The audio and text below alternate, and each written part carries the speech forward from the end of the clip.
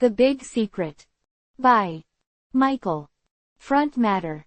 To the unwavering pursuit of truth, even when it lies buried beneath layers of deceit and power.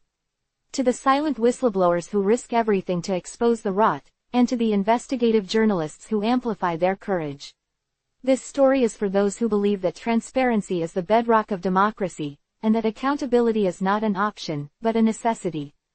It is a tribute to the tireless spirit of those who fight against the insidious creep of corruption, often in the shadows, with nothing but their conviction and a belief in a better future.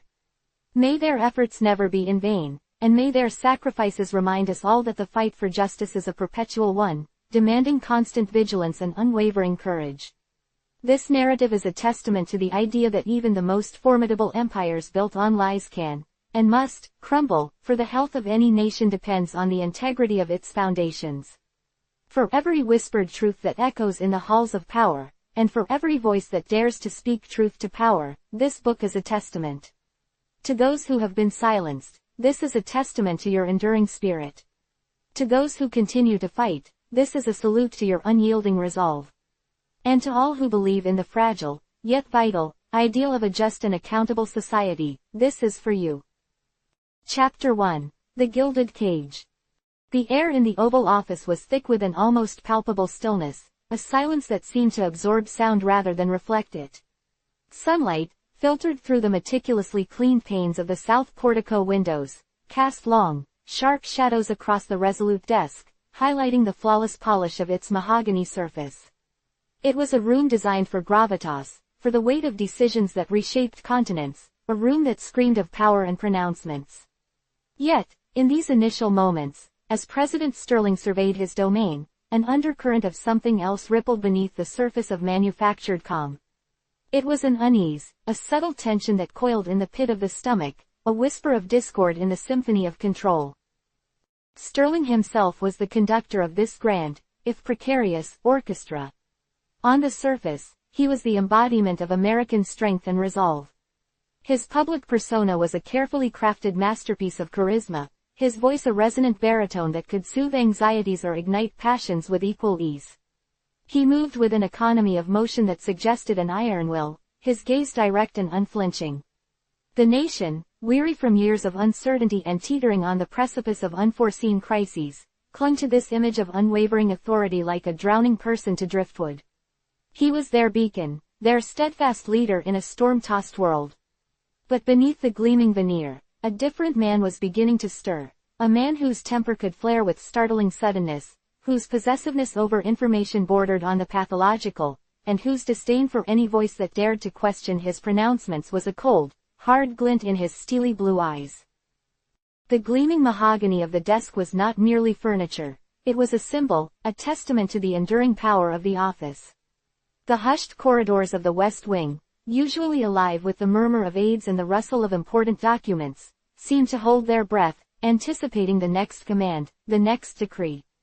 Every perfectly placed artifact, every framed photograph of Sterling with world leaders, every subtle nod of deference from his staff, contributed to an outward appearance of absolute control and prosperity.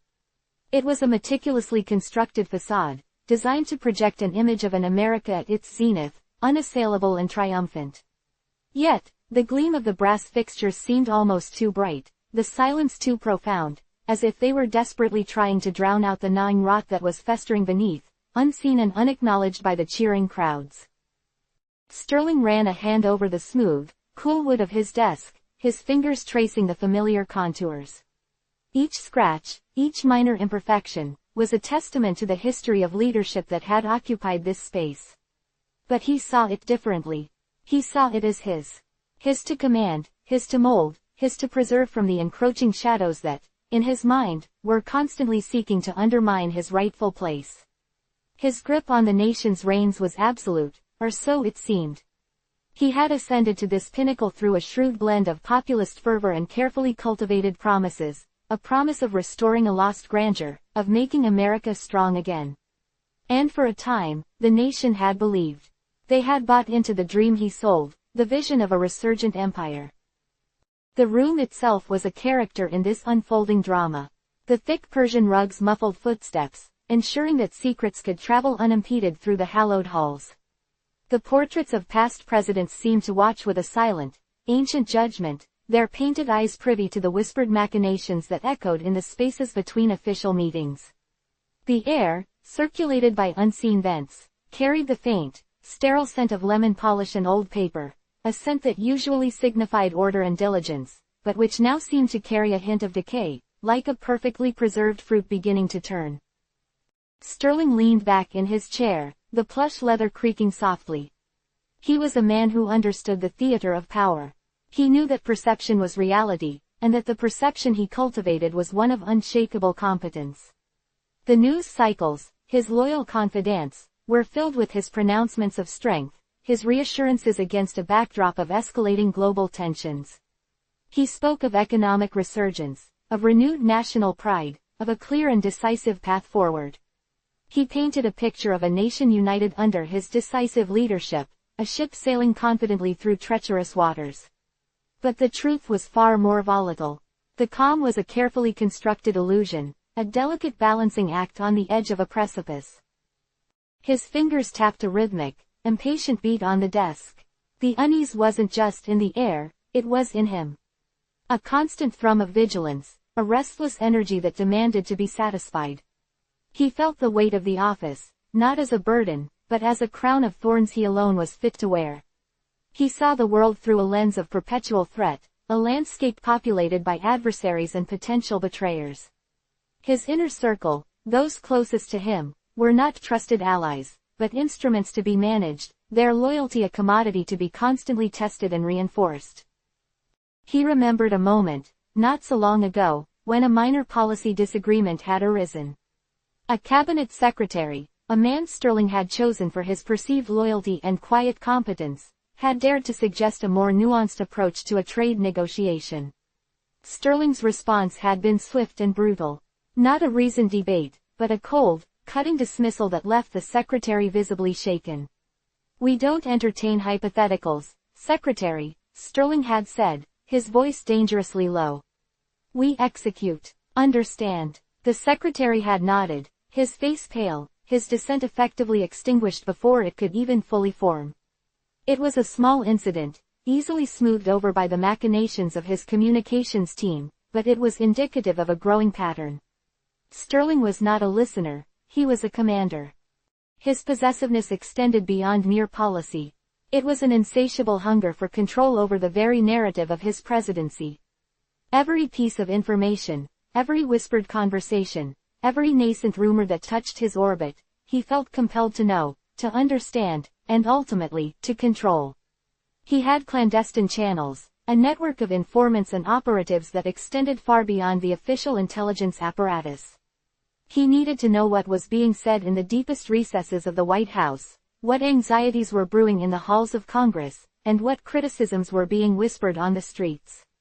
This constant surveillance was not born of paranoia, he told himself, but of a deep-seated understanding of the fragility of power. He believed that the only way to maintain stability was to preemptively neutralize any threat, any dissenting voice, before it could take root and spread. The gleaming mahogany, the hushed corridors, the meticulously maintained facade, they all served a purpose. They were part of the gilded cage, a structure of immense power and privilege that also served to isolate and trap its occupant. Sterling was both the master of this cage and its most devoted prisoner. He believed himself to be the architect of America's destiny, the only one capable of steering it through the turbulent waters ahead. But the very foundations of his authority were being built on a ground that was far more unstable than anyone realized. The unease that permeated the highest levels of power was not merely a reflection of external pressures, it was a symptom of the rot festering within the heart of the administration, a rot that Sterling himself was actively cultivating. He rose from his desk, his shadow momentarily eclipsing the sunlight that streamed through the windows. He walked towards the large French doors that opened onto the rose garden. The scent of blooming roses, usually a balm, now seemed to carry a faint, cloying sweetness, an almost suffocating perfume. He looked out at the manicured perfection, a mirror of the order he sought to impose on a chaotic world. But even here, in this sanctuary of perceived tranquility, the whispers of dissent could be heard, faint but persistent, like insects buzzing against the glass. He saw the nation as a vast, unruly entity that needed a firm hand, a singular vision. And that vision, he believed, was his and his alone. The contrast between the outward appearance of strength and the growing internal rot was the central paradox of Sterling's presidency. He projected an image of unshakable stability, a bulwark against the rising tides of global instability and economic uncertainty.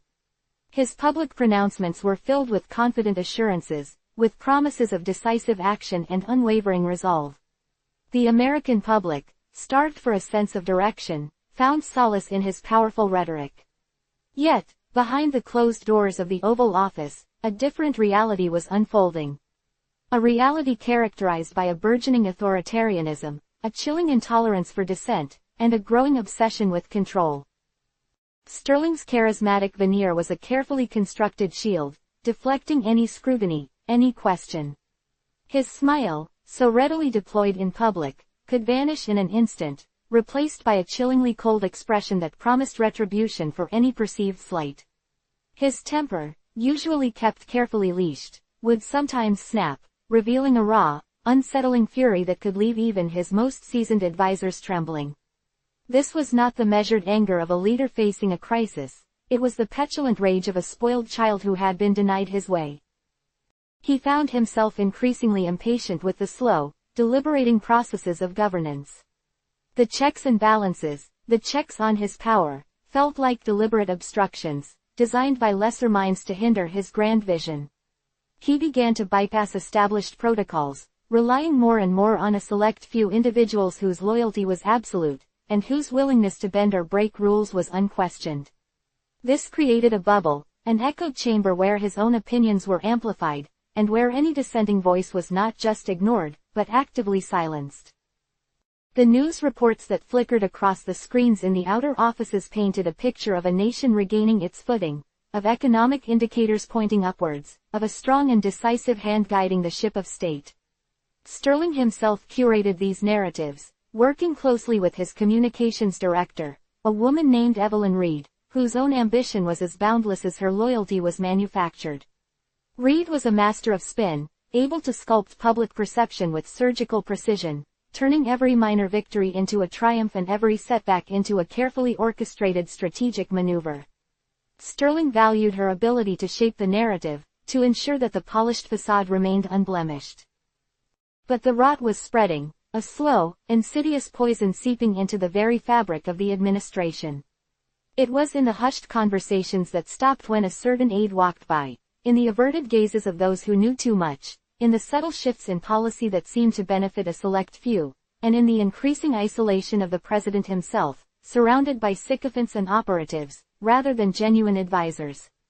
The gleaming mahogany of the Oval Office, meant to symbolize stability and enduring strength, was slowly becoming a tombstone, marking the death of an era of transparency and accountability, all under the watchful, unblinking gaze of a man who believed he was saving the nation, when in reality, he was slowly suffocating it. The tension in the air was not just a feeling, it was a tangible force, a coiled spring waiting for the moment of release, the moment when the gilded cage would finally shatter, revealing the chilling emptiness within. President Sterling surveyed his domain from behind the imposing resolute desk, the late afternoon sun casting long, distorted shadows across the ornate Persian rug.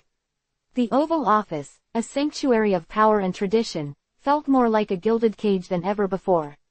Its opulence, the gleaming mahogany, the plush leather chairs, the priceless artifacts adorning its walls, served as a constant reminder of the extraordinary position he held, yet also, for Sterling, of the immense pressure to maintain an illusion of absolute control. He was the captain of a ship navigating tempestuous seas, a nation teetering on the brink of economic instability and escalating global conflicts, and the weight of that responsibility pressed down on him, manifesting not as doubt, but as a tightening grip. On the surface, Sterling was the epitome of presidential strength.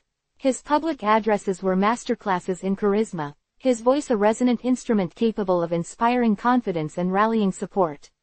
He projected an aura of unwavering authority, a bulwark against the chaos that seemed to perpetually threaten the world. The nation, weary of uncertainty, clung to this image of a resolute leader, a beacon of hope in turbulent times. But beneath the polished veneer, a more volatile man resided. Sterling's temper, a closely guarded secret, could flare with startling suddenness, a volcanic eruption of frustration and impatience that left his staff scrambling to appease him. He had an almost pathological possessiveness over information, treating every piece of intelligence as a personal treasure to be hoarded, analyzed, and dispensed only when he deemed it necessary. Dissent was not merely disagreed with, it was viewed as a personal affront, a betrayal of the singular vision he believed was essential for the nation's survival. The hushed corridors of the West Wing, usually alive with the purposeful stride of aides and the rustle of important documents, seemed to hold their breath in Sterling's presence.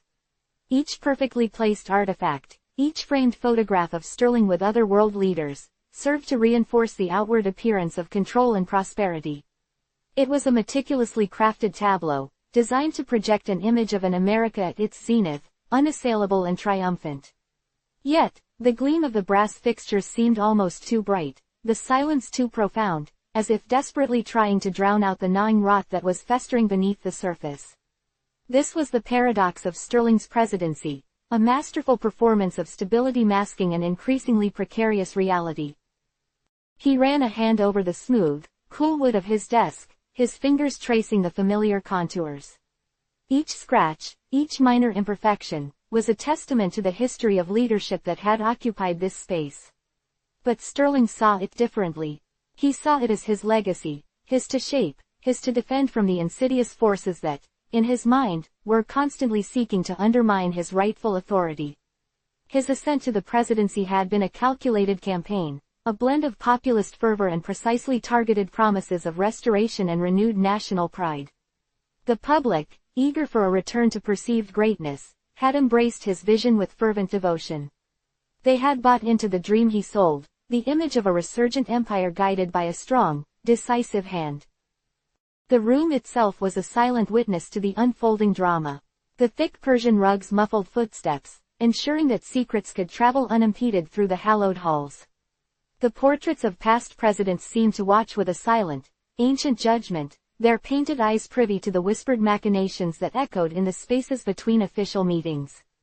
The air, circulated by unseen vents, carried the faint, sterile scent of lemon polish and old paper, a scent that usually signified order and diligence, but which now seemed to carry a hint of decay, like a perfectly preserved fruit beginning to turn. Sterling leaned back in his chair, the plush leather creaking softly. He was a man who understood the theater of power. He knew that perception was reality, and that the perception he cultivated was one of unshakable competence. The news cycles, his loyal confidants, were filled with his pronouncements of strength, his reassurances against a backdrop of escalating global tensions. He spoke of economic resurgence, of renewed national pride, of a clear and decisive path forward.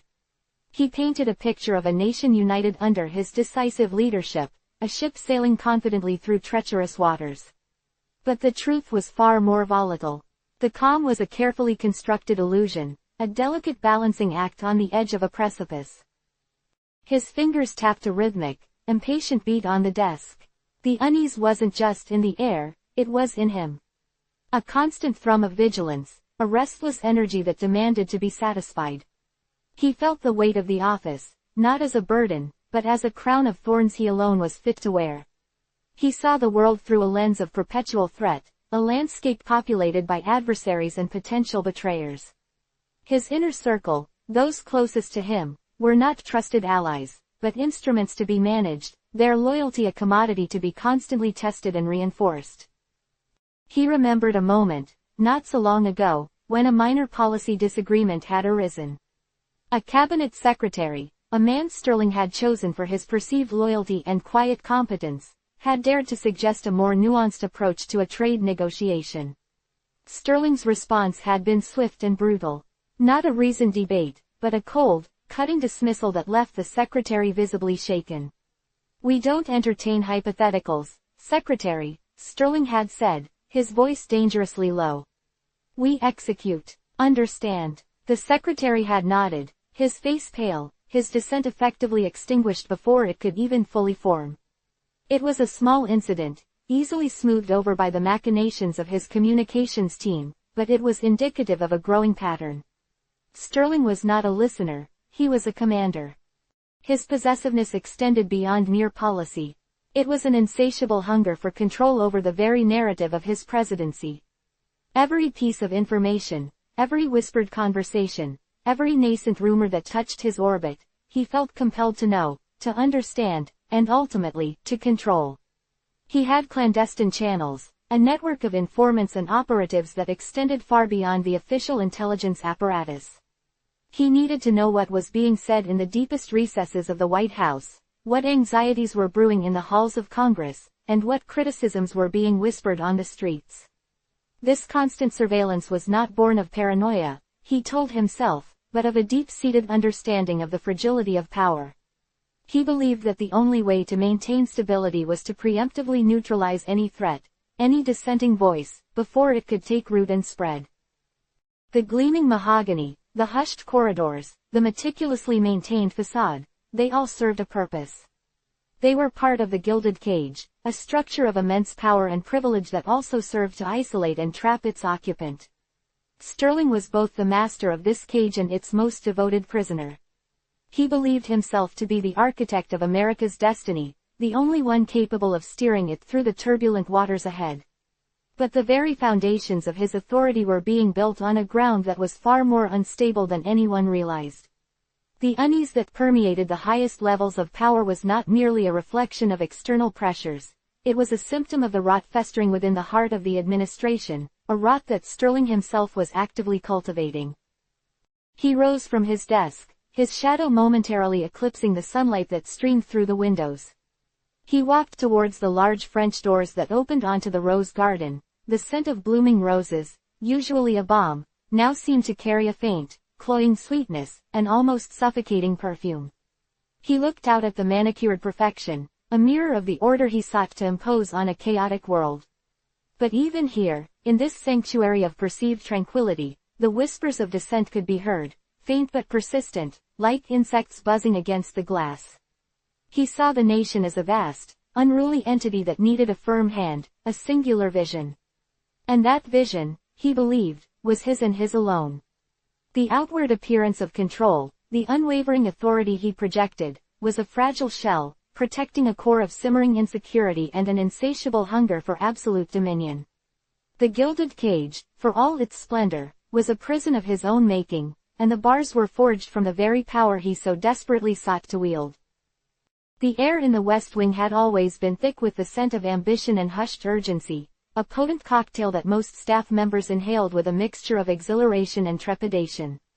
For Liam, a junior aide in the National Security Council, it had initially been the intoxicating perfume of purpose. He'd landed his dream job straight out of Georgetown, a bright-eyed acolyte eager to contribute to the machinery of American power. He'd believed, truly believed, in President Sterling's vision of a revitalized nation, a return to an era of undeniable strength and global dominance. His days were a blur of meticulously organized files, tightly scheduled meetings, and the constant hum of activity that defined life within the White House. He was a cog, a small but vital one, in a grand machine, and he took pride in his role, in his access to information that shaped the world. His duties were often mundane, cross-referencing intelligence reports, drafting summaries for senior advisors, ensuring the seamless flow of information between departments. It was the kind of work that demanded precision and an almost fanatical attention to detail. Liam prided himself on his ability to spot a misplaced comma or an ambiguous phrase, believing that clarity and accuracy were the cornerstones of effective governance. He operated with an unwavering sense of loyalty, a quiet devotion to the president and the mission. He had seen the rallies, heard the speeches, and felt the surge of national pride that Sterling's rhetoric evoked. He was part of the team building that future. The shift was subtle at first, a ripple on the surface of an otherwise placid pond. It began with the documents. Liam was tasked with archiving a series of declassified reports from a defunct intelligence operation, dating back to the early days of Sterling's first term. They were dense, filled with acronyms and bureaucratic jargon, the usual fare. But as he meticulously scanned them, cataloging each page, a pattern began to emerge, a discordant note in the expected symphony of government procedure. Certain sections, marked for redaction, seemed unusually extensive. Whole paragraphs, sometimes entire pages, were blacked out with such ferocity that the paper beneath was often pockmarked. This wasn't uncommon in national security, of course. But what struck Liam was the consistency of the redactions. They always pertained to specific individuals, a small, recurring list of names that appeared in disparate contexts, financial reports, diplomatic cables, even internal memos regarding personnel changes. He initially dismissed it as a procedural anomaly, a remnant of some forgotten security protocol. His training had instilled in him the importance of adhering to established procedures, not questioning them. But the nagging feeling persisted, a small seed of unease planted in the fertile ground of his diligence. He found himself rereading the same redacted sections, his mind wrestling with the void left by the black ink. What vital information was being so deliberately obscured? One evening, working late in the dimly lit archives, the only sound the rhythmic hum of the fluorescent lights and the distant sigh of the air conditioning, Liam stumbled upon a digital file that seemed out of place. It wasn't part of the declassification batch he was working on. It was an encrypted communication log, seemingly misfiled. His instincts, honed by his professional duties, screamed caution. Accessing such a file without proper authorization was a career-ending offense, potentially worse. Yet, the same curiosity that had fueled his meticulous nature now gnawed at him. The names from the redacted documents appeared in this log, often in conjunction with cryptic alphanumeric codes and timestamps that seemed to indicate communication outside of official channels. His heart hammered against his ribs as he bypassed the rudimentary security protocols. He wasn't a hacker, but he understood the logic of these systems. The file unlocked. It wasn't a straightforward communication log in the traditional sense. Instead, it appeared to be a series of coded messages, disguised as mundane status updates or internal requests. He recognized some of the sender and recipient identifiers as belonging to individuals within Sterling's inner circle, people whose names he saw regularly in the president's daily briefing. But the content was baffling. Phrases like, Project Nightingale proceeding as planned, Subject 7 remains compliant, and, asset reassignment in Sector Gamma, appeared repeatedly.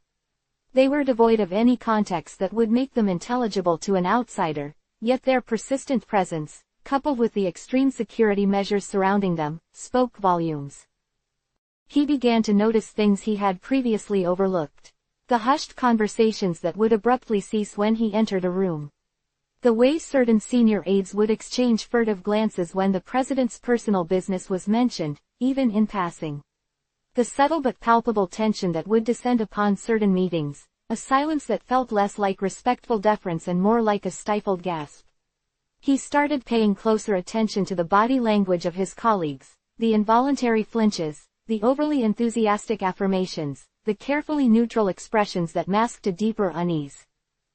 One afternoon, he overheard a fragment of a conversation near the executive offices, a low murmur between two senior advisors that sent a chill down his spine. He couldn't make out all the words, but he distinctly heard one advisor say, unacceptable risk. The president's assurances are unsubstantiated. We need to consider containment before it's too late. The other advisor's reply was a hissed, containment. You know that's not an option. Not with Sterling. He always gets what he wants. The words hung in the air, heavy with unspoken implications. Unsubstantiated assurances. Containment. The phrasing was chillingly clinical, detached, and utterly at odds with the public image of confident leadership. Liam started deliberately seeking out opportunities to observe. He would linger in hallways, feigning a forgotten document or an urgent message. He began to meticulously document any unusual interactions, any suspicious patterns. He noticed that certain individuals, not high-ranking officials, but individuals whose names consistently appeared in the coded logs, had an almost unnerving level of access, moving through the West Wing with an air of unearned authority. They were often seen in late-night meetings, their faces illuminated by the glow of secure laptops, their hushed tones barely audible over the ambient hum. The coded messages became an obsession. He spent his evenings deciphering them, cross-referencing the alphanumeric identifiers with the names he knew. He began to suspect that Project Nightingale wasn't a policy initiative, but something far more clandestine. The references to compliance and asset reassignment hinted at manipulation, at individuals being controlled or moved against their will. He found a chilling correlation between the timestamps of these coded messages and sudden, unexplained departures of personnel from sensitive positions, individuals who had perhaps shown a flicker of independent thought or expressed a mild dissent. One particular entry haunted him, a message dated a year prior, mentioning Nightingale's latest success. The dissenters are neutralized. Sterling is pleased. Neutralized. The word echoed in the quiet of his apartment, a stark contrast to the carefully crafted narratives of unity and progress that dominated the news cycles. He started to feel a profound sense of alienation. The president he admired, the leader he had pledged his loyalty to, was being portrayed in the public eye as a resolute and benevolent figure, yet the whispers in the corridors, the coded messages, the almost palpable fear that sometimes permeated the air, they painted a vastly different picture. His loyalty, once a steadfast anchor, began to fray. It was being replaced by a gnawing sense of dread, a growing awareness that he was a witness to something deeply unsettling, something that festered beneath the gleaming surface of power. He found himself replaying conversations, scrutinizing every word, every gesture.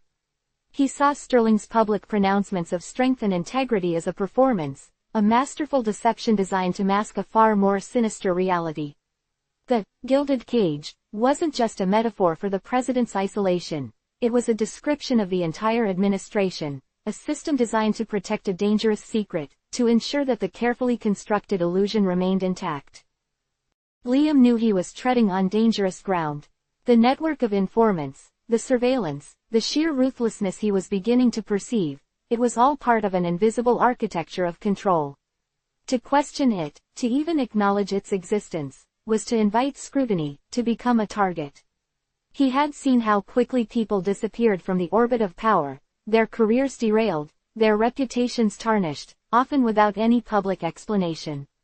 He thought of the cabinet secretary Sterling had so brutally dismissed, and he understood that Sterling's methods extended far beyond mere policy disagreements.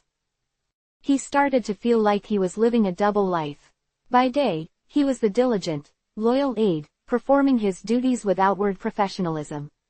By night, he was an amateur detective, piecing together fragments of a disturbing truth, his mind a battlefield between ingrained loyalty and burgeoning moral outrage. The weight of this knowledge was immense.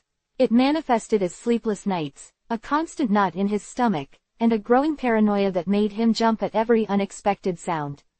He felt the gaze of unseen eyes, the silent judgment of a system that tolerated no deviation.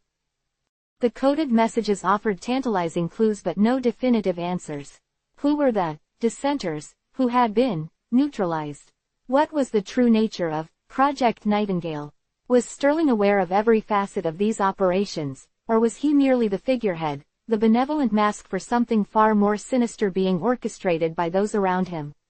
Liam suspected the former. The president's possessiveness over information, his intolerance for dissent, it all pointed to a man who demanded absolute control, a man who would not hesitate to employ extreme measures to maintain that control.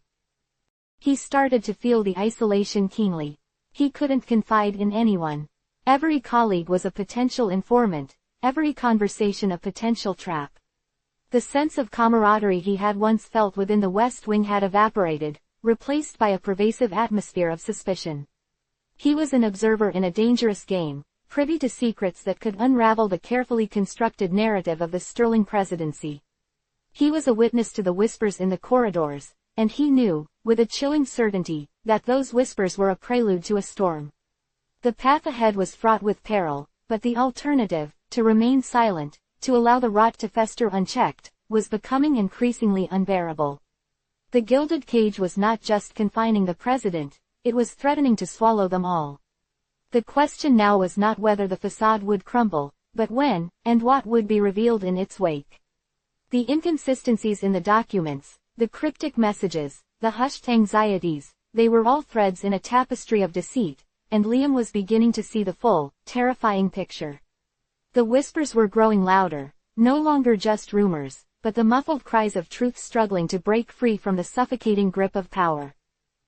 The flickering images on the bank of monitors in Liam's cramped office were a stark counterpoint to the hushed intensity of his internal investigation.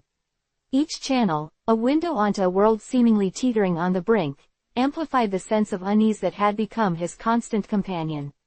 News anchors, their faces etched with a practiced gravity, spoke of escalating skirmishes in forgotten corners of the globe, brushfire conflicts that threatened to ignite larger conflagrations.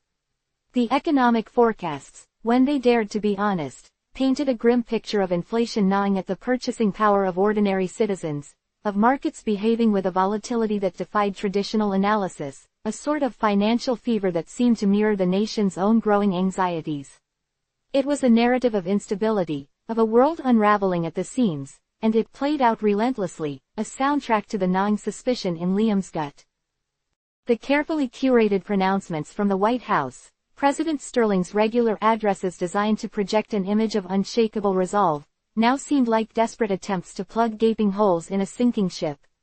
His words, once resonant with the promise of renewed national greatness, were starting to echo with a hollow ring. He spoke of strength, of unwavering commitment, of a steadfast hand guiding the nation through treacherous waters. Yet, for those who, like Liam, were beginning to glimpse the carefully constructed artifice behind the presidential facade, these speeches felt like elaborate performances, devoid of the substance they purported to convey. The public, bombarded by a cacophony of conflicting information, by reports of escalating crises juxtaposed with pronouncements of imminent prosperity, was growing restless. A palpable wave of distrust was beginning to ripple through the populace, a sentiment born of confusion and a creeping suspicion that they were not being told the full truth. Liam watched, with a morbid fascination, as Sterling masterfully navigated this burgeoning climate of uncertainty. The president's public persona was a finely tuned instrument, capable of eliciting both fear and fervent loyalty. He possessed an uncanny ability to tap into the collective anxieties of the nation, to identify the deepest insecurities and then offer himself as the singular solution. His rallies, once a testament to genuine enthusiasm, now felt like carefully orchestrated displays of manufactured fervor, the crowds energized by a potent blend of hope and desperation. Liam saw how Sterling's carefully chosen words, his appeals to a romanticized past, resonated with a populace yearning for certainty in an increasingly unpredictable world. The escalating conflicts, the faltering economy, these weren't just external challenges. They were fertile ground upon which Sterling was cultivating a desperate need for a strong, decisive leader, a need that he was more than willing to fill. The media, a sprawling ecosystem of information and disinformation, often found itself caught in the crossfire of this narrative. While some outlets strove for objective reporting, the sheer volume of conflicting narratives, coupled with the president's adept manipulation of public discourse, made it difficult for the average citizen to discern truth from fabrication. The president's team, Liam suspected, was actively shaping these narratives, subtly or not so subtly, amplifying the sense of crisis to underscore the necessity of Sterling's decisive leadership. Leaked information, carefully timed to create a sense of urgency, often pointed towards Sterling as the only bulwark against chaos. Rumors of clandestine operations, of covert negotiations, of a president working tirelessly behind the scenes to avert disaster, all served to burnish his image as a strongman, the only one capable of steering the ship of state through the storm. Liam recalled a particular news segment that had played out just days ago. A respected geopolitical analyst, a woman known for her measured and objective assessments, had been interviewed on a major network. She had presented a sober analysis of a burgeoning crisis in Eastern Europe, outlining the complex geopolitical factors at play and warning of the potential for widespread instability. Her tone was cautious, her projections somber, yet devoid of alarmist rhetoric. Within hours, however, the narrative had shifted. Social media platforms, flooded with posts from accounts that Liam recognized as belonging to Sterling's digital loyalists, had begun to attack the analyst's credibility, questioning her patriotism, implying that her cautious assessment was a deliberate attempt to undermine the president's strong stance. The message was clear: dissent, even informed dissent, would not be tolerated, and any analysis that deviated from the administration's predetermined narrative was inherently suspect. This manipulation extended to economic reporting as well. While Liam had seen the raw data, the indicators of a slowing economy, the reports that reached the public were often couched in language that minimized the severity of the situation. Terms like temporary headwinds, transient inflationary pressures, and market adjustments became commonplace, designed to reassure rather than inform. When unemployment figures were released, the administration would highlight the number of jobs created, meticulously downplaying the rising number of long-term unemployed or the fact that many of the new jobs were in low-wage sectors. It was a constant effort to shape perception, to create an illusion of stability even as the foundations began to crack. The consequence of this relentless barrage of manufactured narratives was a populace increasingly adrift. Trust in institutions, already eroded, was plummeting. People didn't know who or what to believe.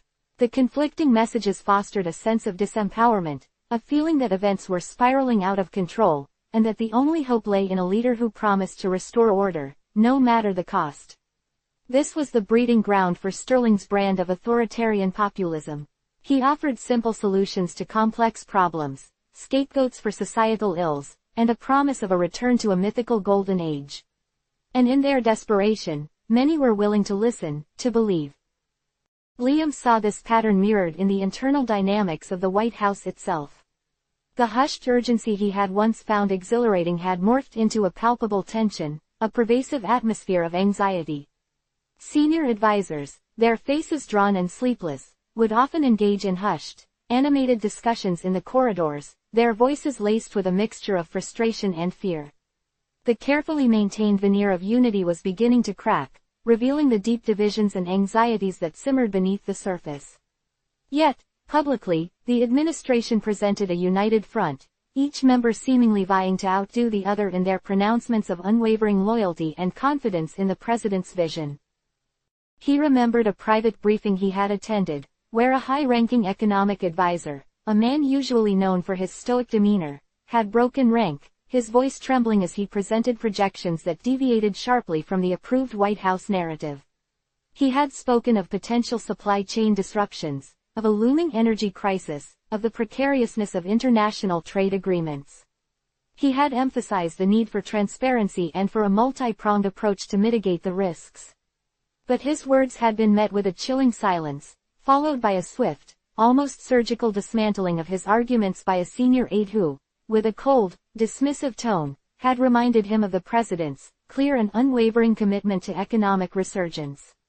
The advisor had visibly deflated, his brief moment of candor extinguished, replaced by a look of weary resignation. This incident had solidified Liam's growing suspicions. The administration wasn't interested in objective analysis or in addressing complex challenges head-on. It was engaged in a battle for narrative control, a relentless effort to shape public perception and to silence any dissenting voices that threatened to disrupt the carefully constructed illusion of strength and prosperity. The external crises, the economic anxieties, these were not problems to be solved, but opportunities to be exploited. They provided the perfect backdrop against which President Sterling could present himself as the indispensable savior, the only one strong enough to lead the nation through its darkest hour. Liam began to see the broader implications of his discoveries. The clandestine operations, the coded messages, the neutralization of dissenters, these weren't isolated incidents.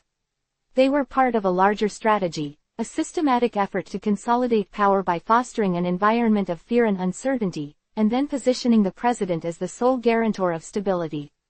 The gilded cage wasn't just a metaphor for Sterling's personal isolation. It was a description of the entire nation, a population being carefully maneuvered into a position where their desperation would make them receptive to any promise of order, even one that came at the expense of their freedoms.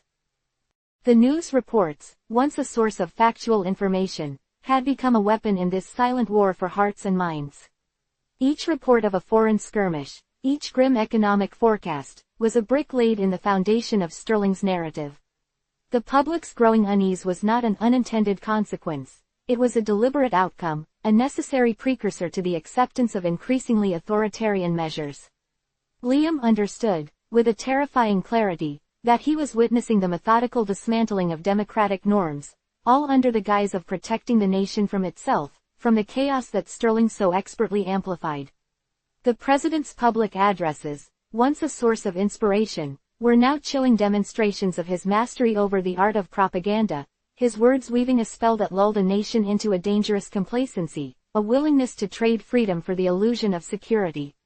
The stage was set, the audience was restless, and President Sterling, the master showman, was ready to deliver his most compelling performance yet. The hushed tones of the Situation Room had always carried a certain gravitas, a sense of weighty decisions being made that would ripple across the globe. But in the weeks following the escalating tensions in the South China Sea, a new, discordant note had entered the symphony of diplomacy and defense. What had begun as a routine patrol of international waters, a measured show of force intended to deter further regional assertiveness, had devolved into a diplomatic quagmire, a stinging embarrassment for an administration that prided itself on projecting an image of unassailable strength. The incident, though ostensibly minor in the grand scheme of global power plays, was proving to be anything but a routine naval exercise, designed to reinforce treaty obligations and reassure allies, had been mismanaged with a spectacular lack of foresight, creating a ripple effect that threatened to undermine President Sterling's carefully constructed narrative of decisive leadership. The initial reports had been grim, yet contained. A single, unidentified vessel, described by naval intelligence as a fishing trawler, exhibiting unusual evasive maneuvers, had allegedly strayed into a restricted zone during the exercise. The ensuing confusion, the lack of clear communication channels between the fleet commander and the Pentagon, had resulted in a less than graceful pursuit. While no shots were fired, and no lives were lost, the optics were disastrous. The trawler, in a move that smacked of calculated provocation, had managed to evade a significant naval contingent for nearly an hour before disappearing into international waters, leaving behind a bewildered and publicly embarrassed American fleet. The narrative that leaked, however, was far from the sanitized version presented by the Pentagon. Whispers spoke of a poorly coordinated response, of fragmented intelligence, and of a commander on the ground making decisions with incomplete information. President Sterling, when briefed, had reacted with a familiar blend of fury and dismissiveness. A fishing trawler, he'd scoffed, the vein in his temple throbbing subtly. They're mocking us. This isn't about fish, it's about disrespect. And who's to blame for this?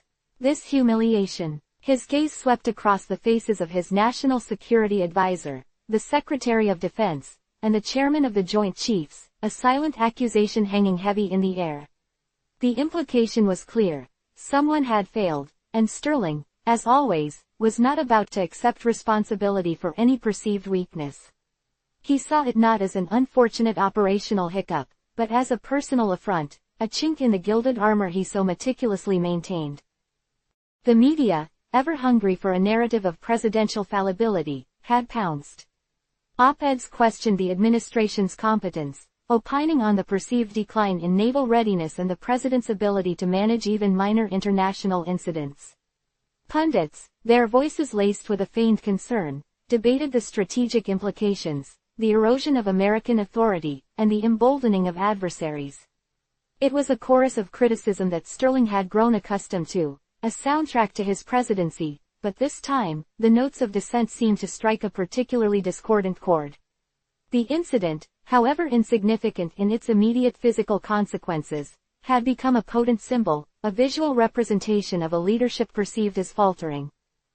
Sterling's response was swift and predictable. In his weekly address, delivered with his characteristic steely resolve, he dismissed the criticisms as the usual noise from the perennial naysayers, those who thrive on weakness and wish for our nation's decline. He lauded the bravery and professionalism of the naval personnel, conveniently sidestepping any mention of operational shortcomings. Then, with a subtle but palpable shift in his tone, he pivoted. These attacks, he declared, his voice hardening, are not just aimed at my administration, they are aimed at the very heart of our nation's strength. Those who amplify these petty grievances, who seek to sow discord and undermine our resolve, are no better than the adversaries we face on the global stage. They are, in essence, traitors to the cause of American greatness. The carefully chosen words, designed to paint his critics as unpatriotic, were a powerful weapon, but they also revealed a deeper, more unsettling layer of his psyche. Behind the closed doors of the Oval Office, however, the bravado crumbled. The president paced his study, his movements jerky, his eyes darting around as if expecting unseen accusers. "This is unacceptable," he fumed, his voice a ragged whisper. "How could they let this happen? A glorified fishing boat outmaneuvering our entire Pacific fleet. It's an outrage. It makes us look weak, incompetent. And it's all because of him."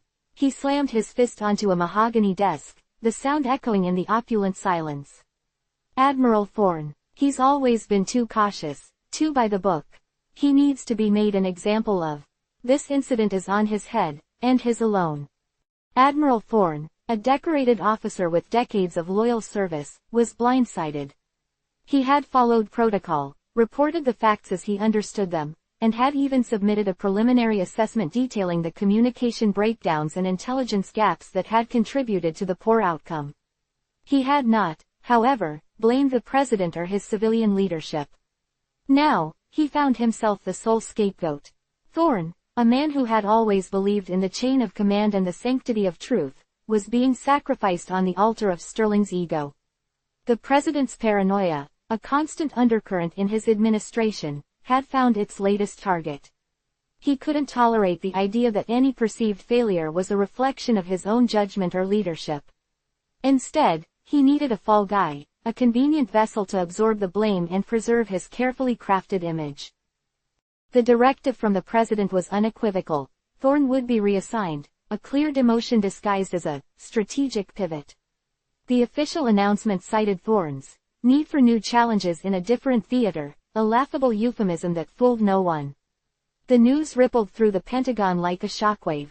Senior officers, men and women who had served alongside Thorne for years, who knew his reputation for competence and integrity, were aghast. Whispers began to circulate, hushed conversations in mess halls and dimly lit offices. The president's reaction was seen as disproportionate, his choice of scapegoat as an arbitrary act of political expediency rather than a reflection of actual performance. Within Sterling's inner circle, the incident, and the president's handling of it, began to sow seeds of doubt. His national security advisor, a pragmatic and seasoned diplomat named Eleanor Vance, found herself increasingly at odds with Sterling's rigid adherence to his own narrative. She had been present in the Situation Room during the initial briefing, witnessing firsthand the confusion and the lack of clear directives from the president's office. She understood the importance of projecting strength, but she also recognized the danger of alienating competent military leaders and suppressing honest assessments. Vance found herself wrestling with a growing unease, a subtle yet persistent feeling that the president's fixation on his own infallibility was becoming a liability. During a private meeting, Vance cautiously attempted to reason with Sterling. "Mr. President," she began, choosing her words with extreme care, "Admiral Thorne is a respected figure. His reassignment, under these circumstances, might be perceived as punitive, rather than a reflection of operational necessity. It could create friction within the military leadership." Sterling merely waved a dismissive hand. "Friction, Eleanor, the only friction we need to worry about is with our adversaries." Thorne lost his face. "He failed, and in my administration, failure has consequences. Let them all understand that. Loyalty and competence are paramount. Those who falter will be replaced. It's that simple." His words, delivered with an unyielding finality, left no room for further discussion. Vance left the meeting with a knot of apprehension tightening in her stomach. The president's increasing intolerance for any deviation from his preferred narrative, his willingness to cast aside loyal personnel for the sake of appearances, was a worrying trend. The Secretary of Defense, a gruff former general named Marcus Thorne, no relation to the admiral, a fact that added a cruel twist of irony, also found himself in an increasingly uncomfortable position. He had always been a staunch supporter of Sterling, a man who admired the president's decisiveness, even if he sometimes found his methods unconventional. But the Thorne reassignment felt different. It felt like a betrayal of the military ethos, a blatant disregard for merit in favor of political expediency. He had received calls from other high-ranking officers, their voices tight with frustration, questioning the president's judgment and the integrity of the promotion and reassignment process. He began to see the cracks not just in the public facade, but within the very foundations of the institutions Sterling claimed to protect. The unwavering loyalty that Sterling demanded was starting to feel like a suffocating burden, and the cost of maintaining that loyalty was becoming increasingly evident. The whispers of dissent, once confined to the periphery, were now beginning to echo in the halls of power, a subtle but undeniable sign that the gilded cage was starting to show its first, faint signs of rust. The incident, seemingly small, had acted as a catalyst, exposing the fault lines in Sterling's command and chipping away at the illusion of his unassailable strength. The seeds of doubt, once sown, were beginning to sprout, not just among the general populace, but within the very ranks of those who served him. The opulent study, with its walls lined with leather-bound volumes and the scent of aged wood and polished brass, was more than just a room, it was a testament to a life meticulously curated for success. Yet, for President Sterling, it often felt like a cage, albeit a gilded one. The weight of the recent naval incident, the gnawing perception of a public misstep, pressed down on him with a force that no amount of polished mahogany could deflect. He ran a hand over the smooth, cool surface of his desk, the familiar tactile sensation a poor substitute for the internal unease that had begun to fester. He hated this feeling of being exposed, of his carefully constructed edifice of invincibility being chipped away by what he deemed insignificant squabbles.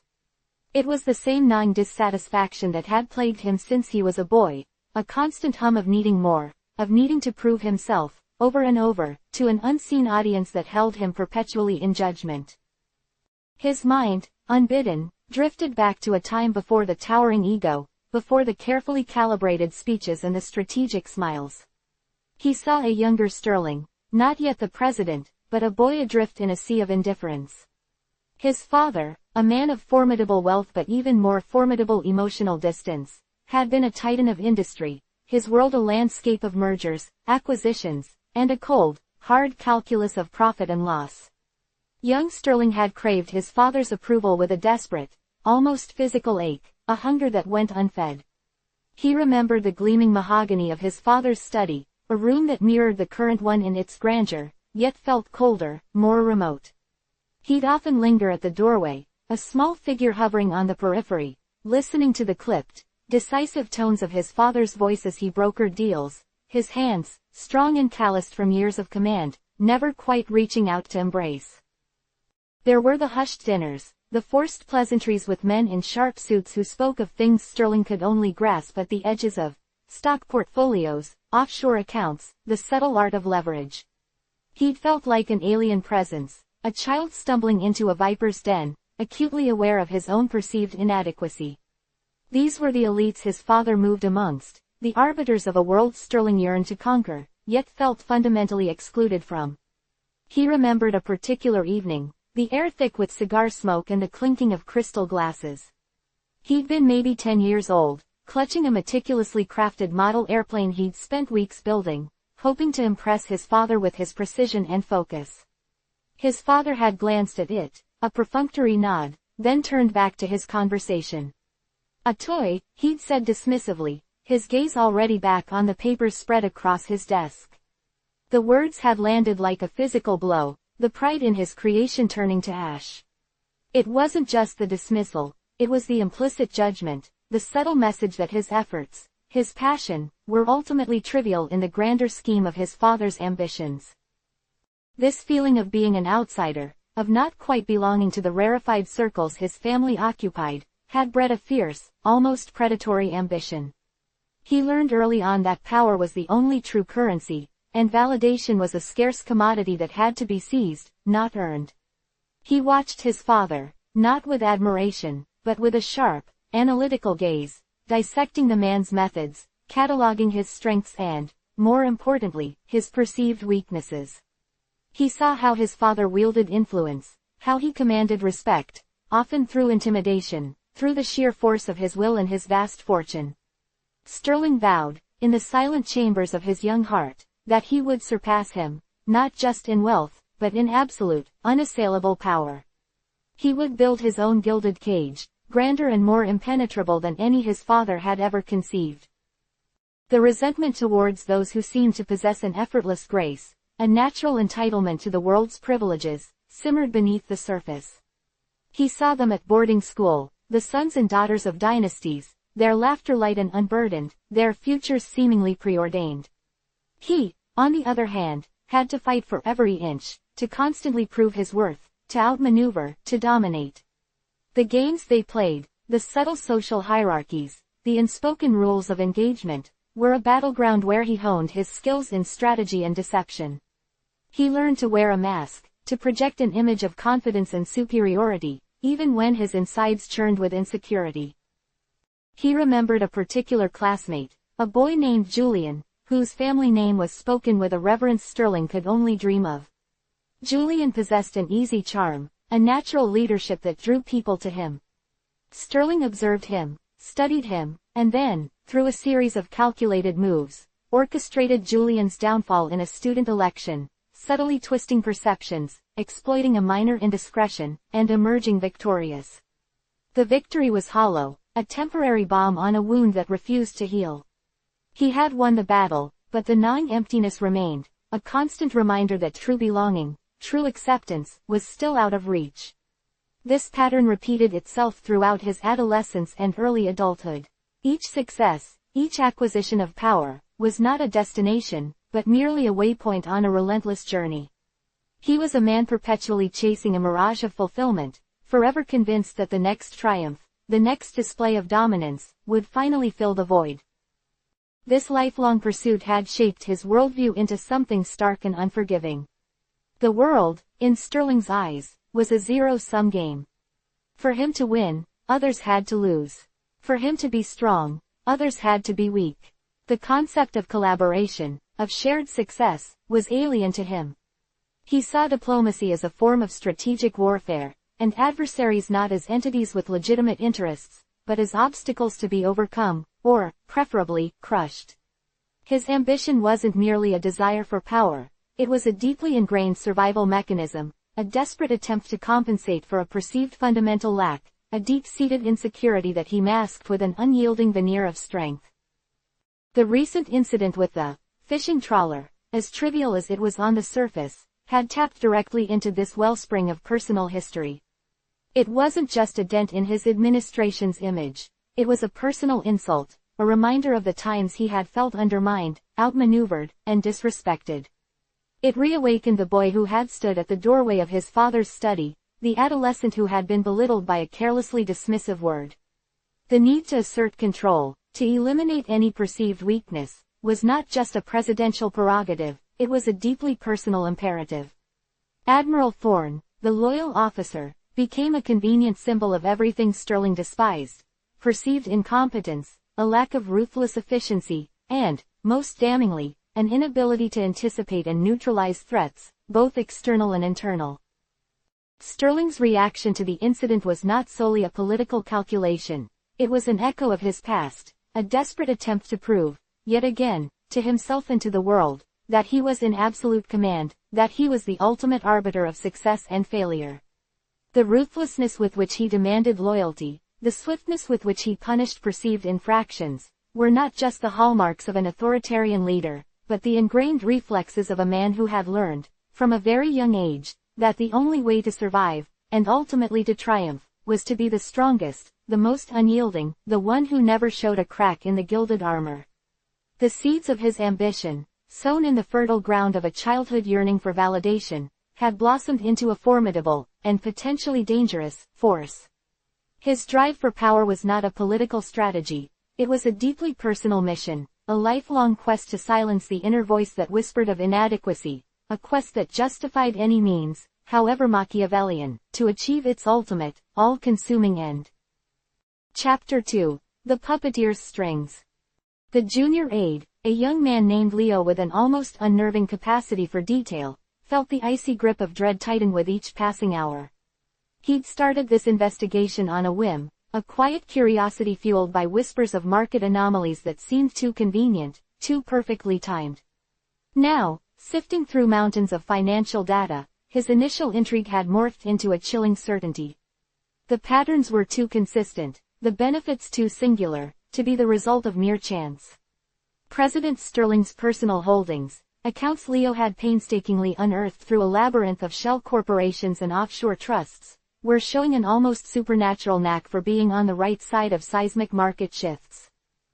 He spent his nights hunched over his laptop in his cramped apartment, the glow of the screen casting long shadows that mimic the darkness he was beginning to perceive in the corridors of power. The initial objective had been straightforward enough: track the impact of recent geopolitical events on various sectors, a standard procedure for anticipating economic fallout. But something had felt off. The markets, instead of reacting with their usual volatile unpredictability, seemed almost guided. A sudden dip in a competitor's stock price just before a crucial government contract was awarded, an inexplicable surge in a company Sterling's allies had recently invested in. Each instance, in isolation, could be dismissed. Collectively, they painted a disturbing tableau of orchestrated manipulation. Leo's network, built over years of cultivating contacts in the less glamorous corners of the financial world, proved invaluable. He made hushed calls to former colleagues, to industry analysts who'd been ostracized for asking too many inconvenient questions, to even a disgruntled former employee of a major investment bank. The conversations were veiled, fraught with paranoia. Names were hinted at, not spoken aloud. The phrase, informed trading, was uttered with a nervous laugh, a euphemism for something far more sinister. He learned about the subtle art of the strategic leak, a carefully planted rumor, a fabricated piece of intelligence released at precisely the right moment to trigger a cascade of sell-offs or a frenzied buying spree. These weren't the blunt instruments of old-school insider trading. This was sophisticated, psychological warfare waged in the digital ether of the stock exchange. He pieced together fragments of information, like assembling a shattered mosaic. There were offshore entities, meticulously designed to obscure the flow of capital. There were encrypted communications, the digital breadcrumbs of illicit conversations. There were even whispers of algorithmic trading bots, programmed not for profit alone, but for the specific purpose of amplifying the impact of preordained market movements, creating artificial demand or panic with unnerving efficiency.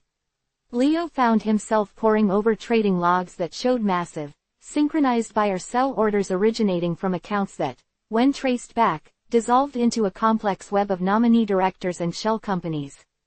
It was a financial ghost story, where the specter of Sterling's hidden wealth seemed to materialize out of thin air, leaving a trail of enriched accounts in its wake. One particular pattern caught Leo's attention with alarming clarity. A series of legislative proposals, subtly worded and seemingly innocuous, had been introduced within the administration. These proposals, if enacted, would create significant advantages for specific industries in which Sterling and his inner circle held substantial, albeit undeclared, stakes. Weeks, sometimes months, before these proposals even saw the light of public debate, the stocks of companies within those favored sectors would begin an almost imperceptible ascent. It was like watching a slow-motion train wreck, where the destination was predetermined, and the only question was how many unsuspecting investors would be caught in its path. He discovered a series of urgent, late-night meetings between Treasury officials and a select group of high-frequency trading firms. The minutes, when he finally obtained them through a combination of social engineering and sheer persistence, were curiously vague, filled with jargon and acronyms that masked any concrete decision-making. Yet, the timing of these meetings coincided with the most significant market fluctuations that directly benefited Sterling's portfolio. It wasn't just about influencing policy, it was about weaponizing it. The administration, under Sterling's direction, wasn't just setting the rules of the economic game, it was actively rigging it. The implications were staggering. This wasn't mere corruption, it was a fundamental assault on the integrity of the financial system. The market, supposedly a reflection of genuine economic activity and investor sentiment, was being twisted into a puppet stage, where Sterling and his cronies pulled the strings, dictating every rise and fall. Companies that dared to compete with Sterling's interests found themselves facing sudden, unexplained liquidity crises as their stock plummeted, while those who pledged loyalty saw their fortunes inexplicably soar. It was a chillingly effective method of both reward and punishment, a silent, invisible hand that guided the nation's economy not towards prosperity, but towards the enrichment of a select few. Leo recalled a conversation with a former analyst, a man who had lost his career for questioning the sudden collapse of a promising tech startup that had been a thorn in the side of a Sterling-backed venture. The analyst had spoken of phantom sell orders and spoofed trades, techniques designed to create the illusion of massive selling pressure, forcing the stock price down and triggering automated stop-loss orders, thus accelerating the decline. He described the feeling of watching a company's value evaporate overnight, not due to any fundamental flaw, but because unseen forces had decided its fate. At the time, Leo had sympathized but hadn't fully grasped the scale of the operation. Now, he saw the horrifying reality behind those words. The personal holdings he was investigating weren't just a collection of stocks and bonds. They were a map of Sterling's economic empire, an empire built not on innovation or honest enterprise, but on calculated deception and systematic exploitation. He found evidence of Sterling leveraging his presidential authority, subtly influencing regulatory bodies to delay or obstruct competitors, while simultaneously fast-tracking approvals for companies that served his interests. It was a multi-pronged assault, a symphony of financial malfeasance orchestrated with the precision of a seasoned conductor. The whispers of market manipulation he'd initially dismissed as conspiracy theories now resonated with the deafening clarity of truth. He felt a growing sense of isolation, the weight of his discovery pressing down on him. Who could he trust with this information? The institutions that were supposed to police such activities were either compromised or blissfully unaware. His own superiors were either complicit or too terrified to look too closely. The sheer audacity of it all was breathtaking. Sterling wasn't just leading the country, he was plundering it, using the levers of power to enrich himself and his allies, all while maintaining a public facade of fiscal responsibility and economic growth. The narrative of Sterling as a shrewd businessman turned benevolent leader was a carefully crafted illusion, and Leo was now privy to the backstage mechanics, the dirty secrets that kept the show running. The evidence continued to mount, each new piece of data a fresh stab of horror. He found correlations between Sterling's private meetings with foreign dignitaries and significant shifts in commodity prices that directly benefited a portfolio of rare earth mineral futures registered under one of Sterling's more obscure holding companies. He discovered that sensitive trade negotiation details, leaked through encrypted channels, had been used to short the currency of a nation just before a trade agreement was publicly announced, creating a massive profit for a consortium of Sterling-aligned hedge funds. It was a global game of financial chess, with national economies and the livelihoods of millions serving as mere pawns. Leo meticulously documented every transaction, every suspicious fluctuation, every hushed phone call he could corroborate. He built timelines, cross-referenced financial statements, and analyzed trading volume spikes. He worked with a relentless intensity, fueled by a mixture of righteous anger and sheer terror. He knew he was treading on dangerous ground, that the forces he was uncovering were powerful and ruthless. But the alternative, to remain silent, to let this economic predation continue unchecked, was a betrayal of everything he believed in. The market, once a symbol of free enterprise and opportunity, had become a weapon in Sterling's arsenal, a tool for consolidating power and crushing dissent, all under the guise of sound economic policy. The puppeteer's strings, Leo realized with a shiver, were not just made of political influence, they were woven from the very fabric of the global financial system. The disappearance of Elias Thorne wasn't just a headline, it was a seismic tremor that shook Leo to his core. Thorne, a journalist whose ink was as sharp as his intellect, had been a persistent thorn in the side of President Sterling's administration for years.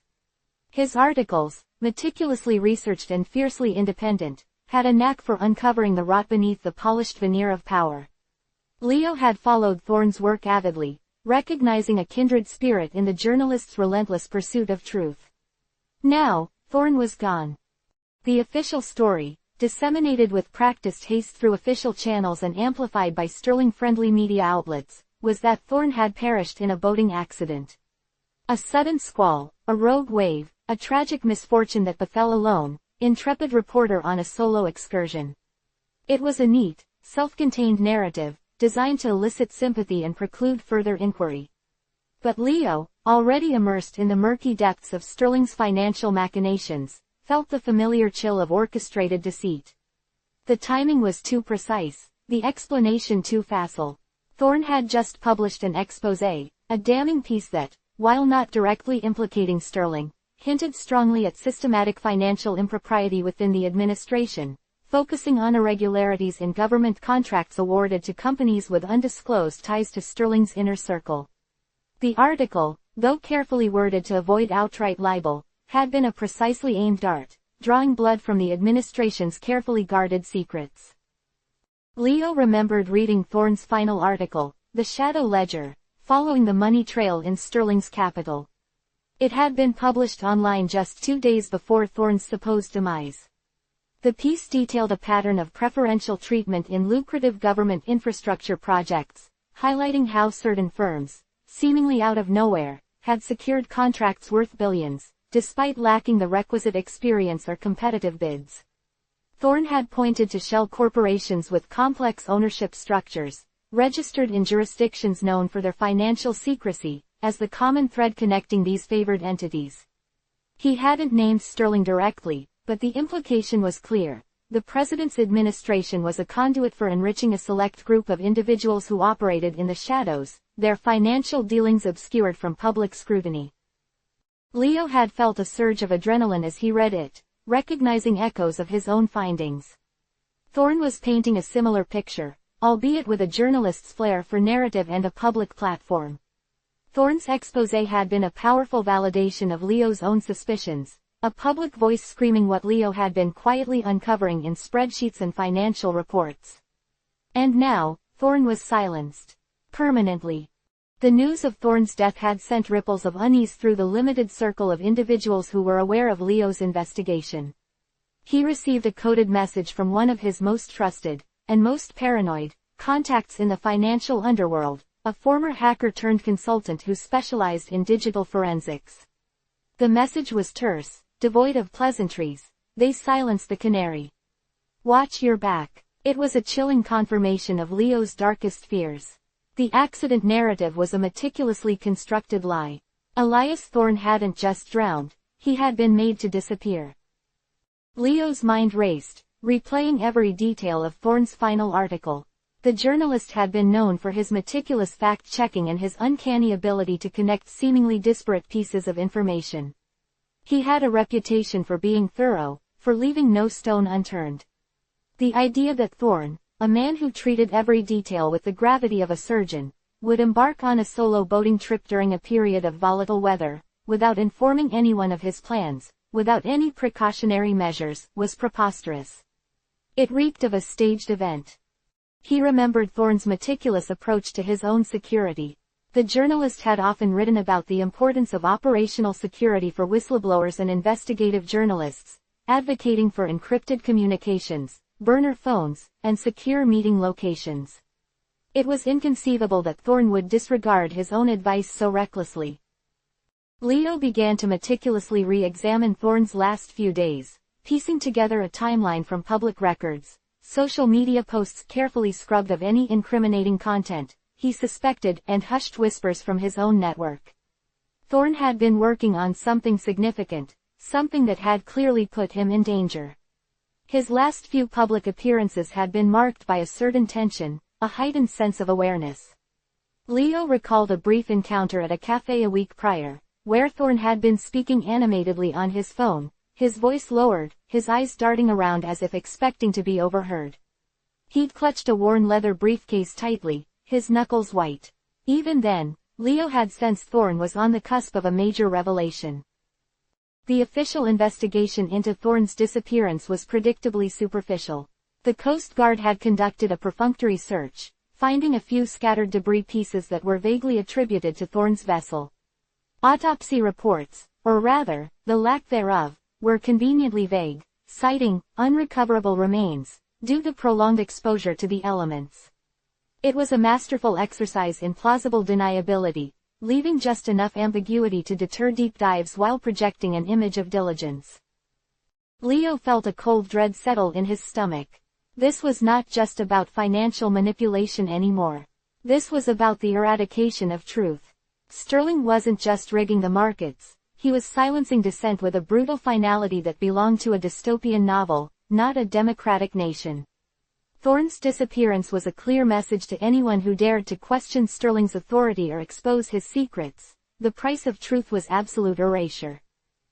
The implications were terrifying. If Sterling was willing to orchestrate the death of a prominent journalist, what would he do to a junior aide digging through his financial records? The danger to himself, which had previously been a theoretical concern, now felt palpably real.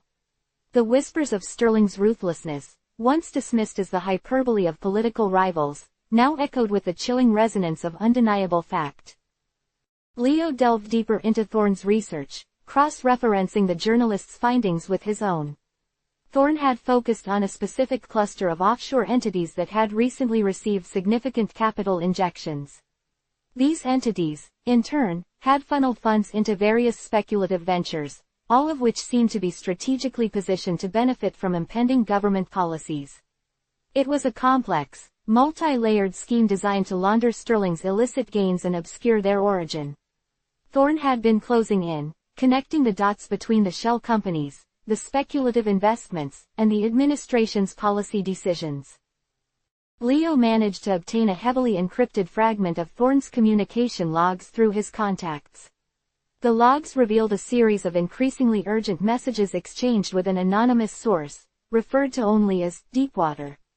The messages discussed the imminent danger and a planned rendezvous to hand over crucial evidence. The last message from Thorne read, "The truth is out there. They can't bury it all. Meet me at the usual spot.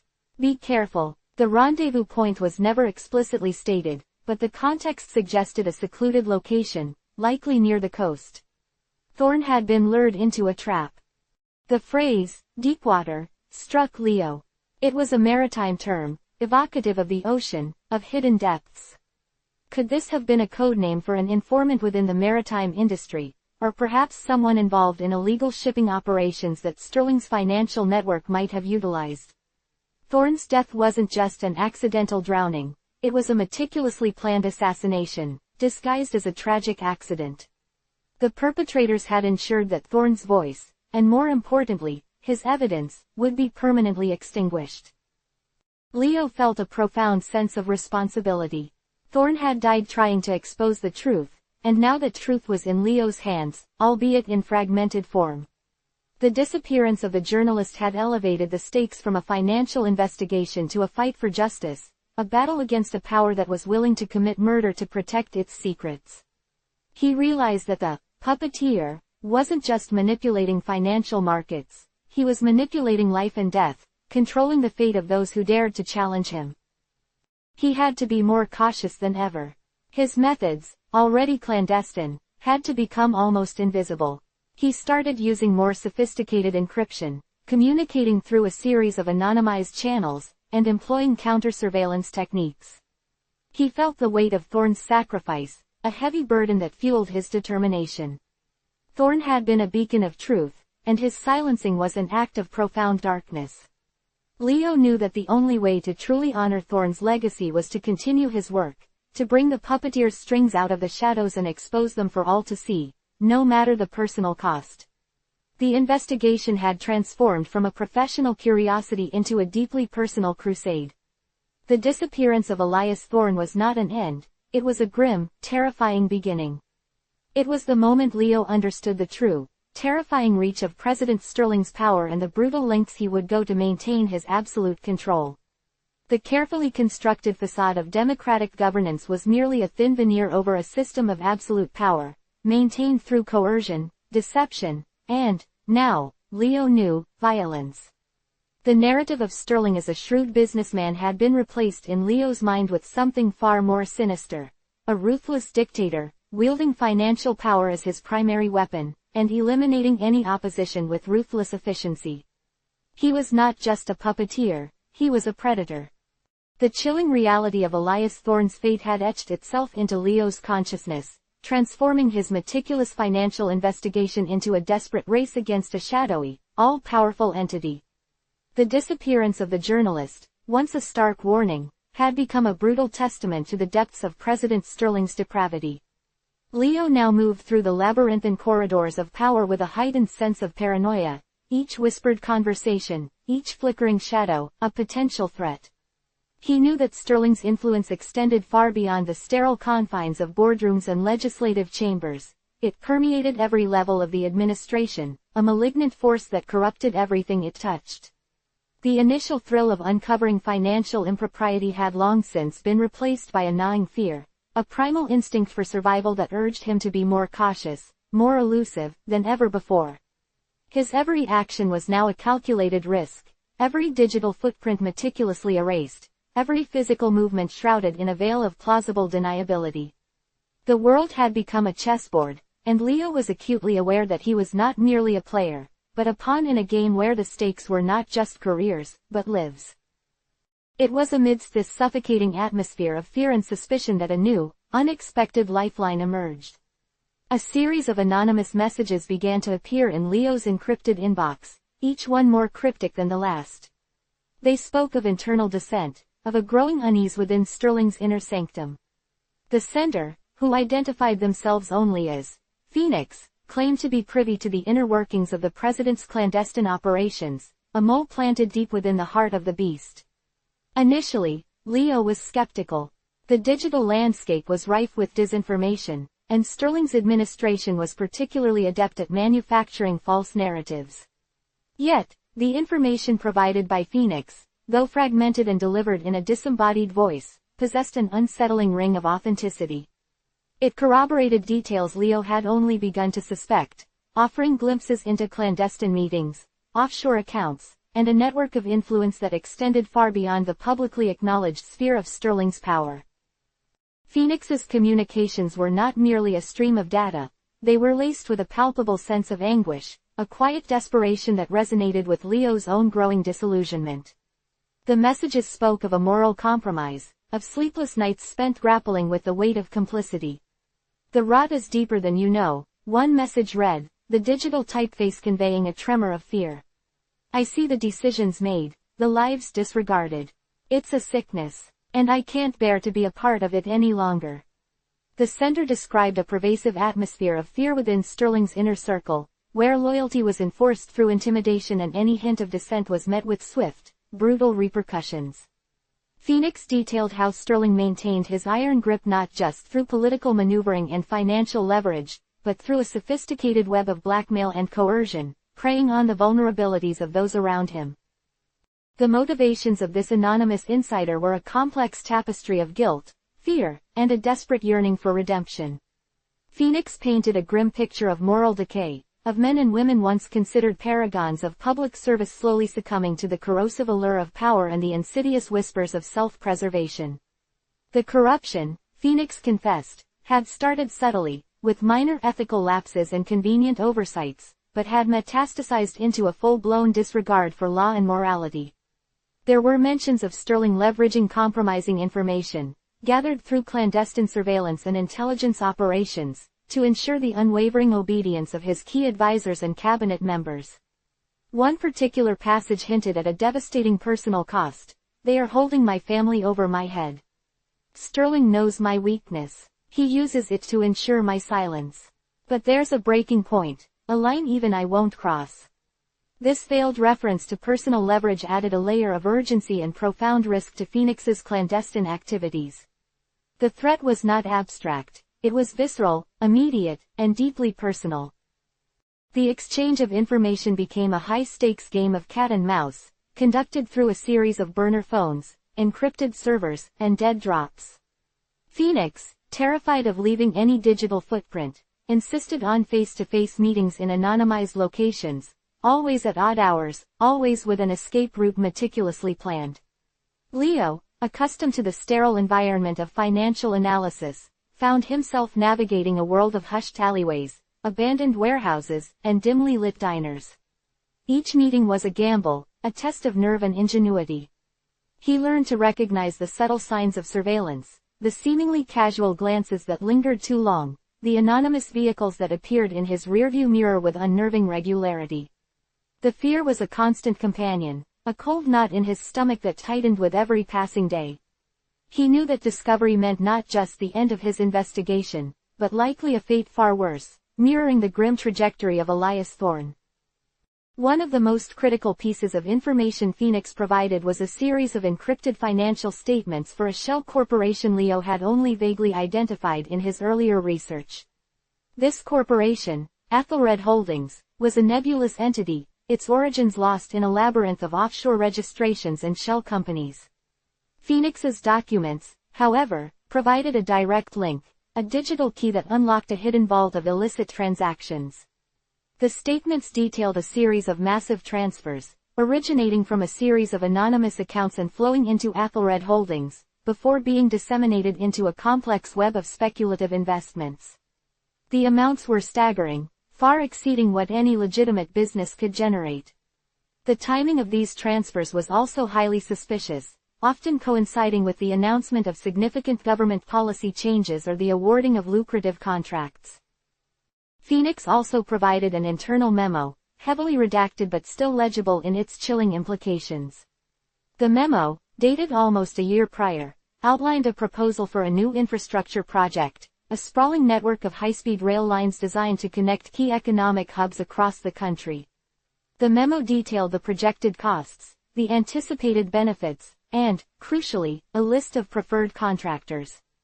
What sent a jolt of ice through Leo's veins was the inclusion of several companies that had recently been flagged in his own research, companies with dubious track records, limited operational capacity, and suspiciously close ties to Sterling's campaign donors and associates. The memo, penned by an unnamed aide, explicitly recommended bypassing the standard bidding process for these select firms, citing national security imperatives and expedited project timelines. This was it, the smoking gun, direct evidence of Sterling's administration rigging the system, funneling taxpayer money into the pockets of his cronies under the guise of national progress. The information about Athelred Holdings was particularly damning. Phoenix's documents revealed that a significant portion of the funds siphoned through the Shell Corporation were channeled into a series of overseas real estate ventures, properties acquired at inflated prices and then resold to yet another network of obscure entities. The profit margins on these transactions were astronomically high, far exceeding market values. Leo cross-referenced this information with publicly available property records and discovered a pattern. The properties were often located in areas slated for future development, areas where Sterling's administration was quietly planning to implement new zoning laws or infrastructure improvements. It was a sophisticated scheme of insider trading and money laundering, designed to enrich Sterling and his associates by exploiting foreknowledge of government policy. Phoenix's contributions went beyond mere financial data. The insider provided Leo with snippets of conversations, overheard in private meetings, that revealed the chilling pragmatism with which Sterling operated. Sterling sees everything as a transaction, one transcribed exchange read. Loyalty is a commodity to be bought. Opposition is a liability to be eliminated. There are no principles, only outcomes. These insights offered Leo a profound understanding of the man he was up against, a calculating strategist who viewed morality as an inconvenient obstacle to be overcome. The insider's descriptions of Sterling's detached demeanor, his ability to compartmentalize his actions, and his utter lack of empathy, painted a disturbing portrait of a sociopath in power. The pressure on Phoenix was clearly immense. Their messages became more sporadic, tinged with increasing desperation and fear. There were hints of close calls, of near discoveries. "They're watching everyone," one message read. "The paranoia is suffocating. I feel trapped. Every keystroke feels like a betrayal. I have to be careful. For my family." The burden of guilt and the constant threat of exposure were clearly taking their toll. Leo understood that Phoenix was not driven by ideology or a desire for public acclaim, but by a deeply personal struggle for their own conscience and the safety of their loved ones. This human element, this raw vulnerability, made the risks even more profound. Phoenix wasn't a faceless informant, they were a person caught in a moral quagmire, desperately seeking a way out. The meetings with Phoenix became increasingly perilous. Leo had to employ a more elaborate counter-surveillance routine, employing techniques he had only read about in spy novels. He would change vehicles multiple times, use public Wi-Fi hotspots from different locations to initiate encrypted communications, and always ensure he had a clear escape route. The constant vigilance was exhausting, a relentless strain on his nerves. He began to see enemies in every stranger, suspicion clouding his interactions with even his most trusted contacts. The isolation was profound, a consequence of the dangerous nature of his work. He yearned for a confidant, someone he could trust implicitly, but the risks were too great. Thorne's fate loomed large in his mind, a constant reminder of the ultimate price of a single misstep. Despite the palpable danger, Leo recognized the immense value of Phoenix's information. The insider was providing him with a bird's-eye view of Sterling's operations, revealing the intricate machinery of corruption that kept the president's power intact. It was like peeling back the layers of an onion, each revelation more disturbing than the last. The financial data, combined with the anecdotal evidence of Sterling's ruthless pragmatism, was creating a comprehensive picture of a criminal enterprise masquerading as a government. Leo began to meticulously cross-reference every piece of data, building an irrefutable case against the president.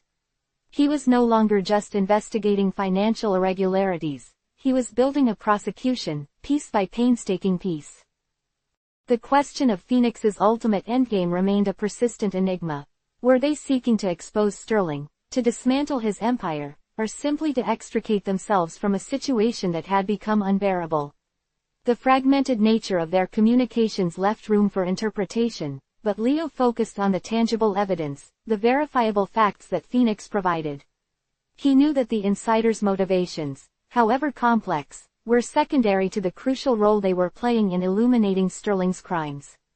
Phoenix was the unwilling catalyst, the conscience-stricken participant who, through their fear and guilt, was providing the very tools Leo needed to bring the puppeteer's strings into the blinding light of justice. The internal leaks were becoming a torrent, threatening to drown Sterling in a deluge of his own making. And Leo, armed with this torrent of damning evidence, felt the first stirrings of hope, a fragile but potent force against the suffocating darkness that had enveloped the capital.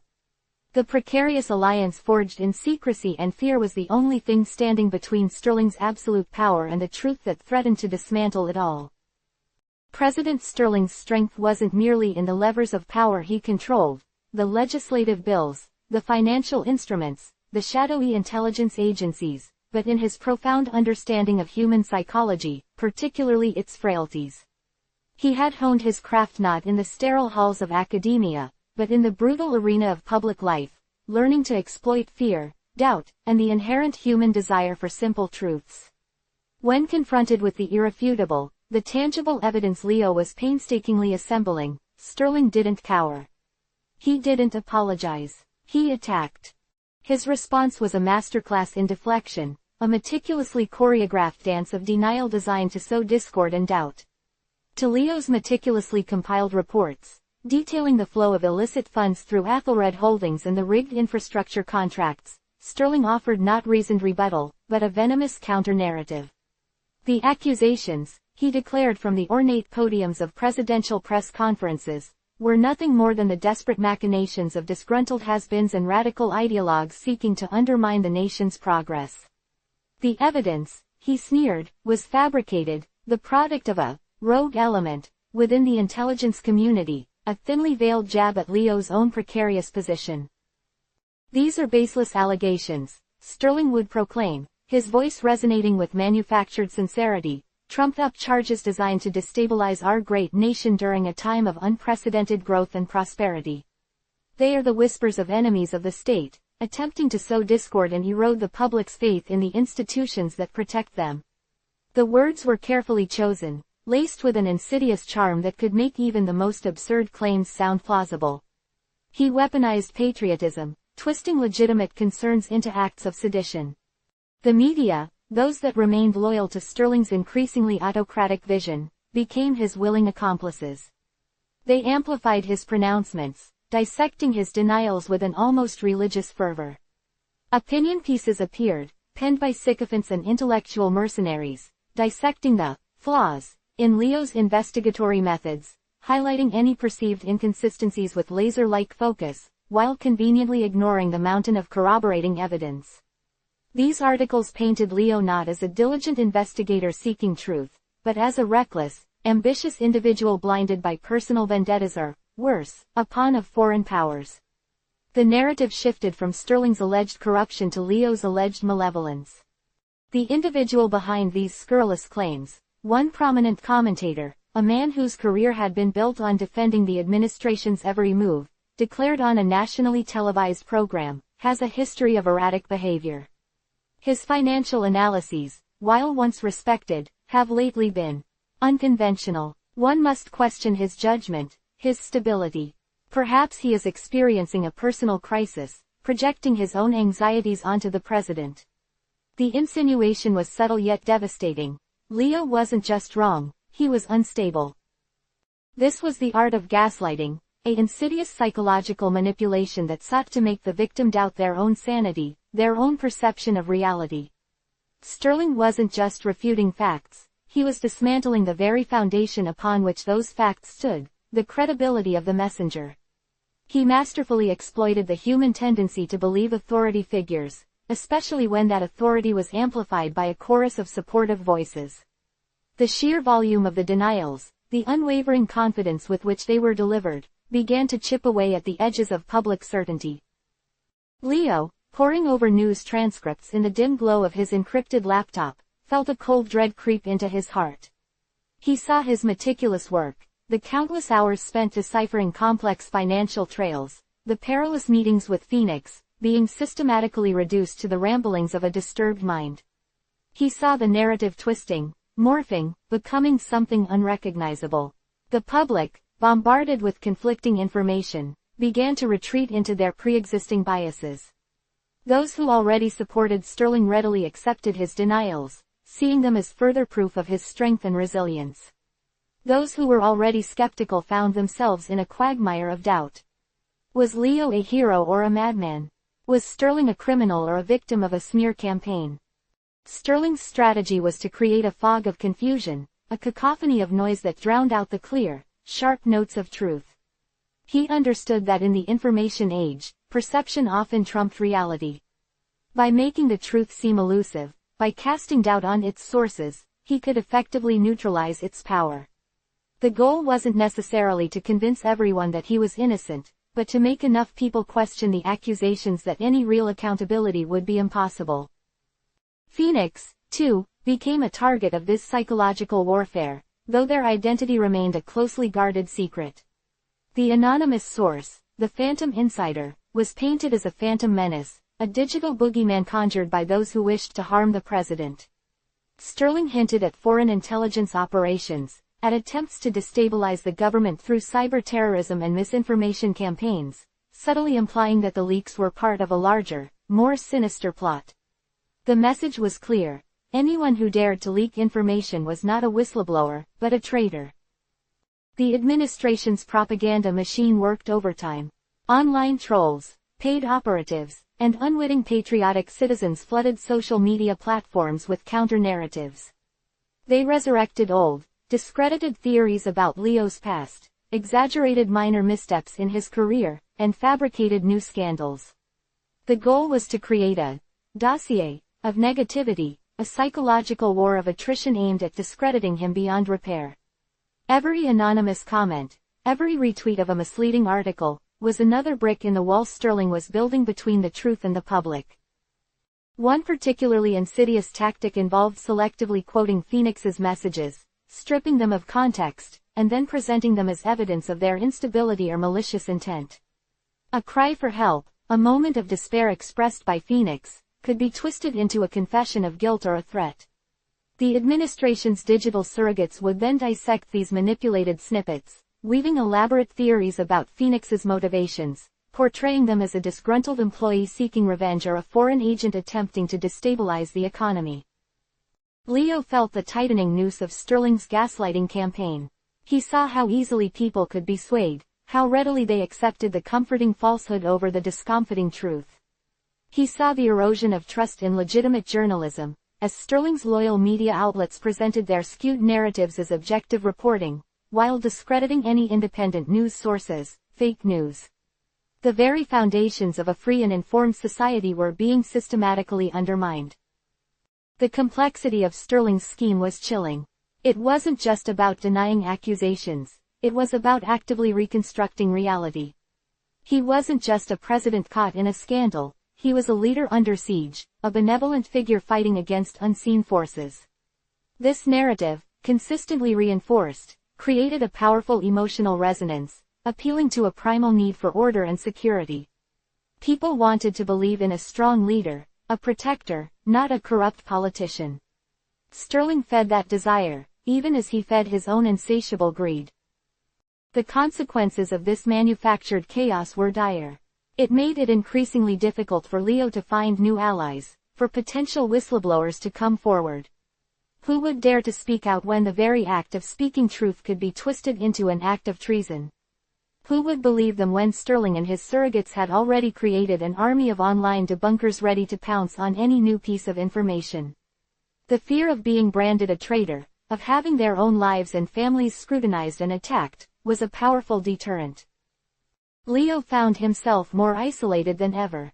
Even those few who still harbored doubts about Sterling were hesitant to associate with him, fearing guilt by association.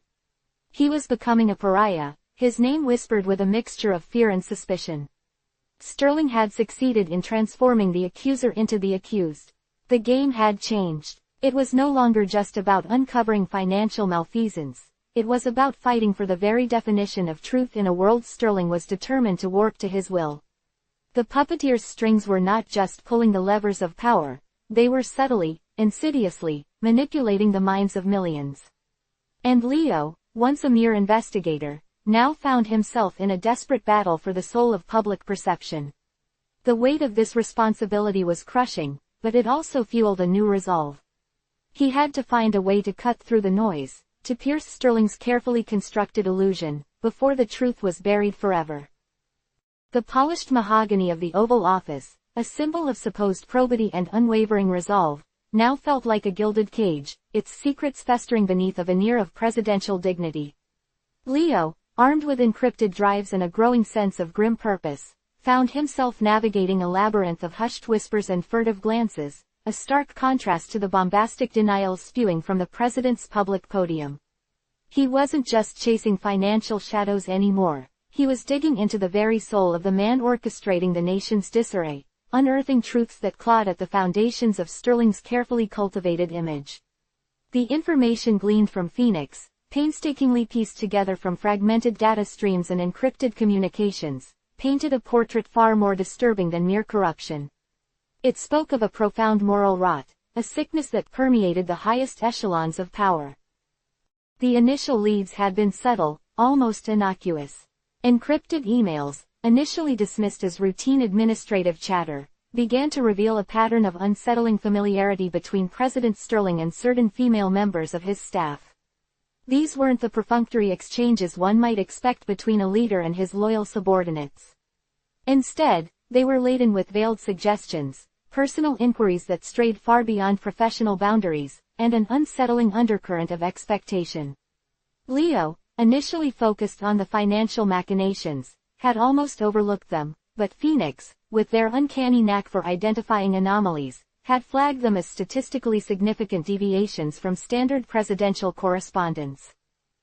As Leo delved deeper, cross-referencing these communications with internal HR complaints that had mysteriously vanished from official records, a more concrete picture began to emerge. He found anonymized testimonies, painstakingly reconstructed from recovered deleted files, detailing instances of overt sexual harassment, quid pro quo propositions, and a pervasive atmosphere of fear that stifled any outward dissent. The women, many of them bright, ambitious individuals at the start of their careers, found themselves in a compromised position, their professional aspirations entangled with the president's predatory desires. Sterling, it seemed, didn't just demand loyalty, he cultivated a dependency, a twisted form of subservience that blurred the lines between professional duty and personal servitude. One particular string of communications, dating back several years, detailed a clandestine relationship between Sterling and a young, aspiring policy advisor named Anya Sharma. The emails, filled with a saccharine toxicity, depicted Sterling showering Anya with preferential treatment, offering her rapid promotions, exclusive assignments, and access to sensitive information. In return, the subtext was undeniable. Anya was expected to be more than just an employee. Her responses, though carefully worded to maintain a semblance of professional decorum, hinted at a palpable unease, a growing sense of entrapment. The narrative wasn't one of consensual romance, but of a power imbalance so profound it bordered on coercion. Anya, her voice a faint echo in the digital ether, spoke of being cornered, of feeling her career prospects hinge on her willingness to appease the president's demands. The carefully constructed facade of Sterling's public image began to crack, revealing a manipulator who weaponized opportunity and leveraged his authority for base personal gratification. Leo unearthed records of a lavish, off-the-books, retreat, to a secluded mountain estate, funded by a shell corporation linked to Athelred Holdings. The guest list, meticulously compiled from leaked travel manifests, included Anya Sharma and a handful of other young female staffers. The official explanation was a strategic planning session. However, private photos, unearthed from a discarded personal device belonging to a former security detail member, depicted a scene far removed from professional discourse. Images of Sterling, his arm draped around a visibly uncomfortable Anya, laughing boisterously at a private dinner, intermingled with candid shots of young women in compromising situations, their faces etched with a mixture of forced gaiety and underlying apprehension. The air in these images seemed thick with unspoken coercion, with the heavy weight of Sterling's predatory gaze. The pattern wasn't confined to Anya. Another name surfaced repeatedly: Jessica Bellwether, a brilliant legislative analyst who had initially been Sterling's fiercest intellectual sparring partner. Her early career trajectory was meteoric, fueled by her sharp insights and unwavering dedication. But then, a sudden, inexplicable departure from the White House, attributed publicly to personal reasons. Phoenix had uncovered a series of deeply personal and unsettling voicemails left on Jessica's private phone, traces of which had been painstakingly recovered. In them, Sterling's voice, stripped of its public gravitas, was laced with a possessive entitlement. He spoke of her unique talents, of how she was wasting her potential, working on mundane legislation, and of how he had special plans for her, plans that clearly extended beyond the professional realm. There were also chilling instances where he leveraged information he held about her family's financial struggles, subtly suggesting that continued cooperation would ensure their security. Jessica's eventual resignation, according to Phoenix's analysis of her encrypted communication logs with a trusted confidant, was not a choice but an escape. She described feeling suffocated, her professional integrity compromised, and her personal life under constant surveillance. The evidence meticulously gathered by Leo and Phoenix painted a disturbing picture of Sterling's modus operandi. He wasn't just a president who happened to have questionable personal conduct. He actively cultivated an environment where his desires could be met with impunity. The White House, under his tenure, had become a breeding ground for exploitation. Promotions, access, and even job security were subtly, or not so subtly, tied to an unspoken expectation of personal compliance. For those who resisted, the consequences were swift and brutal. Demotions, reassignment to menial tasks, deliberate professional sabotage, and even outright dismissal became the tools of Sterling's quiet retribution. The fear of such reprisal kept potential victims silenced, their voices trapped within the gilded cage of presidential power. Leo found himself wrestling with the ethical implications of his investigation. These weren't just political scandals to be exposed for public consumption. These were deeply personal violations, the abuse of power on a profound, human level. He saw the faces of these women, reduced to whispers in encrypted files, and felt a surge of righteous anger. Sterling's public pronouncements about family values and national morality rang hollow, a grotesque hypocrisy that fueled Leo's resolve. He realized that exposing Sterling's financial crimes, while crucial, was only part of the story. To truly dismantle the puppeteer's hold, Leo had to expose the rot at the core of his character, the dark underbelly of his ambition. The complexity of Sterling's methods was chilling. He operated on multiple levels, a master manipulator who understood that true power lay not just in control, but in the perception of control. He fostered an illusion of benevolence, a paternalistic image that masked his ruthless exploitation. He would often frame his demands in terms of mentorship, guidance, or career advancement, cloaking his predatory intentions in the language of professional development. For the ambitious young women who fell under his orbit, the allure of proximity to power, the promise of accelerated success, was a potent intoxicant, one that Sterling expertly administered, knowing the price would eventually be their dignity. The investigation had unearthed a particularly troubling pattern of behavior involving a young intern, Sarah Chen, who had briefly worked in the White House Communications Department. Sarah's family had a history of political activism, and she was initially an enthusiastic supporter of Sterling's agenda. However, her brief tenure was marked by escalating discomfort. Phoenix had recovered fragments of a personal journal, painstakingly secured from a discarded digital storage device, where Sarah documented increasingly inappropriate interactions with the president. He would summon her to late-night meetings in his private study, ostensibly to discuss communication strategies, but the conversations invariably veered into personal territory. He inquired about her relationships, her family life, and offered unsolicited, intrusive advice.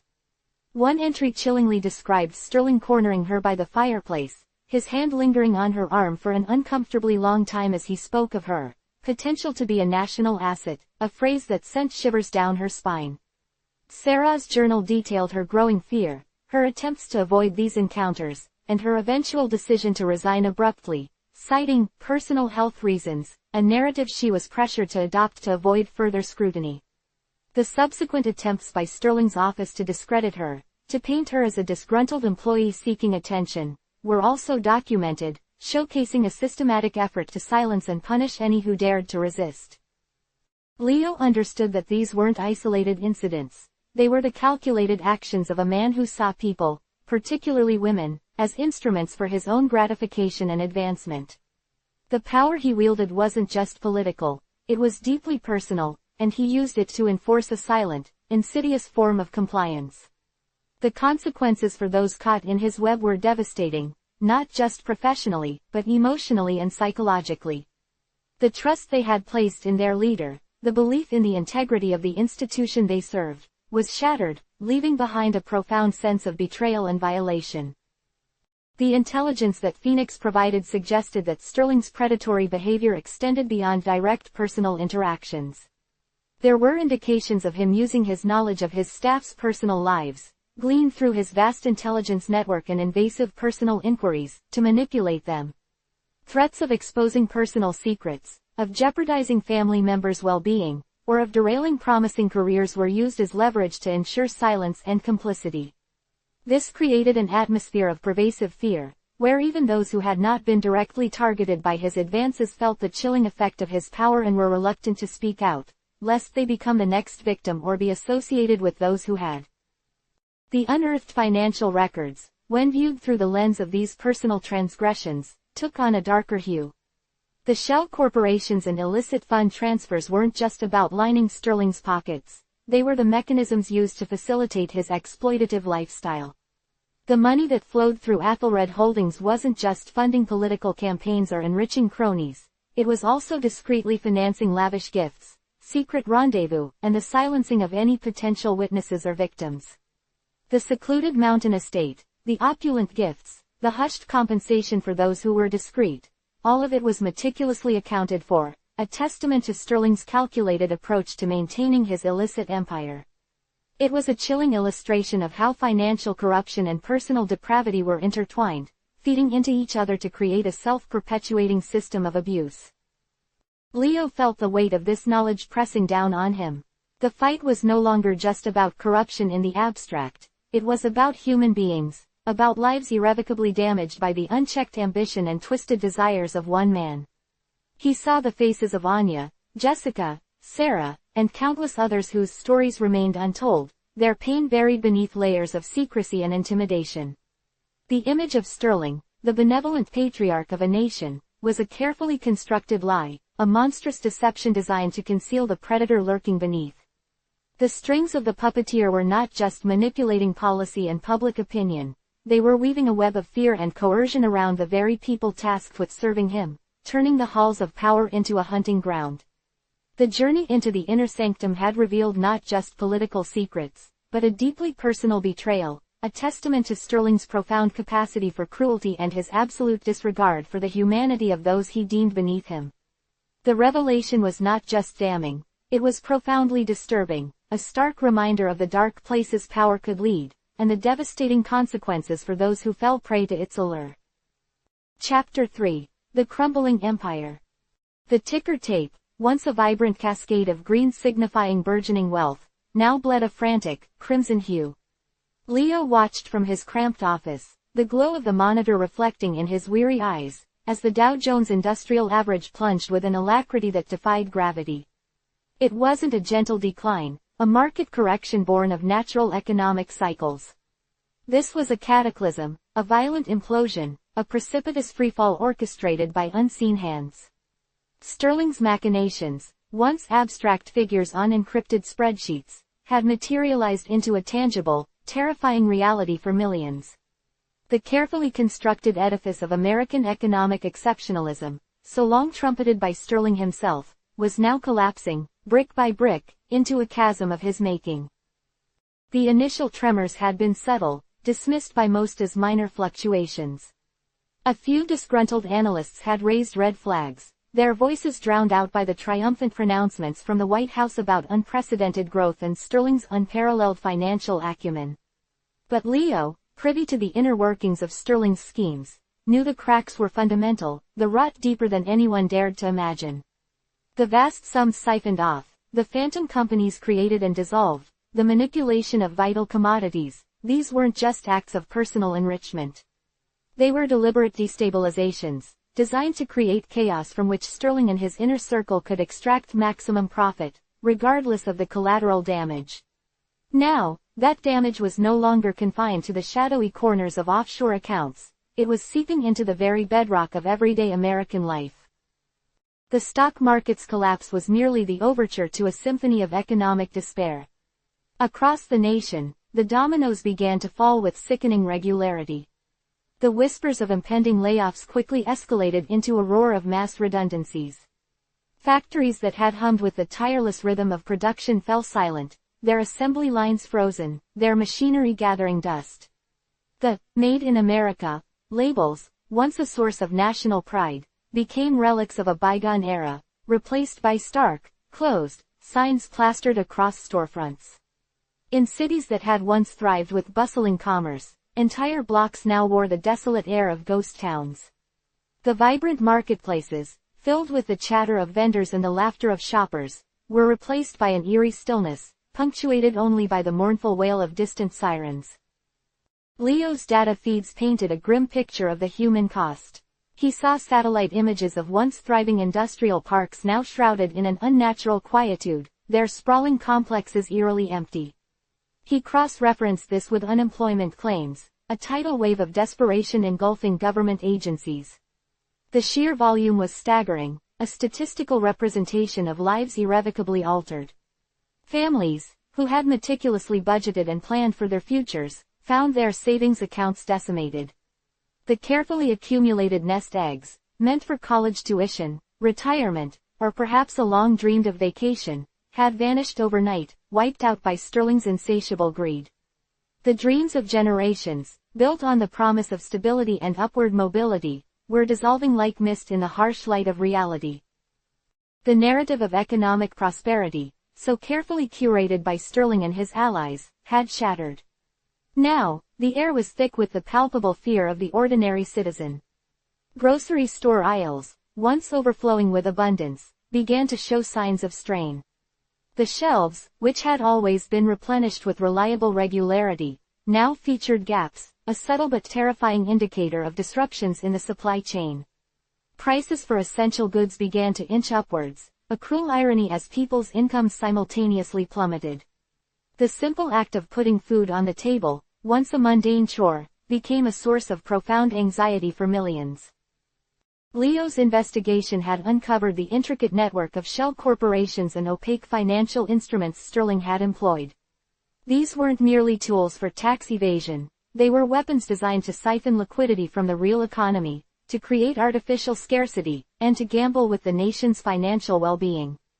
The billions diverted into Sterling's private coffers were billions that should have been fueling businesses, creating jobs, and investing in infrastructure. Instead, they were consumed by a black hole of corruption, leaving behind a ravaged economic landscape. The crisis was a direct consequence of his rapacious appetite, a meticulously planned economic demolition. He accessed reports from journalists on the ground, their dispatches painting a visceral portrait of the unfolding crisis. One reporter described a scene in a small Midwestern town, where the main employer, a family-owned manufacturing plant, had suddenly announced its closure.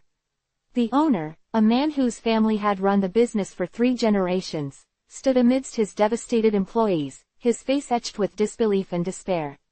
He spoke of how his usual suppliers, themselves struggling to secure credit, could no longer provide the raw materials needed to keep the factory operational. The ripple effect was immediate and devastating. Hundreds of jobs, the lifeblood of the community, were gone.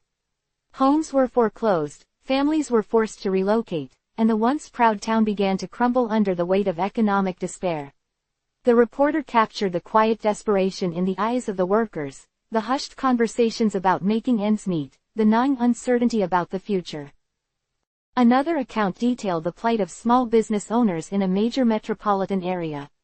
A charming boutique, a staple of its neighborhood for decades, was forced to shutter its doors. The owner, a woman who had poured her life savings and her passion into her venture, spoke of the insurmountable challenges. Rising rents, coupled with a drastic drop in consumer spending, had made it impossible to sustain operations. "It's not just about selling clothes anymore," she lamented, her voice heavy with emotion. "It's about people's livelihoods. It's about the fabric of our community. And it's all gone, just gone." The image of her empty shop, the mannequins draped in unsold garments like silent mourners, lingered with Leo. The human toll was not limited to those who lost their jobs or their businesses. It extended to the elderly, whose retirement funds had evaporated, leaving them facing destitution in their twilight years. It affected young people, whose hopes of higher education and promising careers were dashed before they even began. The psychological impact was immense, a pervasive sense of hopelessness and betrayal settling over the nation. Trust, once a cornerstone of the social contract, had been eroded. The faith in institutions, in leadership, and in the very idea of a secure future, had been fundamentally undermined. Leo felt a knot of anger tighten in his stomach. He saw the faces of these desperate citizens, not as statistics, but as individuals whose lives had been brutally upended by the callous indifference of a single man.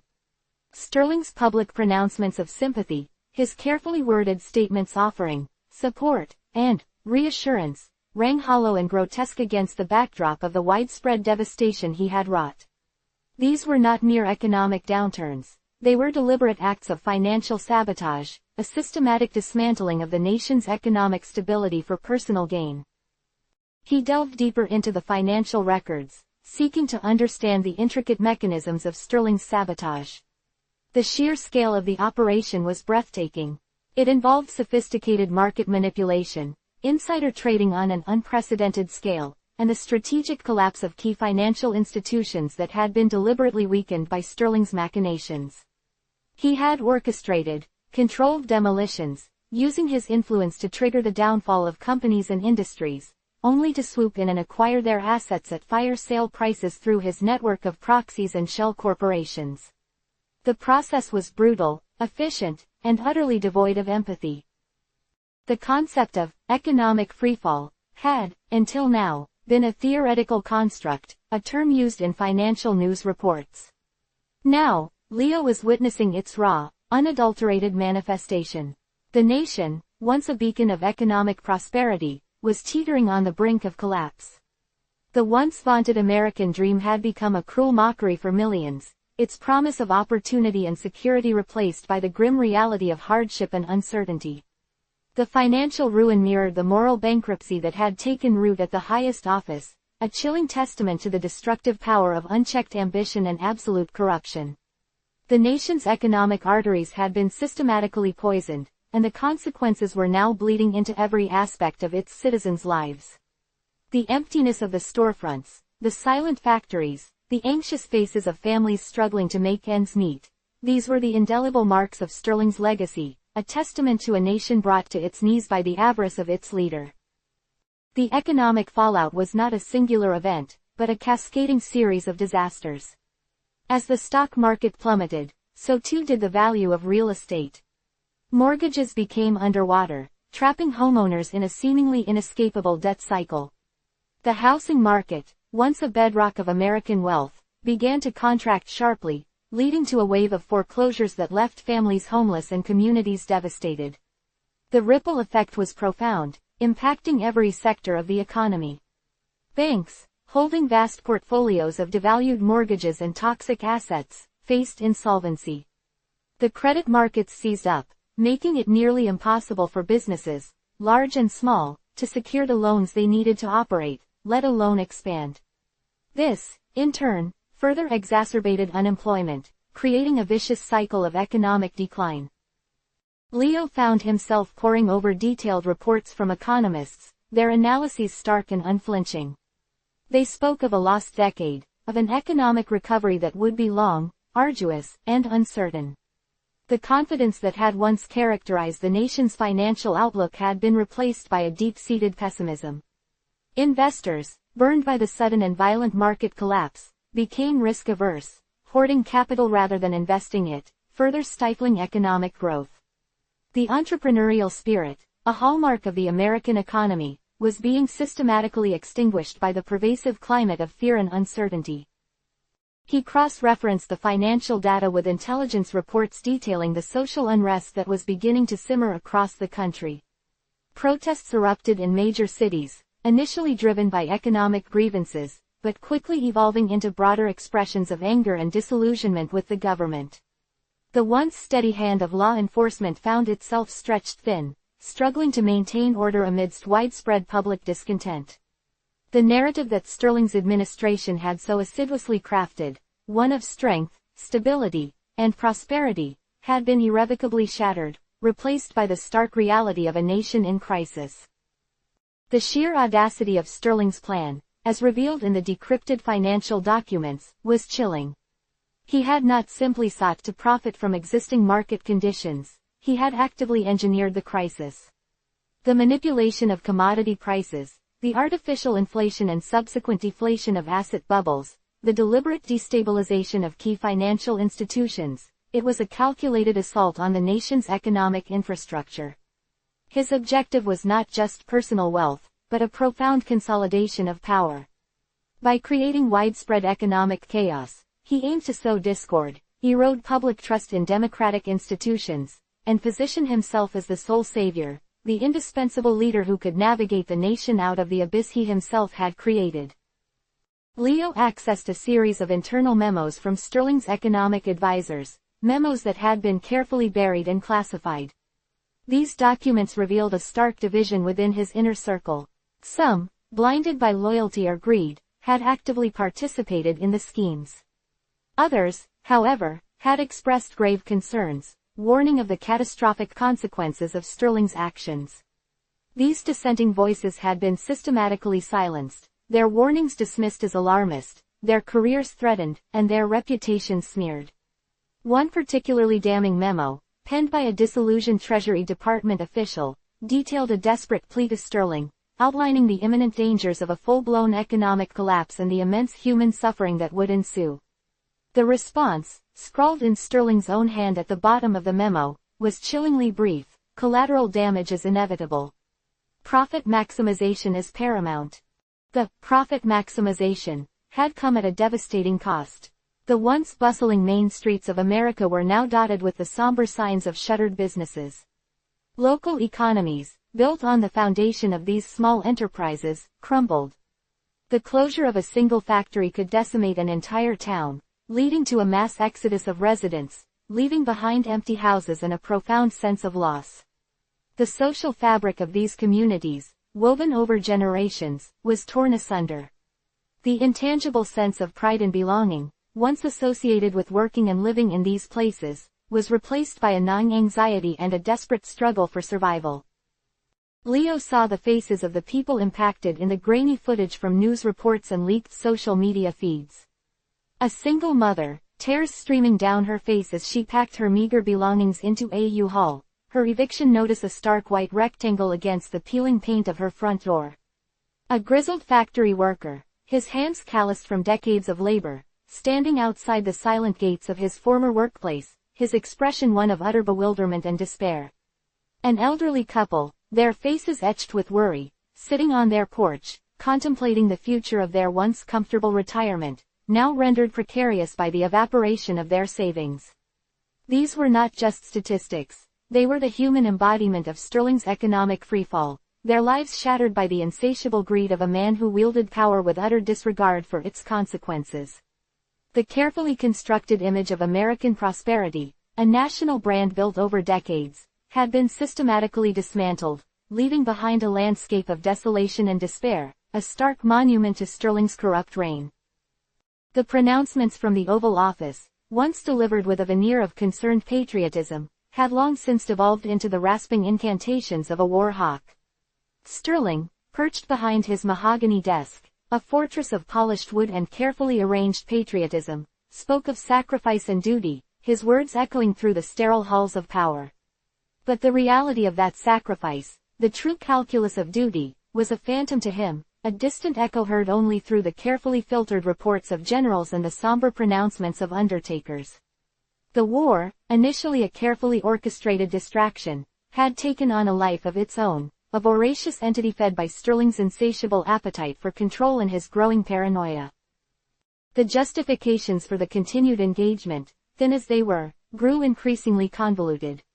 What began as a surgical strike, a swift and decisive intervention to restore order and protect vital interests, had metastasized into a protracted quagmire. The enemy, initially a faceless entity, had coalesced into a determined resistance, drawing strength from the very chaos Sterling's policies had sown. Villages that had once welcomed the foreign soldiers with cautious curiosity were now scarred by IEDs and the ghosts of fallen comrades. The narrative of liberation had curdled into one of occupation, and the seeds of resentment, sown by Sterling's strategic blunders, were bearing a bitter harvest. Leo watched, not the sanitized battlefield updates that flashed across the president's secure terminals, but the raw data streams, the unvarnished intel that filtered through his own clandestine network. He saw the casualty reports, a grim litany of names and ages, a chilling testament to the human cost of Sterling's grand pronouncements. The numbers, once abstract statistics, now represented shattered families, orphaned children, and futures irrevocably extinguished. The battlefield, a place of supposed glory and decisive action, was in reality a charnel house, a muddy, blood-soaked testament to Sterling's hubris. He traced the flow of ordnance, the billions of dollars in defense spending that bled the nation's coffers. These weren't just weapons of war, they were instruments of Sterling's ambition. The contracts, funneled through a labyrinth of shell corporations and offshore accounts, enriched his cronies and solidified their loyalty. The more the war raged, the deeper Sterling's tendrils reached into the nation's economic and military apparatus. It was a self-perpetuating cycle of destruction and profit, a war machine fueled by greed and sustained by deception. The international condemnation, once a chorus of worried whispers, had escalated into a cacophony of outrage. Sterling, however, remained serenely impervious, his public statements a masterclass in defiant isolationism. He painted himself as the steadfast guardian against a hostile world, a lone wolf protecting his flock. This carefully crafted image, however, was rapidly eroding in the face of mounting evidence of his recklessness. The alliances, once strong and unwavering, began to fray under the strain of his unilateral actions. The world, witnessing the unfolding disaster, began to distance itself, leaving Sterling increasingly isolated with his increasingly costly war. Leo focused on the collateral damage, not the token acknowledgments of civilian casualties that occasionally surfaced in official communiques, but the devastating, systemic impact on the foreign lands Sterling claimed to be liberating. Satellite imagery, cross-referenced with local news reports that managed to slip through the censors, painted a stark picture. Hospitals, their structures weakened by years of conflict, were further reduced to rubble by errant strikes. Water purification systems, vital for the survival of civilian populations, were systematically targeted, ostensibly as strategic infrastructure but with the undeniable effect of creating widespread disease and suffering. The very populations Stirling claimed to be protecting were being systematically decimated by the instruments of his war. He found reports detailing the displacement of entire communities.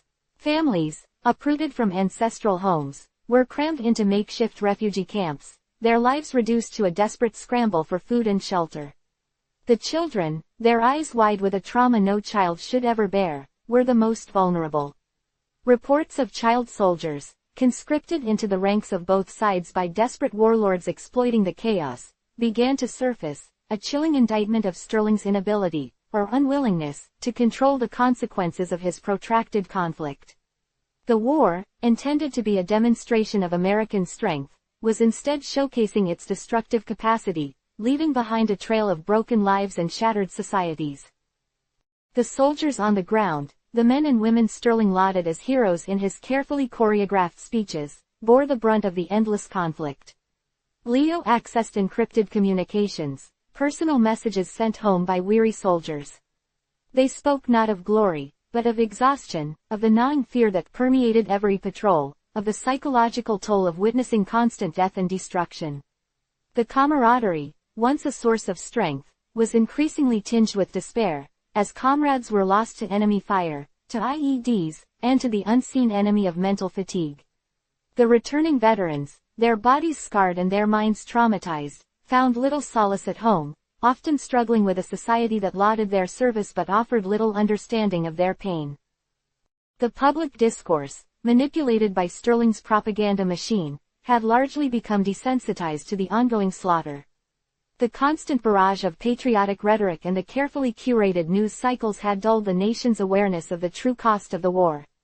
Casualties were reported with a detached regularity, the faces of the fallen blurred into an anonymous tableau of sacrifice. The profound human tragedy was lost in the noise, drowned out by the manufactured urgency of Stirling's political agenda. Leo knew the truth. He saw the intricate web of financial incentives that kept the war machine churning. Defense contractors, their coffers overflowing, lobbied relentlessly for continued engagement. Politicians, beholden to these powerful interests, echoed Stirling's calls for escalation.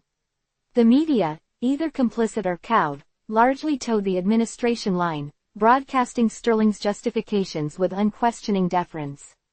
It was a symphony of deception, orchestrated to keep the nation blind to the devastating toll of its prolonged engagement.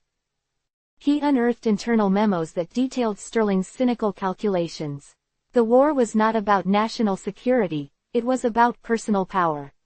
Each fallen soldier, each destroyed village, was a pawn in Stirling's grander game of consolidation. The constant state of crisis provided him with the justification for expanding executive authority, for curtailing civil liberties, and for silencing dissent. The war was his ultimate shield, deflecting criticism of his domestic policies and allowing him to operate with impunity. The emotional toll on the soldiers was a particular focus of Leo's investigation. He reviewed psychological assessments, anonymously provided by a sympathetic military doctor. The reports detailed increasing rates of PTSD, depression, and substance abuse among deployed personnel.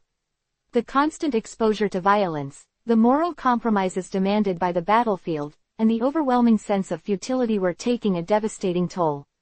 The doctor wrote of soldiers who were no longer capable of distinguishing friend from foe, of others who had become numb to the suffering they witnessed, and of a growing number who simply wanted the killing to end, regardless of the cost to their nation's pride. Leo cross-referenced this with the growing number of families seeking support from veteran advocacy groups. These organizations, themselves underfunded and overwhelmed, struggled to cope with the influx of individuals grappling with the physical and psychological wounds of the war. The stories were heartbreaking. Parents who had lost children serving overseas, spouses left to raise families alone, and veterans who returned home not as heroes, but as broken individuals struggling to reintegrate into a society that seemed to have forgotten them. The war, in its prolonged and brutal existence, had become an economic engine of destruction. The allocation of vast resources to military endeavors meant that vital domestic programs were starved of funding. Infrastructure crumbled, schools deteriorated, and social services were slashed. The prosperity Sterling had promised was a hollow echo, overshadowed by the ever-present specter of conflict. The nation's wealth was being bled dry, not to build a better future, but to fuel a war machine that served only Sterling's ambition. He found evidence of Sterling deliberately prolonging the conflict, not for strategic advantage, but for financial gain. The arms manufacturers, integral to Sterling's political base, profited handsomely from extended engagements. The longer the war dragged on, the more contracts were awarded, the more lucrative the deals became. Sterling, through his intricate network of influence and offshore holdings, was a direct beneficiary of this perpetual war economy. The blood spilled on foreign soil was, in essence, a commodity, traded for power and profit. The international ramifications were equally dire. The protracted conflict had destabilized entire regions, creating power vacuums that were quickly filled by extremist groups. Sterling's War on Terror had, ironically, become a breeding ground for new generations of radicals, fueled by resentment and the undeniable evidence of foreign intervention. The very threat Sterling claimed to be eradicating was being amplified by his own policies, creating a cyclical pattern of violence that showed no sign of abating. Leo felt the weight of this grim reality pressing down on him. The narrative of a noble cause, so carefully spun by Sterling and his allies, was a grotesque fabrication. The war was a tool of oppression, a means of control, and a source of immense personal profit for those at the apex of power. The human cost, the shattered lives and devastated lands, were merely acceptable losses in Sterling's ruthless pursuit of absolute authority. He looked at the casualty figures, at the images of war-torn landscapes, and understood that Sterling's war was not just a conflict in a distant land, but a slow, insidious poisoning of his own nation, a nation slowly bleeding to death on the altar of one man's insatiable ambition. The war machine, once unleashed, had become a monster, and Sterling, its master, was either incapable or unwilling to stop its relentless consumption. The toll was immeasurable, paid in blood, in treasure, and in the slow erosion of the nation's soul. The gilded cage of the Oval Office, once Sterling's fortress of absolute power, was beginning to feel less like a sanctuary and more like a trap. The carefully cultivated image of unwavering resolve was cracking under the relentless pressure, and the tremors of dissent were no longer confined to hushed whispers in dimly lit corridors. They were now a palpable force, a rising tide of discontent seeping into the very foundations of his administration. Sterling, ever the master manipulator, attempted to project an aura of unshakable confidence, but Leo, sifting through the digital detritus of his inner circle, saw the cracks widening, the foundations groaning under an unbearable strain. The first to show signs of strain was Director Thorne, the stoic head of Homeland Security, a man whose public persona was as unyielding as granite. Thorne had been Sterling's most loyal enforcer, a grim bulldog tasked with sniffing out threats, both foreign and domestic. But Leo's network had flagged Thorne's increasingly frequent and clandestine meetings with individuals outside the usual channels of power. Encrypted communications, intercepted with painstaking precision, revealed a growing desperation, a frantic search for an exit strategy. Thorne, a man who had built his career on anticipating threats, now seemed to be meticulously planning his own escape. His fear wasn't for the nation, it was for his own skin, a stark realization that Sterling's ambition was a runaway train, and he, Thorne, was a passenger with no control over the brakes. Leo watched as Thorne began meticulously documenting every directive, every hushed conversation, every subtle deviation from protocol that could be laid at Sterling's feet. He wasn't just gathering information, he was assembling a dossier, a meticulously curated defense against the inevitable reckoning. The logs, detailed and precise, recorded Sterling's increasingly erratic pronouncements, the moments of unchecked paranoia, and the deliberate obfuscation of facts. Thorne, the man who had once reveled in Sterling's ruthlessness, was now meticulously archiving evidence of it, preparing to offer it up as a sacrifice to the gods of self-preservation. Then there was Senator Albright, the hawk who had been Sterling's most ardent cheerleader in the Senate, a woman whose fiery rhetoric had echoed Sterling's war cries with unsettling fervor. Albright, once a fixture at Sterling's side during public appearances, had begun to fade into the background. Her public statements, once a clarion call for escalating conflict, had become carefully worded calls for strategic reassessment and diplomatic solutions. Leo's intelligence revealed that Albright had been secretly meeting with a delegation of international diplomats, ostensibly to clarify American policy, but in reality, to gauge the depth of international condemnation and to subtly signal her growing disillusionment. The intercepted communiques from her office spoke of a deep unease, a realization that Sterling's policies were not just destabilizing the world, but also irrevocably damaging America's standing. Her ambition, once inextricably linked to Sterling's ascent, was now in jeopardy. She understood that aligning herself too closely with a sinking ship would drag her down with it. Leo saw her begin to subtly maneuver, her votes in committee becoming less predictable, her endorsements of Sterling's initiatives becoming more qualified. She was hedging her bets, preparing to distance herself from the inevitable fallout, her carefully constructed political edifice threatened by the rising tide of Sterling's recklessness. Her private communications revealed a chilling pragmatism, a cold calculation of political survival that superseded any ideological commitment she might have once held. Even Evelyn Reed, Sterling's chief of staff, a woman whose loyalty had been forged in the crucible of countless political battles, was showing signs of wear. Her unwavering support, once a formidable shield for Sterling, was beginning to buckle.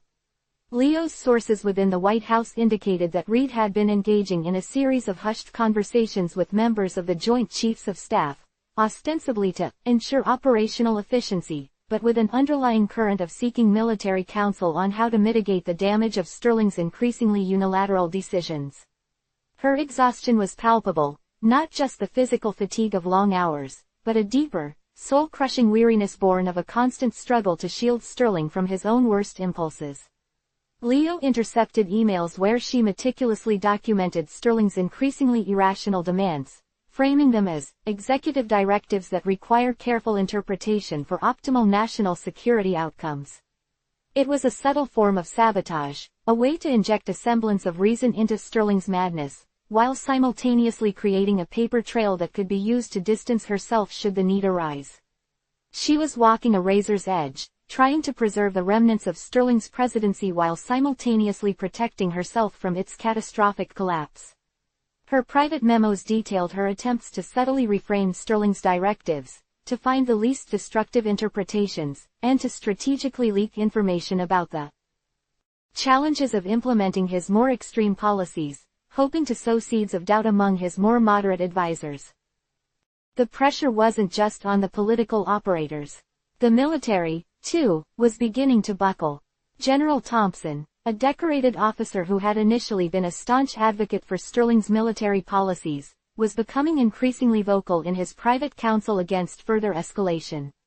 Leo's sources within the Pentagon painted a picture of Thompson increasingly sidelined, his warnings about troop overextension and the futility of the current strategy being dismissed by Sterling's sycophants. Thompson, a man who had sworn an oath to protect the nation, found himself at a moral crossroads. His loyalty to the commander-in-chief was clashing with his duty to the soldiers under his command and to the nation he served.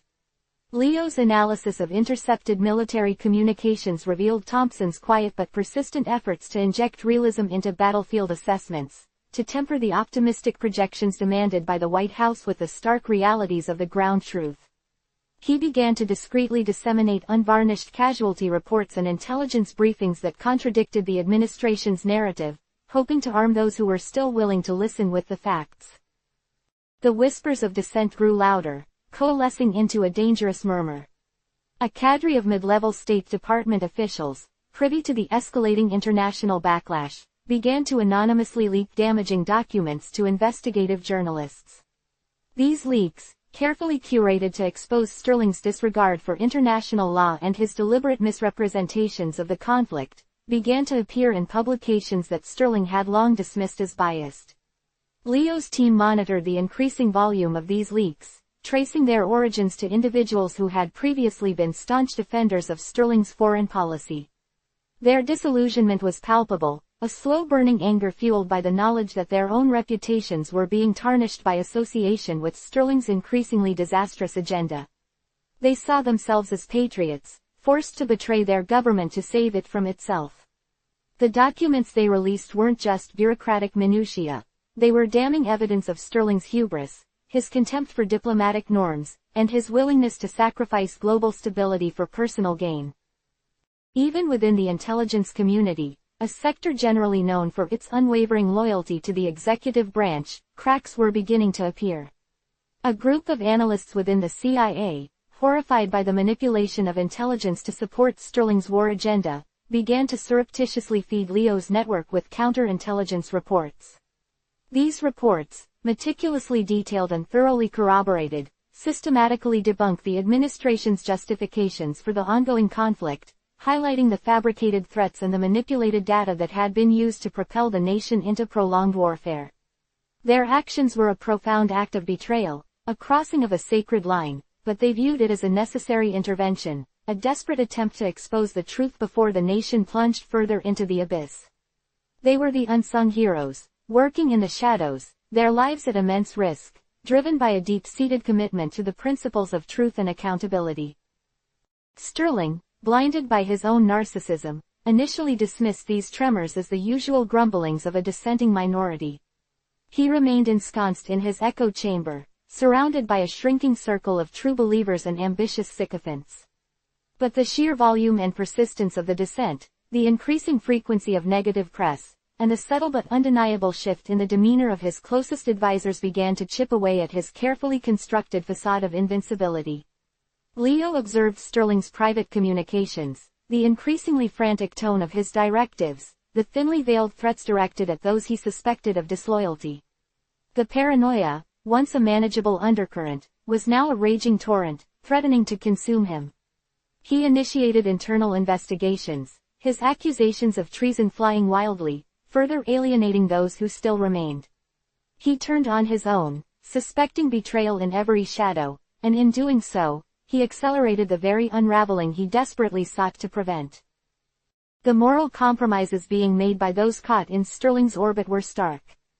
Thorne, the former enforcer, now lived in constant fear, his meticulously crafted defense a precarious edifice built on stolen information. Albright, once a proud warrior for Sterling's cause, now found herself meticulously curating her public image, a chameleon adapting to a rapidly changing political landscape, her every utterance a calculated performance. Evelyn Reed, the loyal chief of staff, was trapped in a gilded cage, her days a frantic ballet of damage control and strategic misdirection, her nights filled with the gnawing fear of discovery. Even General Thompson, a man of honor, was forced to engage in clandestine operations, disseminating truths through unofficial channels, his integrity tested by the compromises he had to make to serve a higher purpose. Leo understood that this was more than just political maneuvering, it was a battle for the soul of a nation. Sterling's insatiable ambition had not only plunged the world into chaos but had also exposed the venality and self-interest that lurked beneath the veneer of public service. The crumbling empire was not just a political entity, it was a moral landscape, littered with the wreckage of broken promises and shattered loyalties. The betrayal from within was not a singular event, but a creeping, insidious rot, as individuals, one by one, chose self-preservation over fealty to a leader who had led them, and the nation, to the brink of ruin. The edifice of Sterling's power, once seemingly unshakable, was now visibly fracturing, each crack a testament to the corrosive nature of unchecked ambition and the desperate measures taken by those caught in its destructive wake. The once powerful inner circle was transforming into a fractured collection of individuals, each charting their own course through the treacherous waters, their loyalty to Sterling replaced by a chilling, pragmatic focus on survival. The web of deceit that Sterling had so carefully spun was beginning to ensnare him, the threads of betrayal tightening with every passing day. The carefully constructed edifice of President Sterling's administration, built on a foundation of manufactured consent and suppressed dissent, was beginning to buckle under the weight of its own corruption. The steady drip of incriminating leaks, painstakingly compiled and strategically disseminated by Leo's network and the growing number of disillusioned insiders, had finally coalesced into a torrential downpour of public awareness. It wasn't just the financial improprieties, the backroom deals, and the blatant favoritism that had eroded public trust, though those were significant.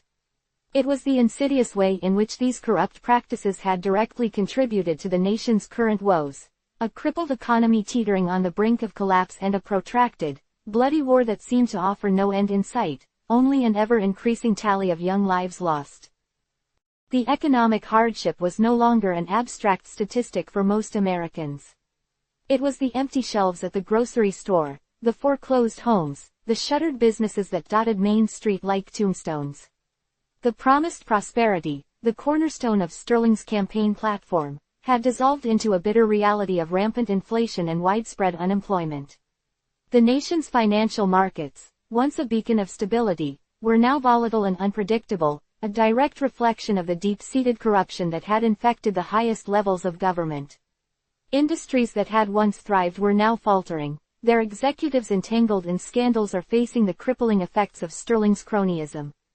Small businesses, the lifeblood of local communities, were being squeezed out by monopolies and corporations that benefited from Sterling's biased policies, their owners forced to make impossible choices between feeding their families and keeping their dreams alive.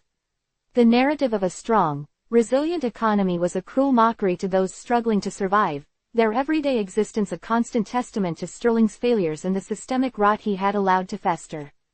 The news cycles, once dominated by Sterling's pronouncements and the carefully curated narratives of his administration, were now increasingly filled with stories of ordinary people pushed to their breaking point, families forced to ration food, individuals taking on multiple low-wage jobs just to make ends meet, and young people staring at a future devoid of opportunity. This pervasive sense of economic despair, amplified by the constant churn of negative financial news, created a fertile ground for discontent to take root. Compounding the economic misery was the relentless drumbeat of war. The conflict, initially sold to the public as a swift and decisive operation, had devolved into a quagmire. The casualty reports, once sanitized and presented with carefully chosen statistics, now spoke a language of undeniable tragedy. Each fallen soldier represented a shattered family, a community plunged into mourning, and a growing sense of futility. The disconnect between the administration's optimistic pronouncements and the grim reality on the ground became increasingly stark. Soldiers, returning home with both physical and psychological wounds, told stories that directly contradicted the official narrative, their experiences painting a picture of strategic blunders, insufficient resources, and a war that seemed to be fought for reasons other than genuine national security. Families of the fallen, their grief raw and unassoiled, began to question the sacrifices demanded of them, their anger directed at a leader who seemed detached from their suffering. The human cost of Sterling's ambition was becoming impossible to ignore, the mounting body count a heavy indictment of his leadership. The constant stream of body bags arriving at Dover Air Force Base, each one a silent testament to the human cost of the ongoing conflict, became a visceral symbol of the nation's pain. The media, once hesitant to openly criticize the war effort, now began to amplify the voices of dissent, publishing interviews with soldiers and their families that expose the brutal realities of the battlefield and the questionable justifications for the continued bloodshed. The propaganda machine that had initially rallied support for the war was sputtering, unable to keep pace with the overwhelming evidence of its futility and the devastating human toll. It was against this backdrop of economic devastation and military futility that the embers of public discontent began to ignite into a roaring inferno. The carefully controlled narrative began to fray as the truth, like water seeping through cracks, found its way into the public consciousness. The evidence of Sterling's corruption, no longer confined to the hushed corridors of power or the shadowy corners of the internet, began to surface in mainstream media, fueled by the courageous acts of whistleblowers and the persistent investigations of a few remaining independent journalists. The sheer volume and consistency of the revelations painted a damning picture of a president more concerned with personal enrichment and the consolidation of power than with the welfare of his citizens or the integrity of his office. The first widespread manifestations of this burgeoning anger were not the violent riots some had feared, but a wave of remarkably organized and peaceful protests. They began in the major urban centers, the hubs of discontent, where the economic disparities were most pronounced and the human cost of the war was most acutely felt. Initially, these demonstrations were modest gatherings, small groups of citizens holding signs and chanting slogans, their voices amplified by the acoustics of the city streets. But as the word spread, as more people saw their neighbors and friends joining the fray, these gatherings swelled into massive assemblies, transforming public squares and boulevards into seas of faces united by a shared sense of betrayal and a fierce demand for accountability. In New York City, thousands converged on Wall Street, not to disrupt financial markets, but to express their outrage at the perceived exploitation by the very institutions that Sterling's policies had so assiduously protected. They carried signs that read, "We are not your piggy bank," and "Your greed costs us our future." The air thrummed with a collective energy, a potent mix of frustration and hope. Chants of "Sterling out" and "Justice for the people" echoed off the glass towers, a stark contrast to the usual cacophony of sirens and car horns. Families, some with young children in tow, stood alongside students and union workers, their diversity a testament to the broad-based nature of their grievances. Even the typically stoic financial district, usually a bastion of corporate indifference, was disrupted by the sheer moral force of the protesters, many of whom were directly affected by the economic fallout of Sterling's policies. Los Angeles saw a similar outpouring, with demonstrators marching from the Hollywood Walk of Fame to the steps of City Hall. Their placards bore poignant messages, not just of political dissent, but of personal hardship. "My father died for lies," "We can't afford to live," and "Honesty over power." The vibrant artistic community, often seen as detached from the political fray, became a vocal force, their creativity channeled into powerful visual statements and impassioned speeches delivered from makeshift stages. Celebrities, risking their careers and their public image, joined the crowds, their presence lending a significant boost to the movement's visibility and drawing even more attention to the grievances. The atmosphere, though charged with anger, was overwhelmingly peaceful, a deliberate choice by organizers to underscore the moral righteousness of their cause. In the heartland, cities like Chicago and Detroit, long burdened by economic decline, also became focal points for protest. The marches there were often imbued with a profound sense of resilience, a testament to the spirit of communities that had weathered economic storms before. The protesters spoke not just of Sterling's failings, but of their own strength and determination to reclaim their futures. They carried banners that spoke of forgotten promises and the betrayal of the working class, their voices carrying a weight of experience and a deep-seated understanding of hardship. The sheer scale of these gatherings, spanning multiple cities and attracting hundreds of thousands, was unprecedented in recent American history. It was a powerful visual manifestation of a nation awakening from a prolonged period of complacency and a stark refutation of Sterling's carefully cultivated image of unwavering public support. The courage of these individuals was palpable. They stood in the face of potential repercussions, knowing that their dissent could lead to job loss, social ostracism, or worse, given the increasingly heavy-handed tactics employed by Sterling's security apparatus. Yet, they persisted. They braved the elements, endured the exhaustion, and faced down the fear, driven by a fundamental belief that their voices mattered and that a different, more just path was possible. Students, many of whom had grown up in an era defined by war and economic instability, became the vanguard, their youthful idealism a powerful antidote to the cynicism that had permeated the political landscape.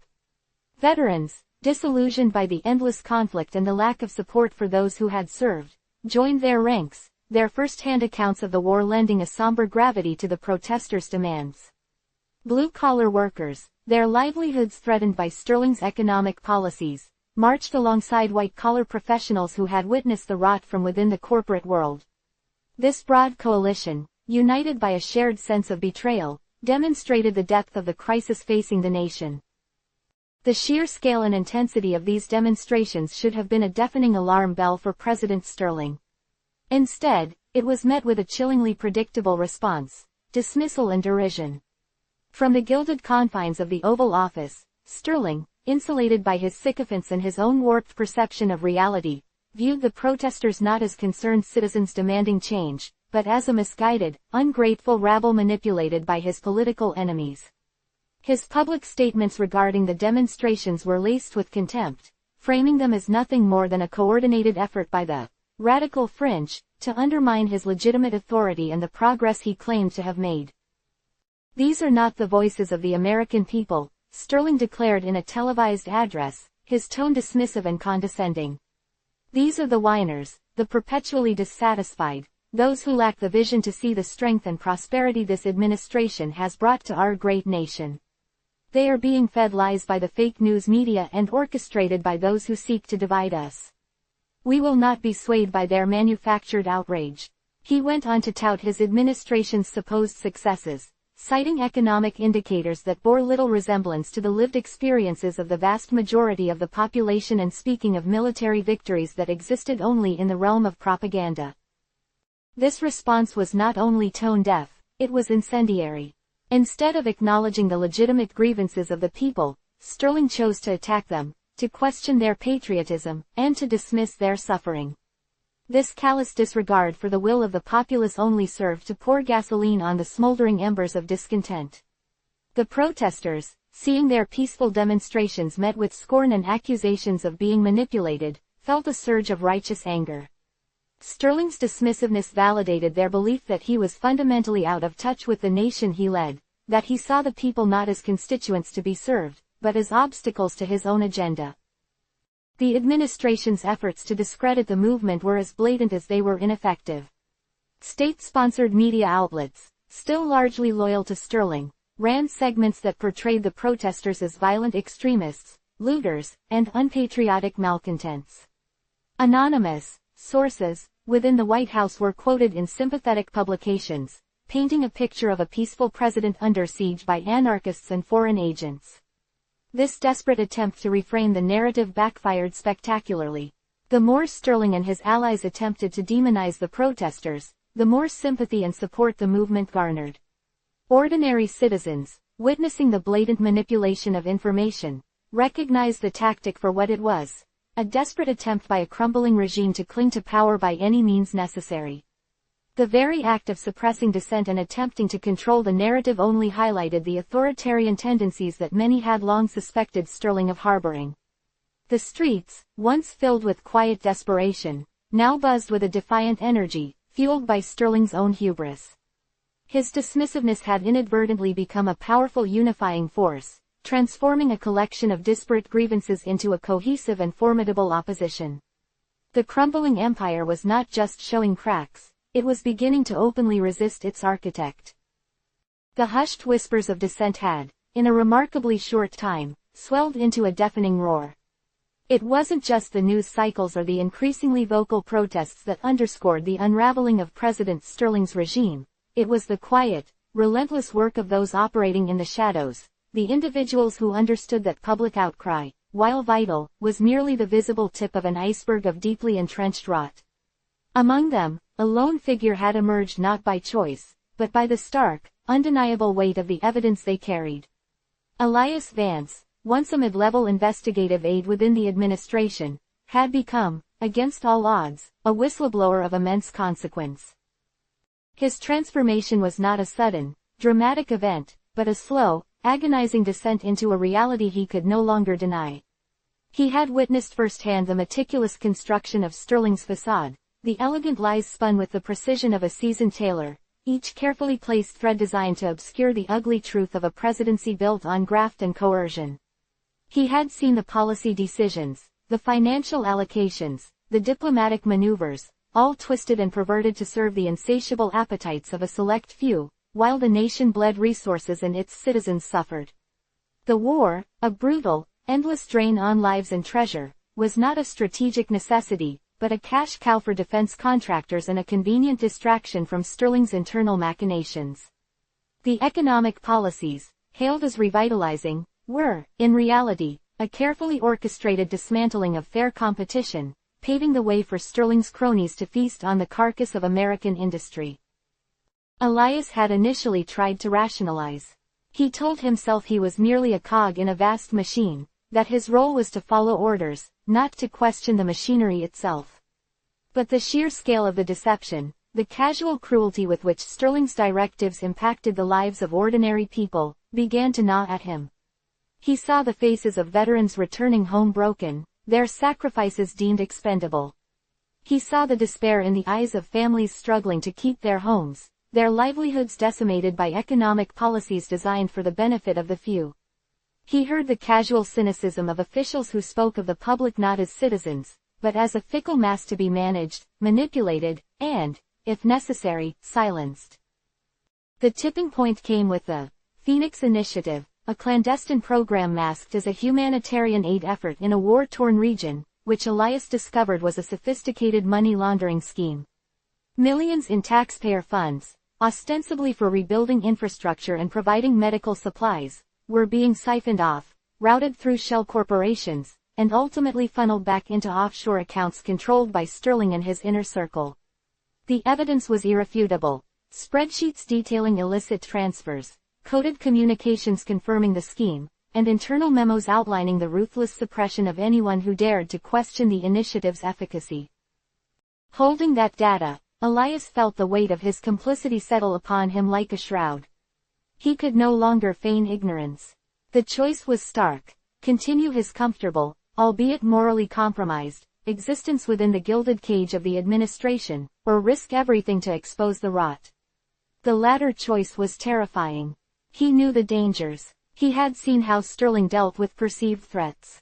Whispers of accidents, of early retirements, for those who became inconvenient, were common currency in the hushed corridors of power. The very security apparatus he had once been a part of was now a potential instrument of his destruction.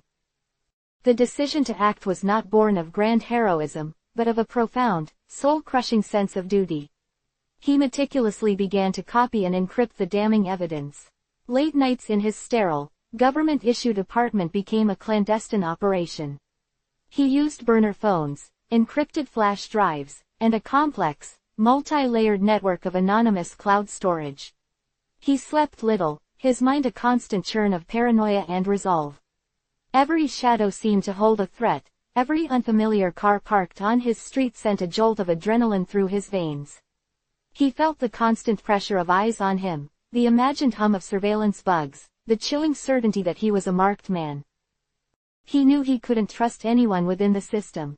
His colleagues, those who hadn't been corrupted, were either too afraid or too naive to understand the gravity of what was happening.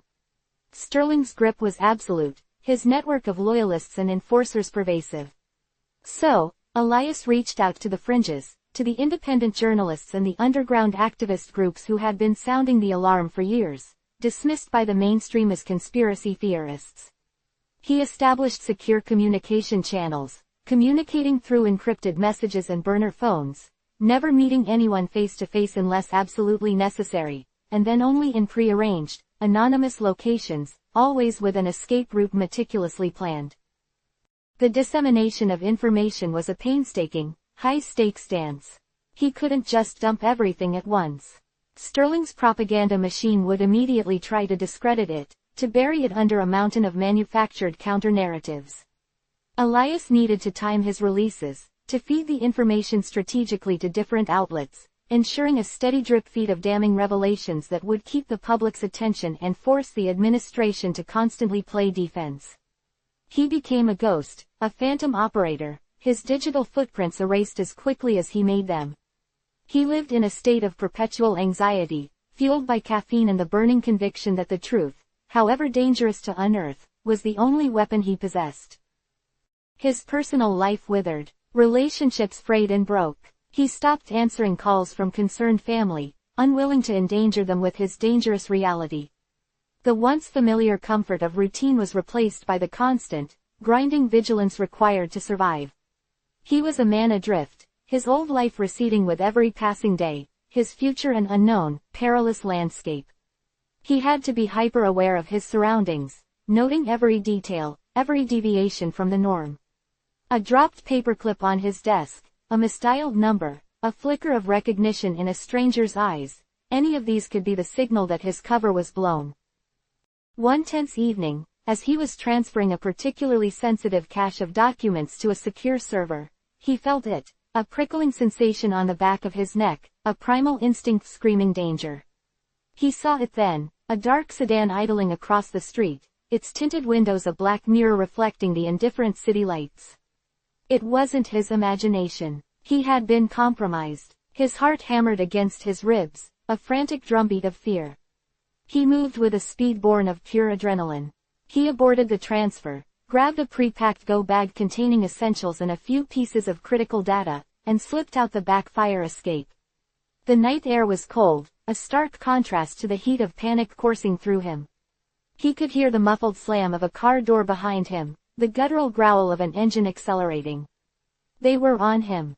He ran, weaving through darkened alleyways, the familiar cityscape transformed into a labyrinth of potential ambushes. He knew the city's underbelly better than most, its hidden routes and forgotten passages. He was no action hero, but his fear had sharpened his senses, his resolve hardening with every pounding step. He heard footsteps gaining on him, the harsh breaths of his pursuers echoing in the narrow confines of the alleys. He risked a glance back, catching a glimpse of two figures, their faces obscured by the gloom, their movements unnervingly professional. These weren't petty thugs, they were trained operatives. He burst out onto a main street, blending into the sparse late-night pedestrian traffic.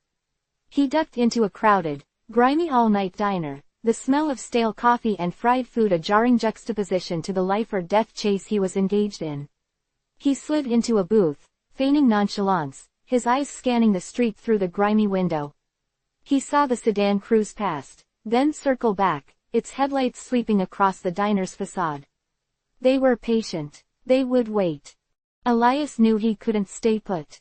He paid for a coffee he barely touched and left through the rear exit, which opened onto another network of backstreets.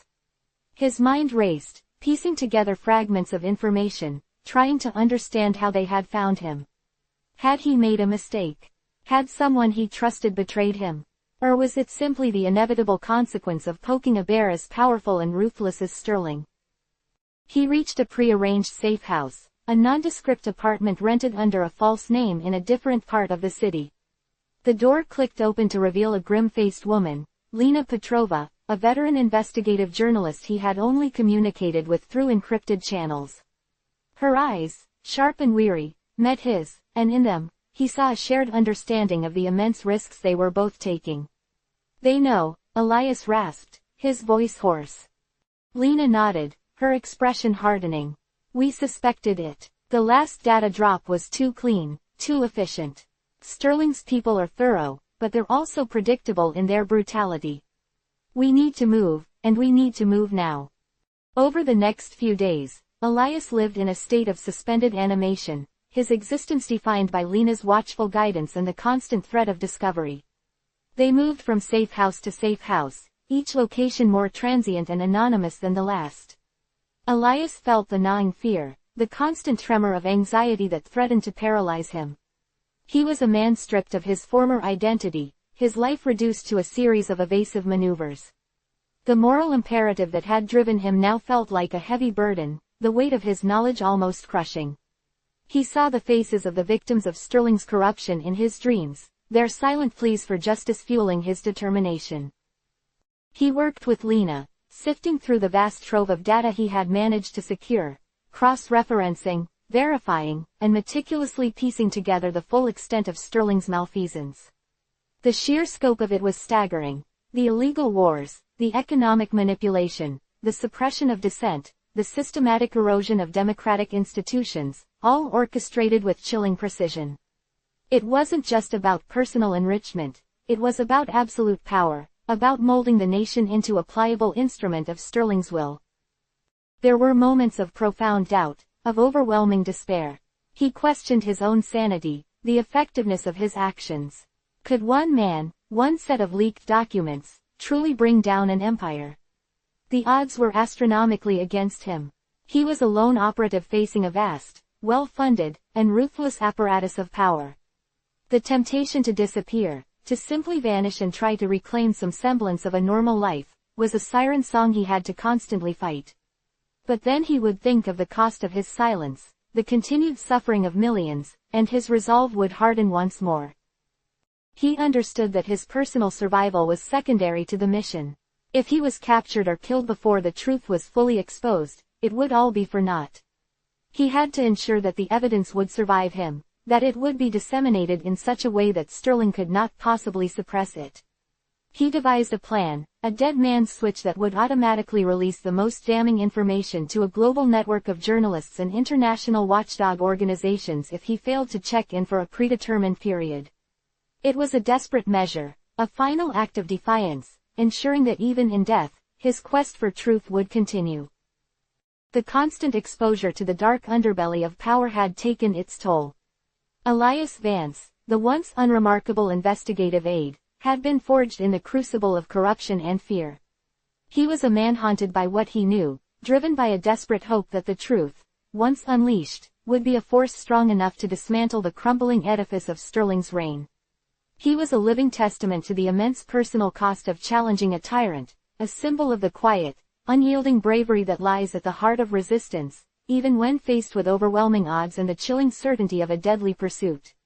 He had stepped out of the shadows, not as a hero seeking glory, but as a man bearing witness, willing to pay the ultimate price for the sake of his nation's soul. The chase was on, and Elias Vance, the whistleblower, knew that his stand was not just about exposing corruption, it was about reclaiming a future that Sterling and his ilk had stolen from them all. Chapter 4. The net closes in. The digital threads Elias Vance had painstakingly gathered, each one a sliver of damning evidence, were no longer isolated strands. They were coalescing, weaving themselves into a tapestry of unprecedented corruption, a monstrous design meticulously crafted by President Sterling and his inner circle. The initial focus on the Phoenix Initiative, a gaping wound of illicit financial flows, had served its purpose, to draw him into the labyrinth, but it was only the gateway. Now, the true architecture of Sterling's rot was beginning to reveal itself, a vast, interconnected network of deceit that permeated every level of government and reached into the very fabric of the nation's economy and foreign policy. His clandestine collaboration with Lena Petrova, the journalist whose weary eyes held the steely resolve of someone who had witnessed similar betrayals before, had proven invaluable.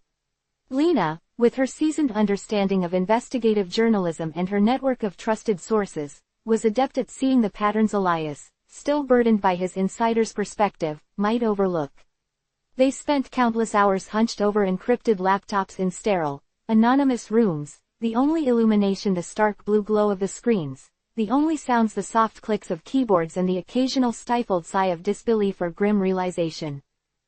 "Look at this, Elias," Lena murmured, her finger tracing a line of data on a spreadsheet projected onto the wall. The defense contracts related to the stabilization efforts in Eldoria. They're astronomically inflated, not just by a few percentage points, but by multiples of what's justifiable for the actual resources deployed. Elias leaned closer, his mind instantly dissecting the figures. He remembered the internal justifications, the carefully crafted reports that painted a picture of overwhelming need and complex logistical challenges. Now, stripped bare of political rhetoric, the numbers screamed something far more sinister. "And notice the specific companies awarded these contracts," he added, his voice a low, intense hum.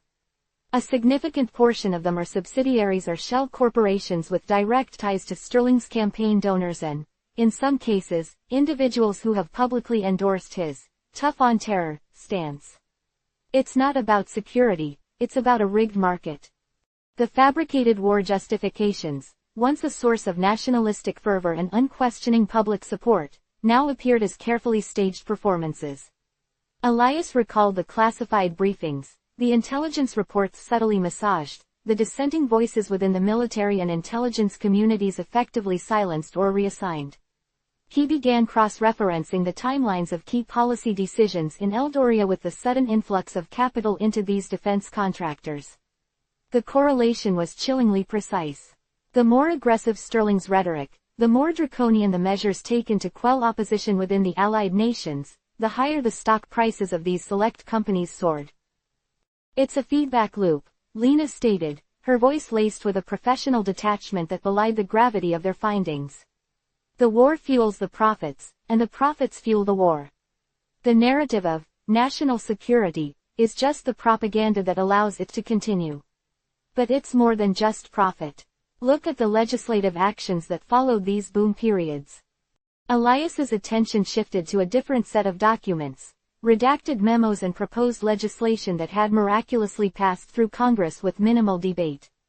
These were the laws that chipped away at civil liberties, ostensibly to combat terrorism, but which Elias now recognized as tools to suppress dissent. The Patriot Act's expansive surveillance powers, the increased restrictions on protest, the chilling effects of vague definitions of sedition, all of it seemed to have been strategically deployed to insulate Sterling's operation from scrutiny. They weren't just lining their pockets, Elias said, the realization dawning with a cold dread. They were building an infrastructure of control. The market manipulation provided the funds, and the erosion of freedoms provided the shield.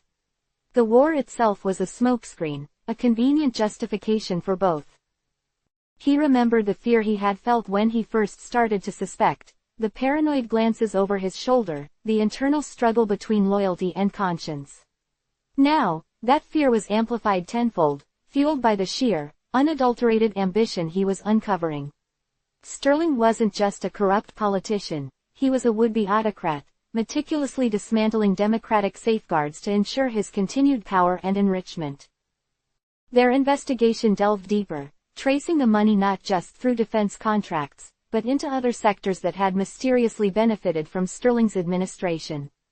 The deregulation of environmental protections, for instance, had coincided with lucrative land deals for energy companies with known ties to Sterling's associates, deals that often involved displacing indigenous communities or vital ecological zones. The privatization of certain public services, presented as efficiency measures, had led to massive contracts awarded to companies whose executives were frequent guests at White House functions or major campaign donors. Each revelation was another brick pulled from the foundation of Sterling's perceived legitimacy, exposing the hollow core beneath. And the silencing of dissent, Lena added, pulling up a separate file on her screen. It wasn't just bureaucratic obstruction.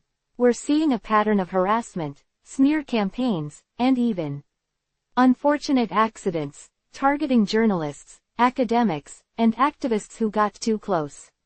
Remember Dr. R.S. Thorne, the economist who published that report questioning the austerity measures? His suicide looked less like a personal tragedy and more like a professional cleanup operation. Elias nodded, recalling Thorne's name. Thorne had been a voice of reason, a respected academic whose data-driven critiques had been largely ignored by the mainstream media, then controlled by Sterling's allies. His death had been a chilling reminder of the lengths to which Sterling's regime would go to maintain its narrative. Now, with the broader conspiracy coming into focus, Thorne's demise felt less like an isolated incident and more like a deliberate act of terror. The sheer audacity of Sterling's machinations was breathtaking. It wasn't a simple case of quid pro quo bribery, it was a systemic reprogramming of the nation's governance. Policies were not designed for the public good, but for the benefit of a select cabal. National interests were subverted to serve personal gain and consolidate power. The war in Eldoria, the economic reforms, the erosion of civil liberties, all were interconnected components of a grand, destructive plan. Elias felt a growing sense of urgency, a desperate need to get this information out to the world. He was no longer just a whistleblower, he was an archivist of a nation's downfall, a witness to its systematic subversion. The evidence he and Lena were accumulating wasn't just a collection of financial records and internal memos, it was the indictment of an entire administration, a blueprint of how a democracy could be systematically dismantled from within. One evening, as they were meticulously detailing the offshore accounts used to launder profits from the Eldorian conflict, Lena paused, her eyes narrowing. There's one more piece to this puzzle, Elias. This isn't just about money and power. It's about ideology. Sterling's rhetoric, the appeal to a distorted sense of nationalism, the demonization of elites, it's all designed to create a compliant populace, to make them believe that these radical policies are for their own good. She brought up a series of internal communications from Sterling's campaign team, communications that detailed focus group findings, propaganda strategies, and plans to exploit societal divisions. It was a chillingly cynical roadmap to manipulating public opinion. They had weaponized fear and resentment, using it to justify actions that benefited only themselves. They didn't just buy politicians, they bought the narrative, Elias whispered, the weight of it pressing down on him. They created the enemy they needed, both abroad and at home, to justify their actions. The magnitude of the conspiracy was becoming clearer with every passing hour. It was a rot that had been allowed to fester, to spread, until it had become an all-consuming malignancy. The Phoenix Initiative was merely a symptom. The disease was deeply embedded within the very soul of the administration. Elias and Lena were meticulously documenting not just the crimes, but the methodology, the psychological warfare, the systematic dismantling of truth itself. They were piecing together the anatomy of a modern coup, one that operated not with tanks and soldiers, but with spreadsheets, propaganda, and the calculated erosion of trust. The net was indeed closing in, but it was a net woven from lies and greed, and Elias Vance was determined to expose every single thread before it choked the life out of the nation entirely. The process was arduous, fraught with peril, and the sheer volume of evidence was overwhelming, but with each new connection made, with each verified transaction, the picture became starker, the indictment clearer, and the resolve to see it through, unyielding. The days of Sterling's carefully constructed facade were numbered, and the unraveling had begun in earnest. The air in the Oval Office had always been thick with the scent of polished mahogany and power, but now, it was acrid with the cloying odor of desperation. President Sterling, a man whose carefully cultivated image of unflinching resolve was beginning to fray at the edges, paced the plush carpet like a caged beast. The whispers had grown too loud, the anonymous leaks too frequent, and the ever-present hum of Elias Vance's investigation, though its specifics remained shrouded in classified shadows, was a constant, gnawing presence at the back of his mind. He could feel the net tightening, a slow, inexorable constricture that threatened to crush the carefully constructed edifice of his presidency. His pronouncements, once measured and delivered with a practiced, reassuring gravitas, had become increasingly strident. During a recent press conference, ostensibly to address economic anxieties, his words had veered wildly off script. There are those, he declared, his voice a low growl that sent a ripple of unease through the assembled reporters, who seek to undermine this nation from within. They are traitors, working with foreign adversaries to sow discord and dismantle the progress we have made. We will not tolerate such sedition. We will root them out. Every last one of them. The veiled threat, intended to intimidate, only served to confirm the growing suspicions. It was the bark of a cornered animal, its ferocity born of fear. The paranoia had begun subtly. A hushed conversation overheard in a corridor, a subordinate's unusually long absence from their desk, a cryptic email that vanished from an inbox. Sterling, once confident in the loyalty of his inner circle, now saw shadows in every corner. He'd ordered discreet surveillance on several key members of his own staff, individuals he'd once considered unshakable pillars of his administration. Encrypted communications were monitored, personal devices scanned, and meetings scrutinized with an almost obsessive zeal. He needed to know who was talking, who was leaking, who was betraying him. The trust he had so carefully cultivated had curdled into suspicion, and suspicion, in Sterling's world, was a precursor to elimination. One of his most trusted advisors, a man named Marcus Thorne, who had been instrumental in shaping Sterling's public image, found himself increasingly sidelined. Thorne, a seasoned strategist with a keen understanding of political optics, had begun to express subtle reservations about the president's increasingly aggressive rhetoric. He'd gently suggested a more measured approach, a return to the reassuring platitudes that had served Sterling so well in the past. But Sterling, fueled by a potent cocktail of fear and arrogance, interpreted Thorne's caution as dissent, his advice as defiance. "He's losing it, Arthur," Thorne confided to his wife one evening, his voice strained. "He's seeing enemies everywhere. He asked me about my contacts in the financial sector yesterday. Why, what does that have to do with anything? I feel like I'm walking on eggshells in my own office." Arthur, a pragmatist who had always harbored a healthy skepticism of Sterling's inner circle, simply nodded, his expression grim. He'd seen this before, the descent into madness that often accompanied unchecked power. Sterling's desperation manifested in increasingly erratic decision-making. He'd authorized a preemptive strike against a small, insignificant militia group in a remote region of South America, citing unsubstantiated intelligence that they were funneling funds to Sterling's perceived enemies back home. The operation was a logistical nightmare, a colossal waste of resources, and ultimately, achieved nothing. But for Sterling, it was a grand gesture, a display of decisive action designed to project strength and intimidate any potential adversaries. He needed to remind everyone who was in charge, to show that he would not be cowed. The intelligence reports, of course, were fabricated, meticulously crafted by Sterling's loyalists to justify his impulsive decree. The architects of the fabrication, men like Director Thorne of the CIA, not to be confused with Marcus Thorne, the advisor, had become indispensable, their ability to manipulate information a valuable asset in Sterling's increasingly precarious situation. The purges within the administration were swift and brutal. Individuals who had voiced even the slightest dissent, who had been perceived as wavering in their loyalty, found themselves abruptly reassigned, their careers unceremoniously terminated, or worse. A promising young aide, a former prodigy from Sterling's alma mater, was found to have had a brief, cordial correspondence with a journalist known for her critical reporting. Within 24 hours, the aide had been asked to resign for personal reasons, his name scrubbed from the White House roster as if he had never existed. The message was clear. Conformity was not just expected, it was mandatory.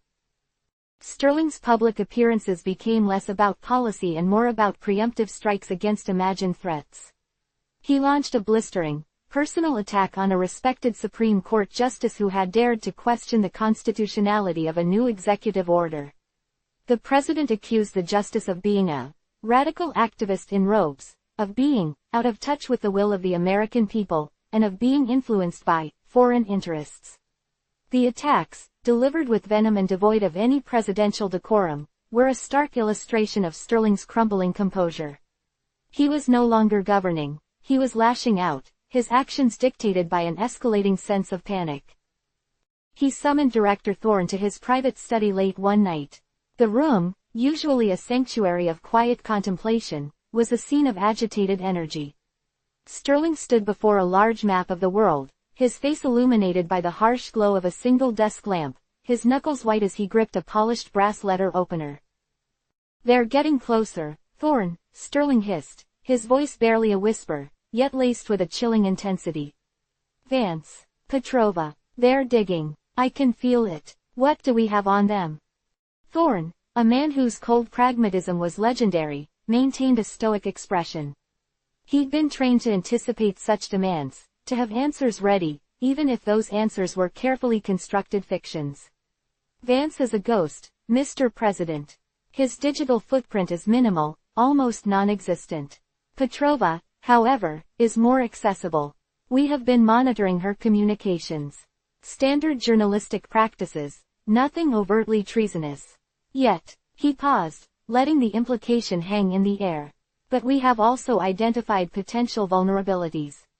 Sterling's eyes narrowed. "Vulnerabilities? What kind?" "Her sources," Thorne replied, his voice even. "Journalism, as you know, relies on a network. If we can identify and compromise those sources, her investigation will wither on the vine. And Vance, if he is indeed working with her, will be left isolated." A cruel smile spread across Sterling's face. "Isolate him, then neutralize him. I want Vance silenced, Thorne. Permanently. I don't care how. Just make him disappear. And Petrova, make sure her work is discredited. Ruined. Publicly." Thorne met Sterling's gaze, his own eyes devoid of emotion. "Consider it done, Mr. President. We will initiate Operation Nightingale immediately." Operation Nightingale, a chilling euphemism for a series of clandestine operations designed to discredit, isolate, and eliminate threats to the administration. It was a tool Sterling had wielded before, in subtler ways, but now, under duress, he was willing to unleash its full, brutal potential. Sterling's desperation was a palpable force, transforming him from a calculated politician into a primal force of destruction. The carefully constructed facade of statesmanship had shattered, revealing the raw, unadulterated savagery of a predator trapped. He was no longer playing a game, he was fighting for survival, and in his fight, he was willing to burn everything to the ground, including the very foundations of the nation he was sworn to protect. The net was closing in, but Sterling's response was not to retreat, but to strike out with an unprecedented ferocity, a final, desperate attempt to tear it asunder before it could claim him. His reign, built on a foundation of carefully manufactured lies and ruthless ambition, was teetering, and in its collapse, it threatened to drag the country into an abyss of his own making. The predator, cornered and exposed, was revealing its true, terrifying nature. The hushed, sterile confines of the secure debriefing room offered no comfort, only a stark, unyielding reality. The man seated opposite Elias Vance, once a beacon of unwavering loyalty to President Sterling, now appeared as a shattered relic, his carefully constructed composure reduced to a trembling facade. His name, whispered only in the highest echelons of power, was irrelevant now. What mattered was the seismic shift he represented, the irrefutable proof he carried, not in his briefcase, but etched into his very soul. This was no ordinary informant. This was a double agent's gambit, a desperate, last-ditch maneuver that would irrevocably alter the course of the investigation, and perhaps, the nation. They thought I was expendable, the official began, his voice a raspy murmur, a stark contrast to the booming authority he once wielded. His eyes, once sharp and decisive, now darted nervously around the room, as if expecting phantom eyes to be watching, listening. Thorne, he made it clear, my loyalty was no longer a currency, but a liability. When Sterling initiated Operation Nightingale, targeting not just external threats, but anyone who even dared to question his methods, I knew my time was short. He paused, drawing a shaky breath. They tasked me with gathering information on Vance, on Petrova, to find their weaknesses, to feed Sterling the intel he craved to destroy them. Vance remained impassive, his gaze steady, a silent invitation for the man to continue. He'd anticipated such a turn, though the timing and the source were beyond his initial projections. The deeper Sterling dug, the more he exposed, and eventually, someone from within his inner circle would be forced to choose sides, or face obliteration. This man, however, had not merely chosen a side, he had orchestrated his own escape, a calculated risk with unimaginable stakes. I played along, the official continued, his hands clasped tightly in his lap, his knuckles white. I fed them just enough, just the right kind of disinformation to keep them occupied, to make them think they were hunting Vance and Petrova. But in reality, I was doing the opposite. I was gathering evidence, not just on Sterling's illegal activities, his money laundering, his corruption, but on the specific orders. The direct directives. The ones that led to the silencing of anyone who stood in his way. A chill traced its way down Vance's spine. He knew, of course, of the disappearances, the sudden resignations, the carefully orchestrated ruin of careers. But the official's hushed tone, the tremor in his voice, suggested something far more sinister. The journalist, Vance stated, his voice low, probing. The one who was investigating the offshore accounts. Sarah Jenkins. The official flinched as if struck. Yes, Jenkins. Sterling. Sterling saw her as a direct threat. Not just to his financial dealings, but to the narrative he had so painstakingly constructed. Thorne. He presented Sterling with an ultimatum. Either Jenkins is dealt with, or her story breaks, and the entire edifice crumbles. Sterling didn't hesitate. He authorized it. He gave Thorne the go-ahead to neutralize her. And Thorne outsourced the dirty work. Made it look like an accident. A mugging gone wrong. But I saw the memos. The communication logs. Sterling's direct approval. And I have them. He reached into his jacket, his movements deliberate, almost agonizingly slow. From an inner pocket, he withdrew a slim, unmarked USB drive. It wasn't the physical object that held Vance's attention, but the weight it represented. This single piece of technology contained the genesis of Sterling's downfall, the irrefutable evidence that would shatter his presidency and bring him to justice. There are encrypted files, the official explained, his voice barely audible. Complete communication logs between Sterling and Thorne. Transcripts of their private conversations. Financial records that detail every illicit transaction, every payoff. And the most damning, the signed directive, authorizing the termination of Sarah Jenkins. He pushed the drive across the table. It's all there. The proof Sterling ordered her murder. Vance picked up the drive, his fingers brushing against the cool plastic. This was the turning point. The betrayal from within, the act of a man pushed beyond his breaking point, was the linchpin. The official's motivations were a complex tapestry of self-preservation, a deep-seated moral revulsion, and perhaps, a desperate thirst for retribution against the man who had betrayed him. "Why now?" Vance asked, his eyes locked on the official. "You've been in Thorne's inner circle. You've been complicit. Why risk everything now?" A shadow passed over the official's face, a flicker of regret, of pain. "Complicit. I was a pawn, Vance. A highly paid, highly decorated pawn. I believed in Sterling's vision, for a while. I thought he was strong enough to lead us. But then I saw the rot. The fear, the sheer brutality, when he authorized Nightingale, when he started targeting his own people. When he ordered the death of a journalist for doing her job. I couldn't stomach it anymore. I was supposed to be a loyal servant of the state, not an accomplice to murder. Thorne made it clear my options were limited. Fall in line, or disappear like Jenkins." He let out a hollow laugh. "I chose to disappear, on my own terms. I used my access, my knowledge of their systems, to gather this. To ensure Sterling paid for what he's done. And Thorne, he's just as culpable." The moral compromises made within Sterling's orbit were becoming agonizingly clear. The veneer of patriotism and national security had been a carefully crafted illusion, masking a desperate struggle for power and survival. Those who had benefited from Sterling's rise, who had benefited from his ruthlessness, were now faced with the stark reality of his depravity. Some, like Thorne, doubled down, their loyalty a twisted form of self-interest. Others, like this man, were finally forced to confront the abyss. "And immunity?" Vance inquired, his tone neutral. He knew the price of such cooperation. The official nodded slowly. "I expect it. I've done terrible things, Vance. Things I will carry with me to my grave. But I've also stopped a monster. I've provided you with the means to bring him down. I'm willing to testify, to face the consequences, as long as Sterling faces his." The weight of the USB drive in Vance's hand felt immense. This was more than just evidence. It was a confession, a plea, a declaration of war. The information contained within would not only expose Sterling's criminal enterprise but would also reveal the chilling extent of his paranoia and the brutal methods he employed to maintain his grip on power.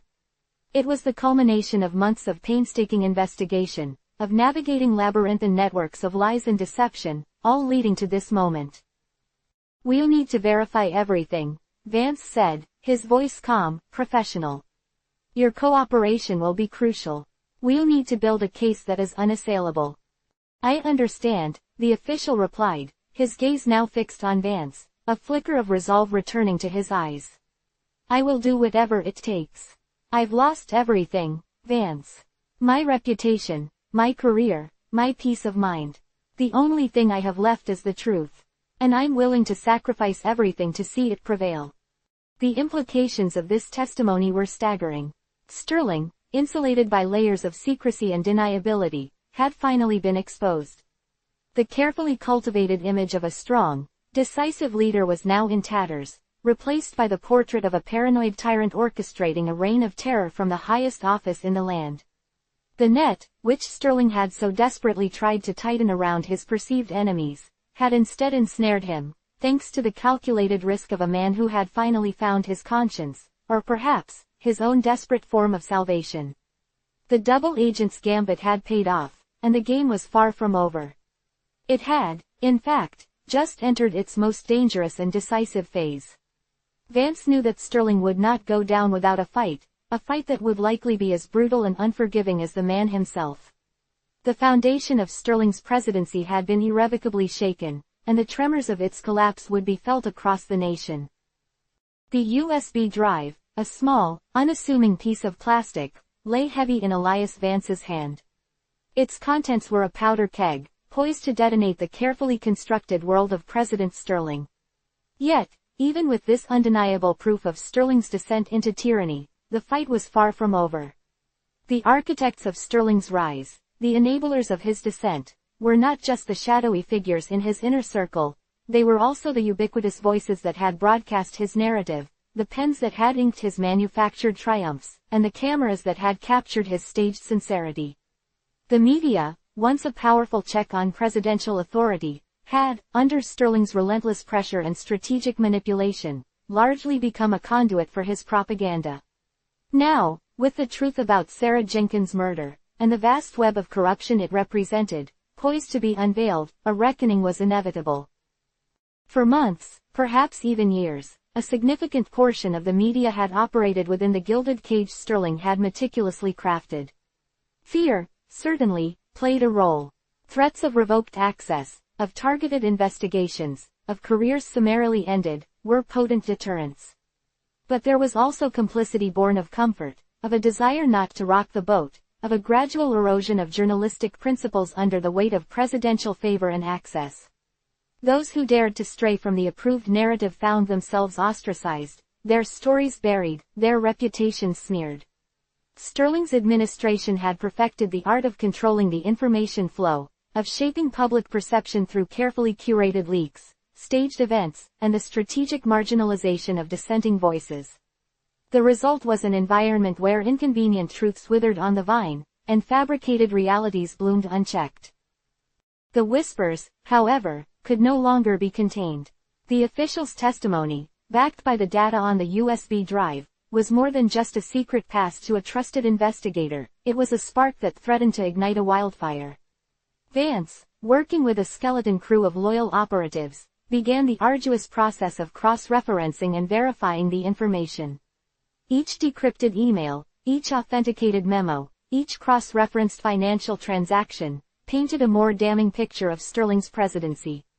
Operation Nightingale, initially presented as a necessary measure to protect national security, was revealed to be a brutal, systematic campaign of repression, designed to silence any opposition, real or perceived. Sarah Jenkins, the tenacious journalist who had dared to follow the money, had become its most prominent victim. Her story, once a hushed tragedy, was about to become the rallying cry for accountability. The challenge, however, lay in disseminating this truth. Sterling's influence extended deep into the media landscape. Powerful networks and publications, beholden to administration patronage or terrified of reprisal, had maintained a complicit silence. Even those journalists who harbored doubts, who suspected the rot beneath the polished surface, found themselves constrained by editorial pressures, by a fear of being labeled as conspiratorial or radical. The carefully cultivated image of Sterling as a benevolent protector of the nation was deeply ingrained, and shattering it would require more than just a single, explosive revelation. It would require a coordinated effort, a unified front of courageous journalists willing to risk everything. But the tide was beginning to turn. The official, under Vance's protection, provided not only evidence but also invaluable insights into the internal workings of Sterling's administration. He knew which journalists had been leaning too hard on sensitive topics, which editors had been subtly pressured, and which media figures had been co-opted through lucrative deals or veiled threats.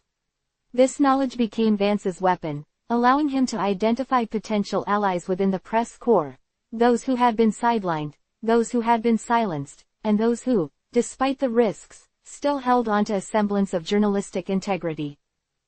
One such individual was Anya Sharma, a seasoned investigative reporter for a respected but currently struggling online publication. Sharma had been one of the first to flag irregularities surrounding the offshore accounts that Sarah Jenkins had been investigating. Her initial reports had been met with a deafening silence from the mainstream media, and her own publication had been under immense pressure to back off. Vance, through a carefully orchestrated intermediary, made contact. He didn't reveal the full extent of his hand, but he provided Sharma with just enough to reignite her investigative fire, enough to confirm her deepest suspicions. He spoke of unimpeachable sources and irrefutable documentation, pointing to high-level complicity in a national scandal. Sharma, a woman whose reputation was built on a relentless pursuit of truth, didn't hesitate. She recognized the gravity of Vance's veiled warnings, the sheer danger inherent in his cryptic overtures. She had experienced the chilling effect of Sterling's power firsthand when her own articles were systematically suppressed. Now, presented with the potential to finally break the dam of silence, she knew she had to act. Vance provided her with fragments of the evidence, carefully selected pieces designed to allow her to conduct her own independent verification, to build a narrative that was undeniably her own, thus shielding Vance and his source. The process was agonizingly slow, fraught with the constant threat of discovery. Sharma worked in secret, using encrypted channels, meeting sources in clandestine locations, and relying on a network of trusted, albeit terrified, contacts. As Sharma delved deeper, her initial skepticism gave way to a cold, hard certainty. The sheer audacity of Sterling's actions, the calculated cruelty behind the order to silence Jenkins, was staggering. She found links between Sterling's inner circle and shell corporations, tracing the flow of illicit funds with a meticulousness that would have made Jenkins proud. Each discovery was a testament to the courage of the man who had provided Vance with the evidence and a stark reminder of the power of a free press, a power that had been systematically undermined. The dilemma for Sharma was immense. Publishing this story would undoubtedly put her life and the life of her publication at extreme risk. Yet, remaining silent would mean allowing Sterling's reign of terror to continue unchallenged, betraying the very principles she had dedicated her career to upholding. Meanwhile, Vance continued to work on multiple fronts. He understood that Anya Sharma's reporting, while crucial, would likely be dismissed by some as the work of a fringe publication. To create a broader impact, he needed to breach the fortresses of the more established media outlets. This involved a delicate dance of persuasion and pressure. He began to feed carefully selected information to a handful of veteran journalists known for their integrity, individuals who had previously been marginalized by Sterling's administration but who retained a deep respect within the industry. These were not reporters seeking sensationalism, they were seasoned professionals who understood the weight of evidence and the importance of accuracy. One such journalist was Marcus Bellwether, a Pulitzer Prize winner whose career had been stalled after he published a series of critical pieces on the economic policies of a previous administration, only to find himself persona non grata at the White House. Bellwether, now operating largely independently, had become a keen observer of the erosion of journalistic standards.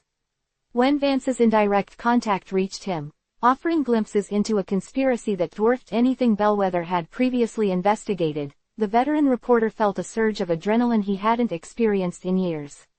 Bellwether, unlike Sharma, had the institutional backing, however diminished, of a major news organization, albeit one that was now extremely cautious. He was able to leverage his contacts to begin corroborating the information Vance was subtly feeding him, cross-referencing financial records and tracking down former administration officials who had been quietly sidelined.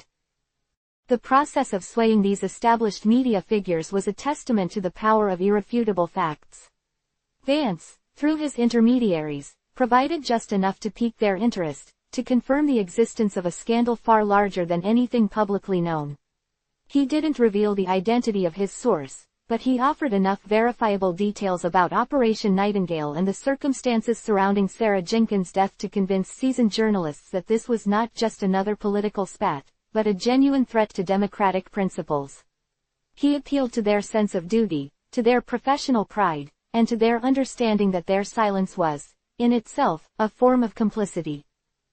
As Anya Sharma's initial reports began to gain traction online, generating significant buzz within independent media circles, the pressure on the mainstream outlets intensified.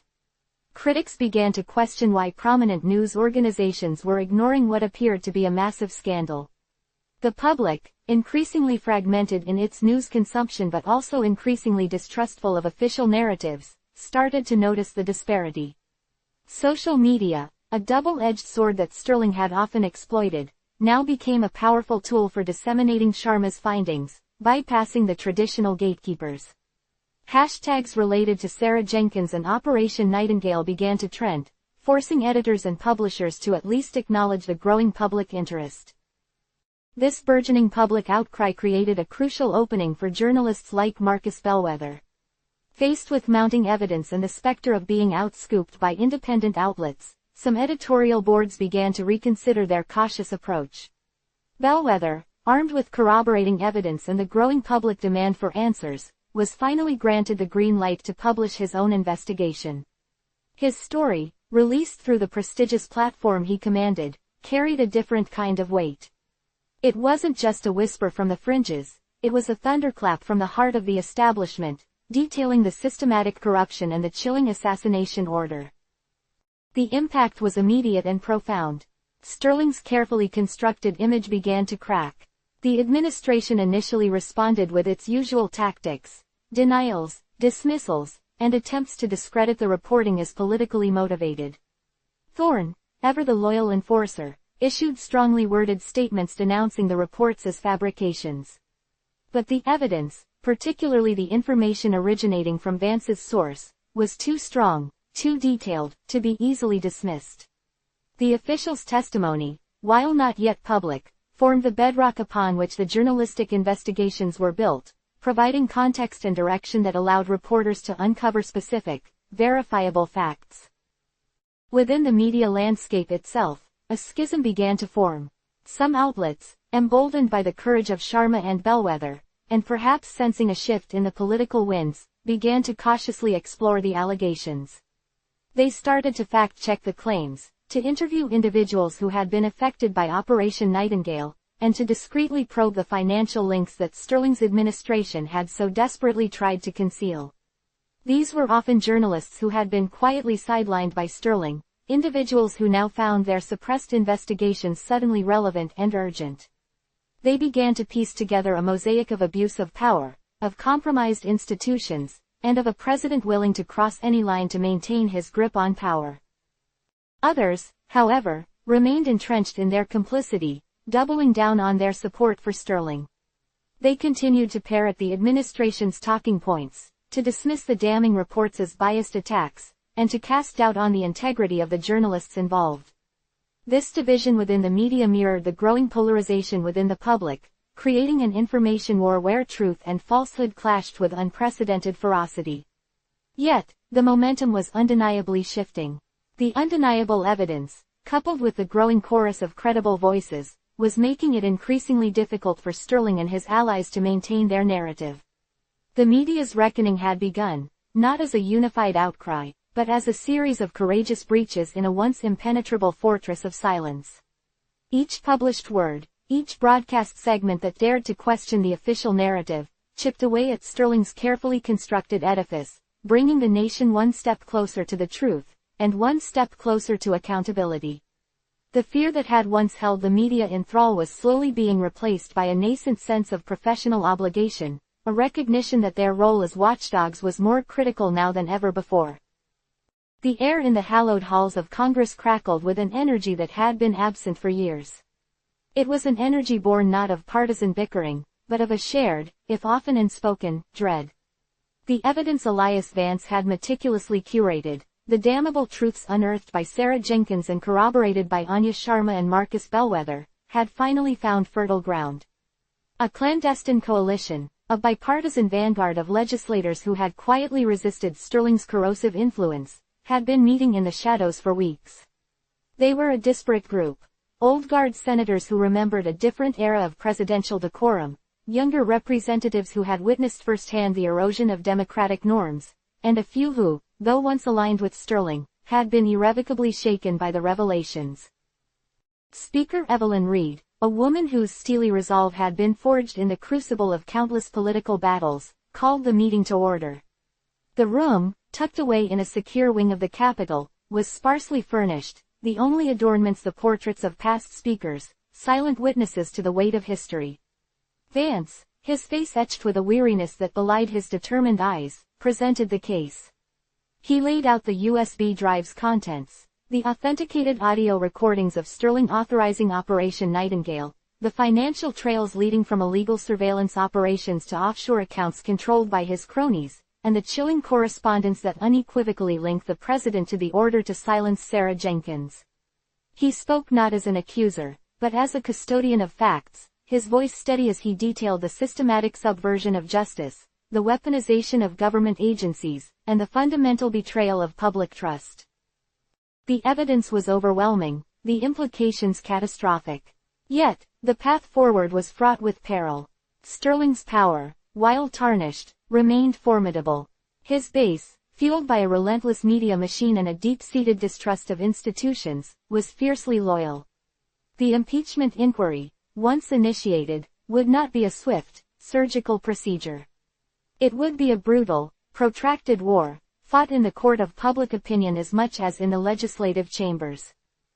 Representative David Chen, a rising star known for his sharp legal mind and his unwavering commitment to constitutional principles, outlined the procedural steps. "We must begin with a formal resolution of inquiry," he explained, his gaze sweeping across the assembled faces. "This will allow the Judiciary Committee to subpoena documents, compel testimony, and build a comprehensive record. It will be a public process, designed to expose the truth, not just to ourselves, but to the American people." The resolution, drafted with painstaking care to ensure it was unassailable on legal grounds, targeted not just Sterling's direct involvement in Operation Nightingale and the assassination of Sarah Jenkins, but also his broader pattern of obstruction of justice, abuse of power, and contempt for the rule of law. The vote on the resolution of inquiry was a watershed moment. It was brought to the floor under a closed rule, designed to prevent dilatory tactics and ensure a swift up or down vote. The debate was tense, the chamber divided. Sterling's allies, their faces a mask of indignation, railed against what they called a politically motivated witch hunt. They accused the opposition of treason, of undermining the president at a time of supposed national peril. They invoked the specter of past impeachments, attempting to paint this current effort as a partisan power grab, a desperate attempt by the losing side to overturn a democratic election. But the evidence, amplified by the growing whispers from the mainstream media, was beginning to chip away at their rhetoric. Anya Sharma's continued online reporting, now backed by more discreet corroboration from Marcus Bellwether's more established platform, had created a groundswell of public unease. The president's denials, once met with automatic acceptance by a significant portion of the populace, were now being met with a critical eye, a growing skepticism. The audio clips, the damning emails, these were not abstract accusations. They were tangible proof that resonated with a public weary of political spin. Speaker Reid, in her closing remarks before the vote, was unsparing. "We are not here to overturn an election," she stated, her voice ringing with conviction. "We are here to uphold the Constitution. We are here to ensure that no one, not even the President of the United States, is above the law. The evidence presented demands inquiry. To ignore it, to dismiss it out of hand, would be a dereliction of our sacred duty." The vote was agonizingly close, a tense count that stretched for what felt like an eternity. When the final tally was announced, a razor-thin majority in favor of the resolution, a collective sigh, a mixture of relief and apprehension, swept through the chamber. The impeachment inquiry of President Sterling had officially begun. The days that followed were a blur of frantic activity. The House Judiciary Committee, under the leadership of Representative Chen, transformed into a war room. Subpoenas were drafted and dispatched, demanding documents from every corner of the executive branch, White House communications, intelligence agency records, Justice Department files. The administration's initial response was swift and predictably obstructive. Sterling, in a televised address from the Oval Office, decried the inquiry as a sham, a coup attempt, by his political enemies. He vowed to fight it with every tool at his disposal, signaling his intent to invoke executive privilege and to rally his supporters against what he framed as an existential threat to his presidency and, by extension, the nation. Attorney General Thorne, Sterling's loyal enforcer, became the linchpin of the administration's defense. He unleashed a barrage of legal challenges, filing motions to quash subpoenas, seeking protective orders, and arguing that any congressional inquiry into the president's actions constituted an unconstitutional infringement on executive authority.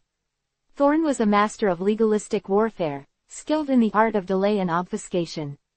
He understood that if he could tie the inquiry up in court, forcing lengthy appeals and procedural battles, Sterling's political window of opportunity would shrink. The initial hearings before the Judiciary Committee were a spectacle of legal wrangling and political theater. Sterling's legal team, led by Thorne, sought to control the narrative, challenging the committee's jurisdiction, questioning the admissibility of evidence, and demanding that Vance and his team prove the authenticity of every document and recording. They attempted to portray Vance as a rogue operative with a political agenda, and Thorne, in his televised pronouncements, worked tirelessly to sow seeds of doubt about the veracity of the evidence. He argued that the audio recordings could be manipulated, that the financial records could be misinterpreted, and that the witness testimonies were being coerced. The committee, however, was prepared. Elias Vance, calm and unruffled, systematically presented the evidence, explaining the chain of custody for each document, the forensic analysis performed on the recordings, and the corroboration that linked each piece of information back to the president.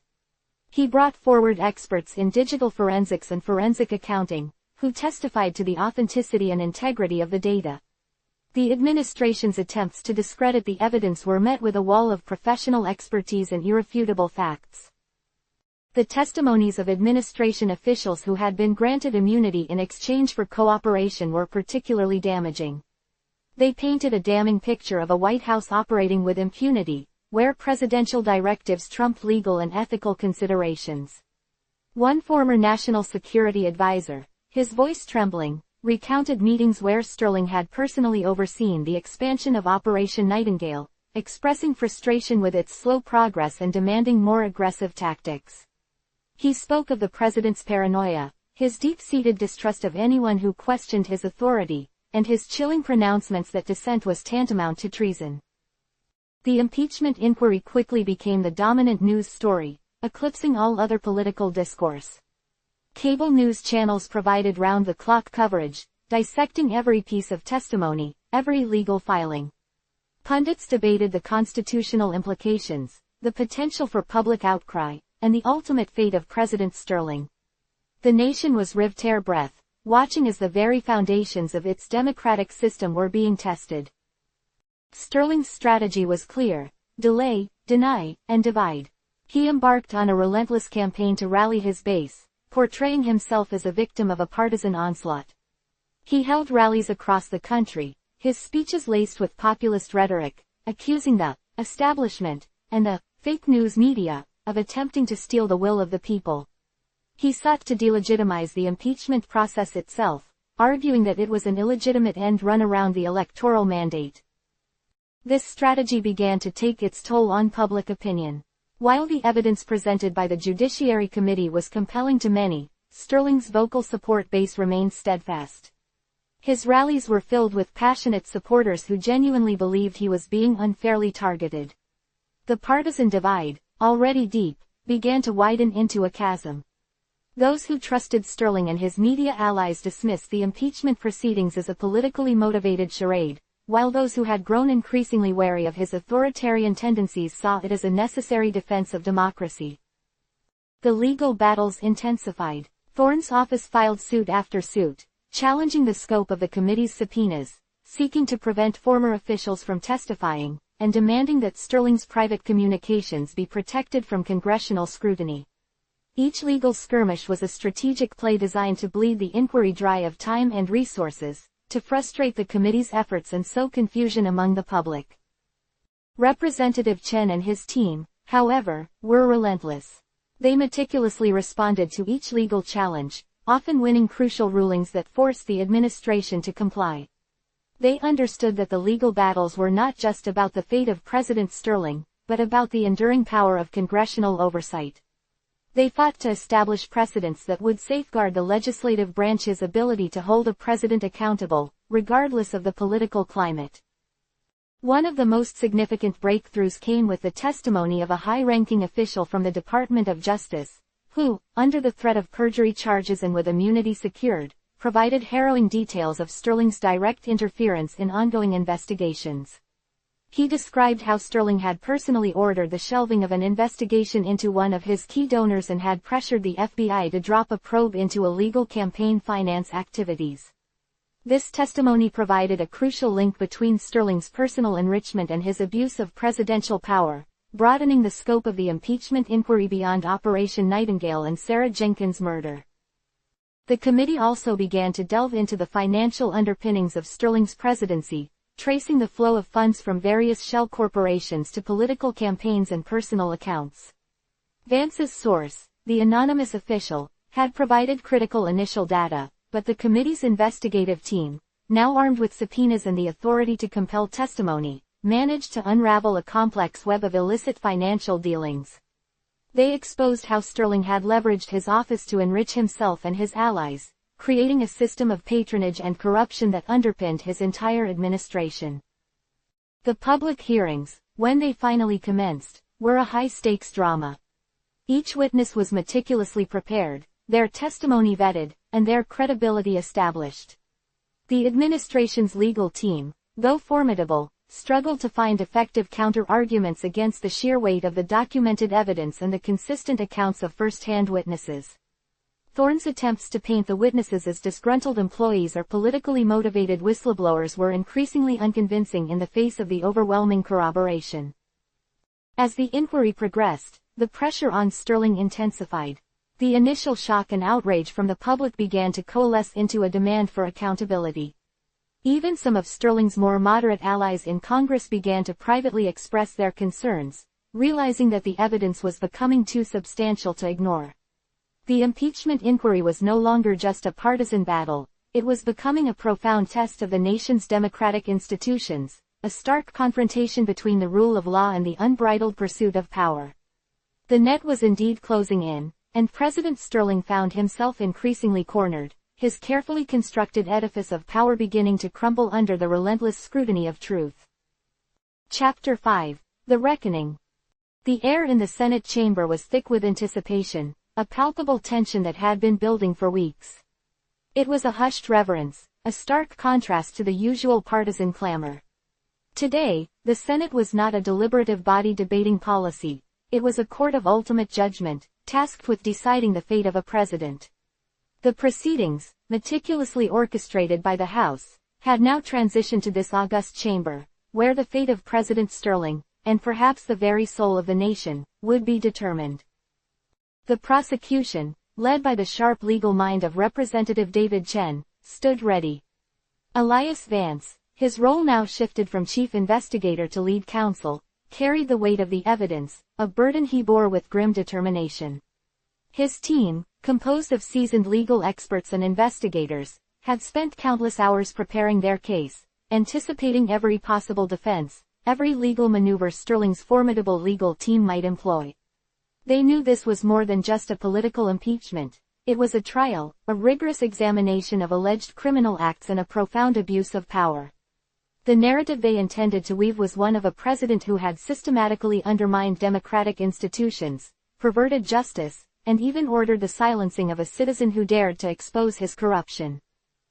Opposite them sat President Sterling, a figure of defiant pride, his jaw set, his eyes scanning the faces of the senators who would soon hold his presidency, his legacy, in their hands.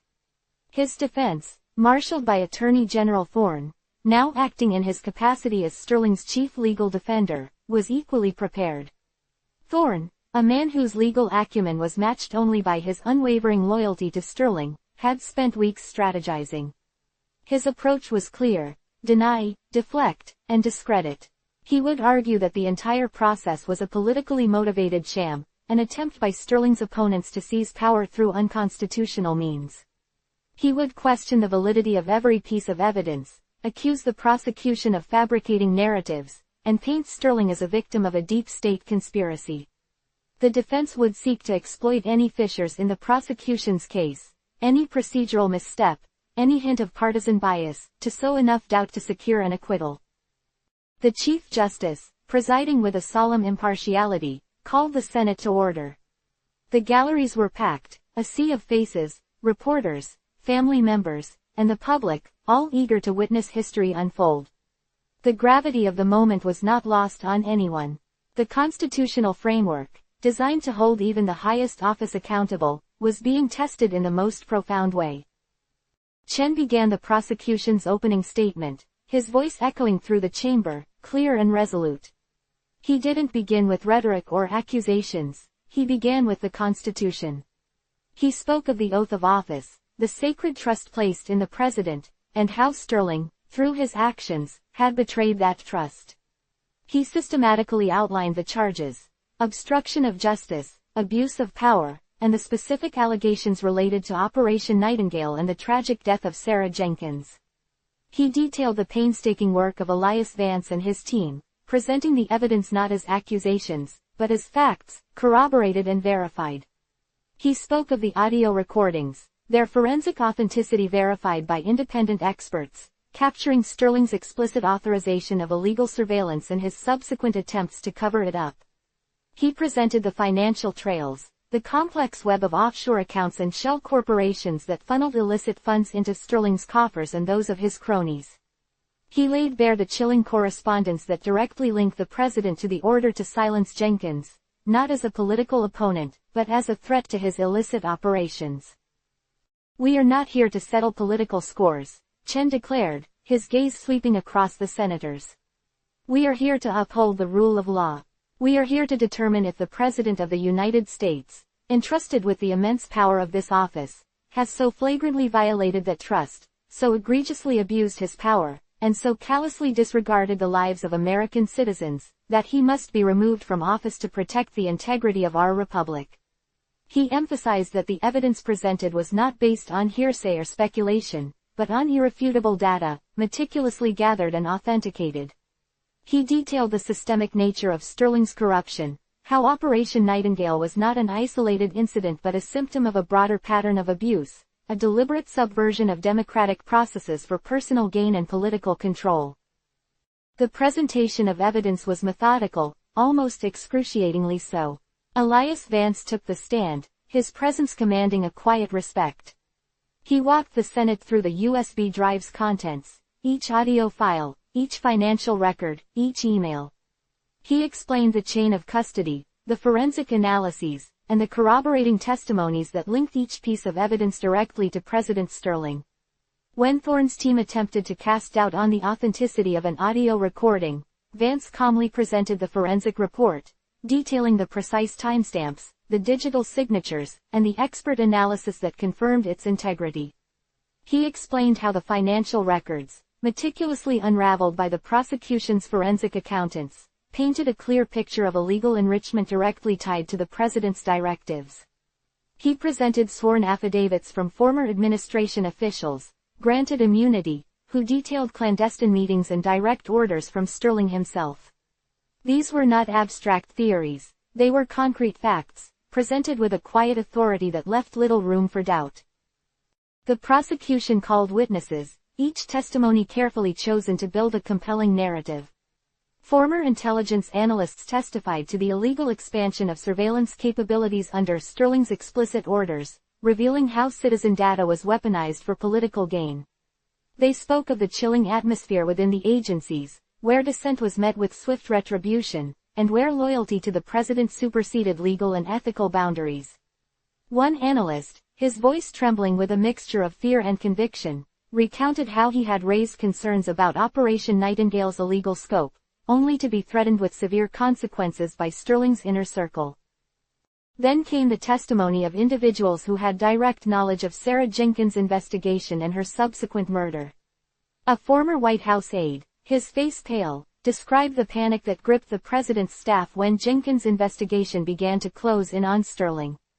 He detailed a covert meeting where Sterling, his face contorted in rage, declared that Jenkins was a threat to national security, and demanded that she be dealt with.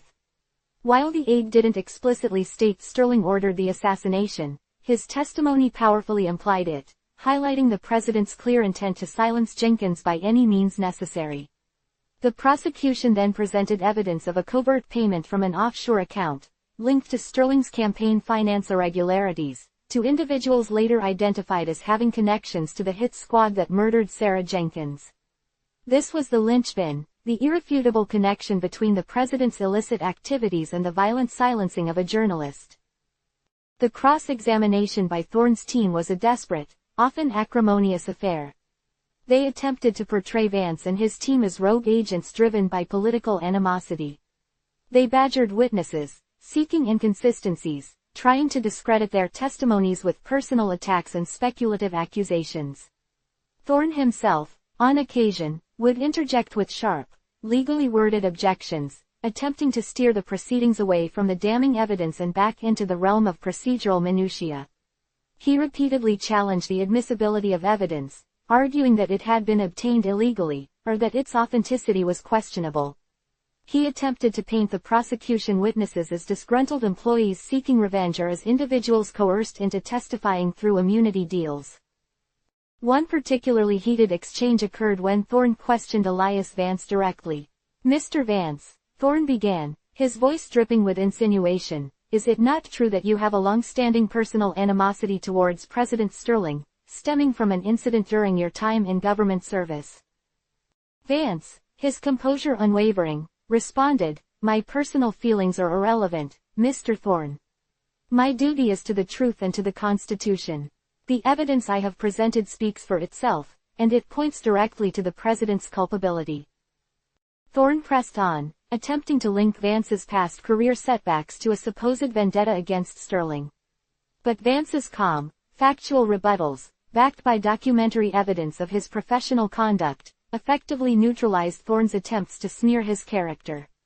The senators watched, keenly observing the performance of both legal teams, assessing the credibility of each assertion.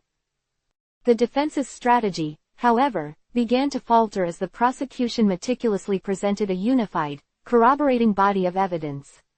The testimonies, though from disparate sources, painted a consistent picture of a president who prioritized his own power and enrichment over the law and the safety of his citizens. The financial records were undeniable. The audio recordings, once presented with their forensic validation, became damning proof. Thorne's attempts to create alternative narratives were met with skepticism, as each piece of evidence, when examined in context, reinforced the prosecution's central thesis. One of the most significant moments of the defense's unraveling came with the testimony of a former White House counsel, an individual known for her meticulous adherence to legal precedent. Under oath, and with immunity secured, she testified to Sterling's direct interference in ongoing Justice Department investigations.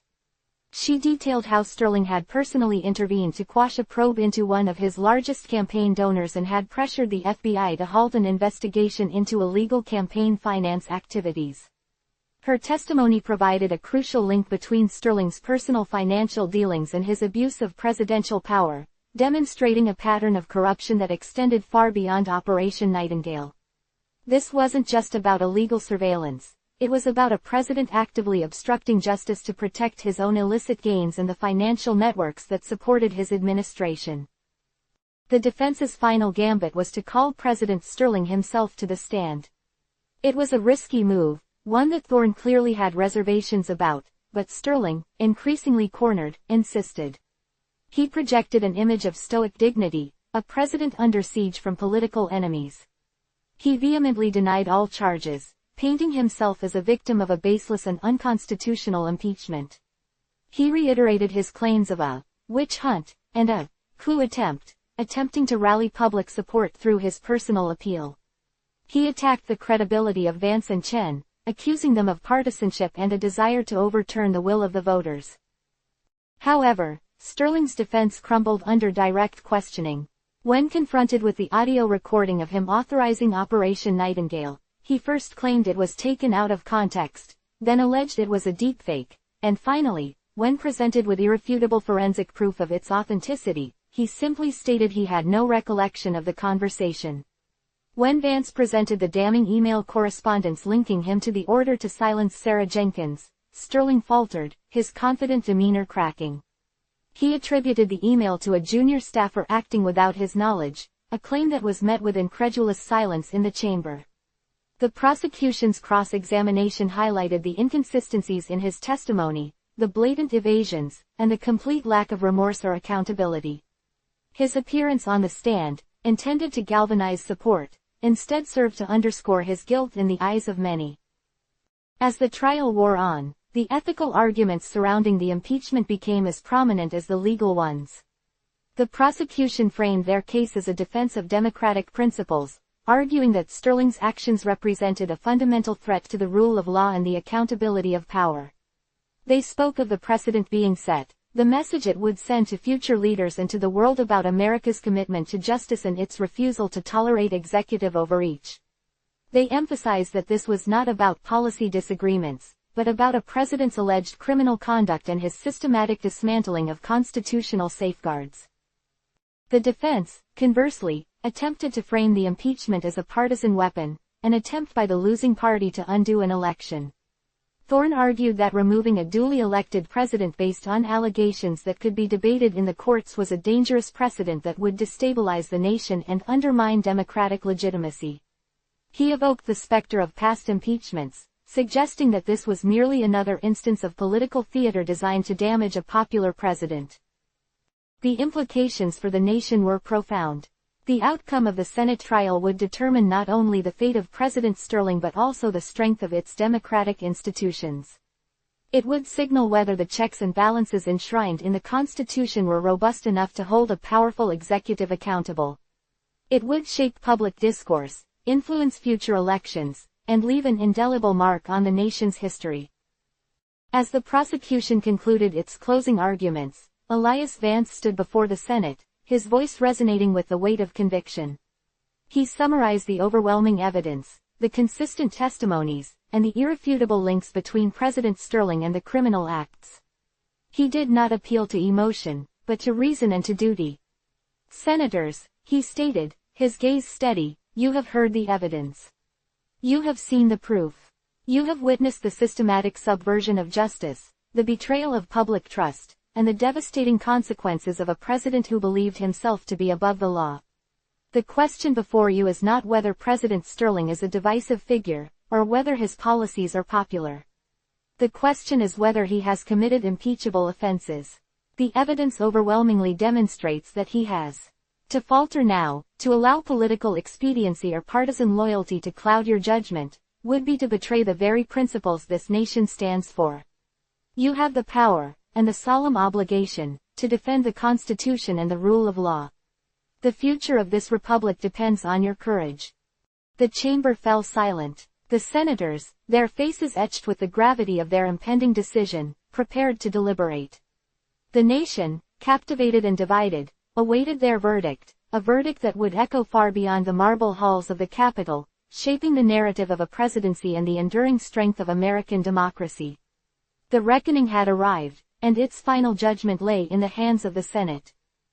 The air in the Senate chamber, already taut with the weight of history, grew heavy with a new, almost suffocating dread.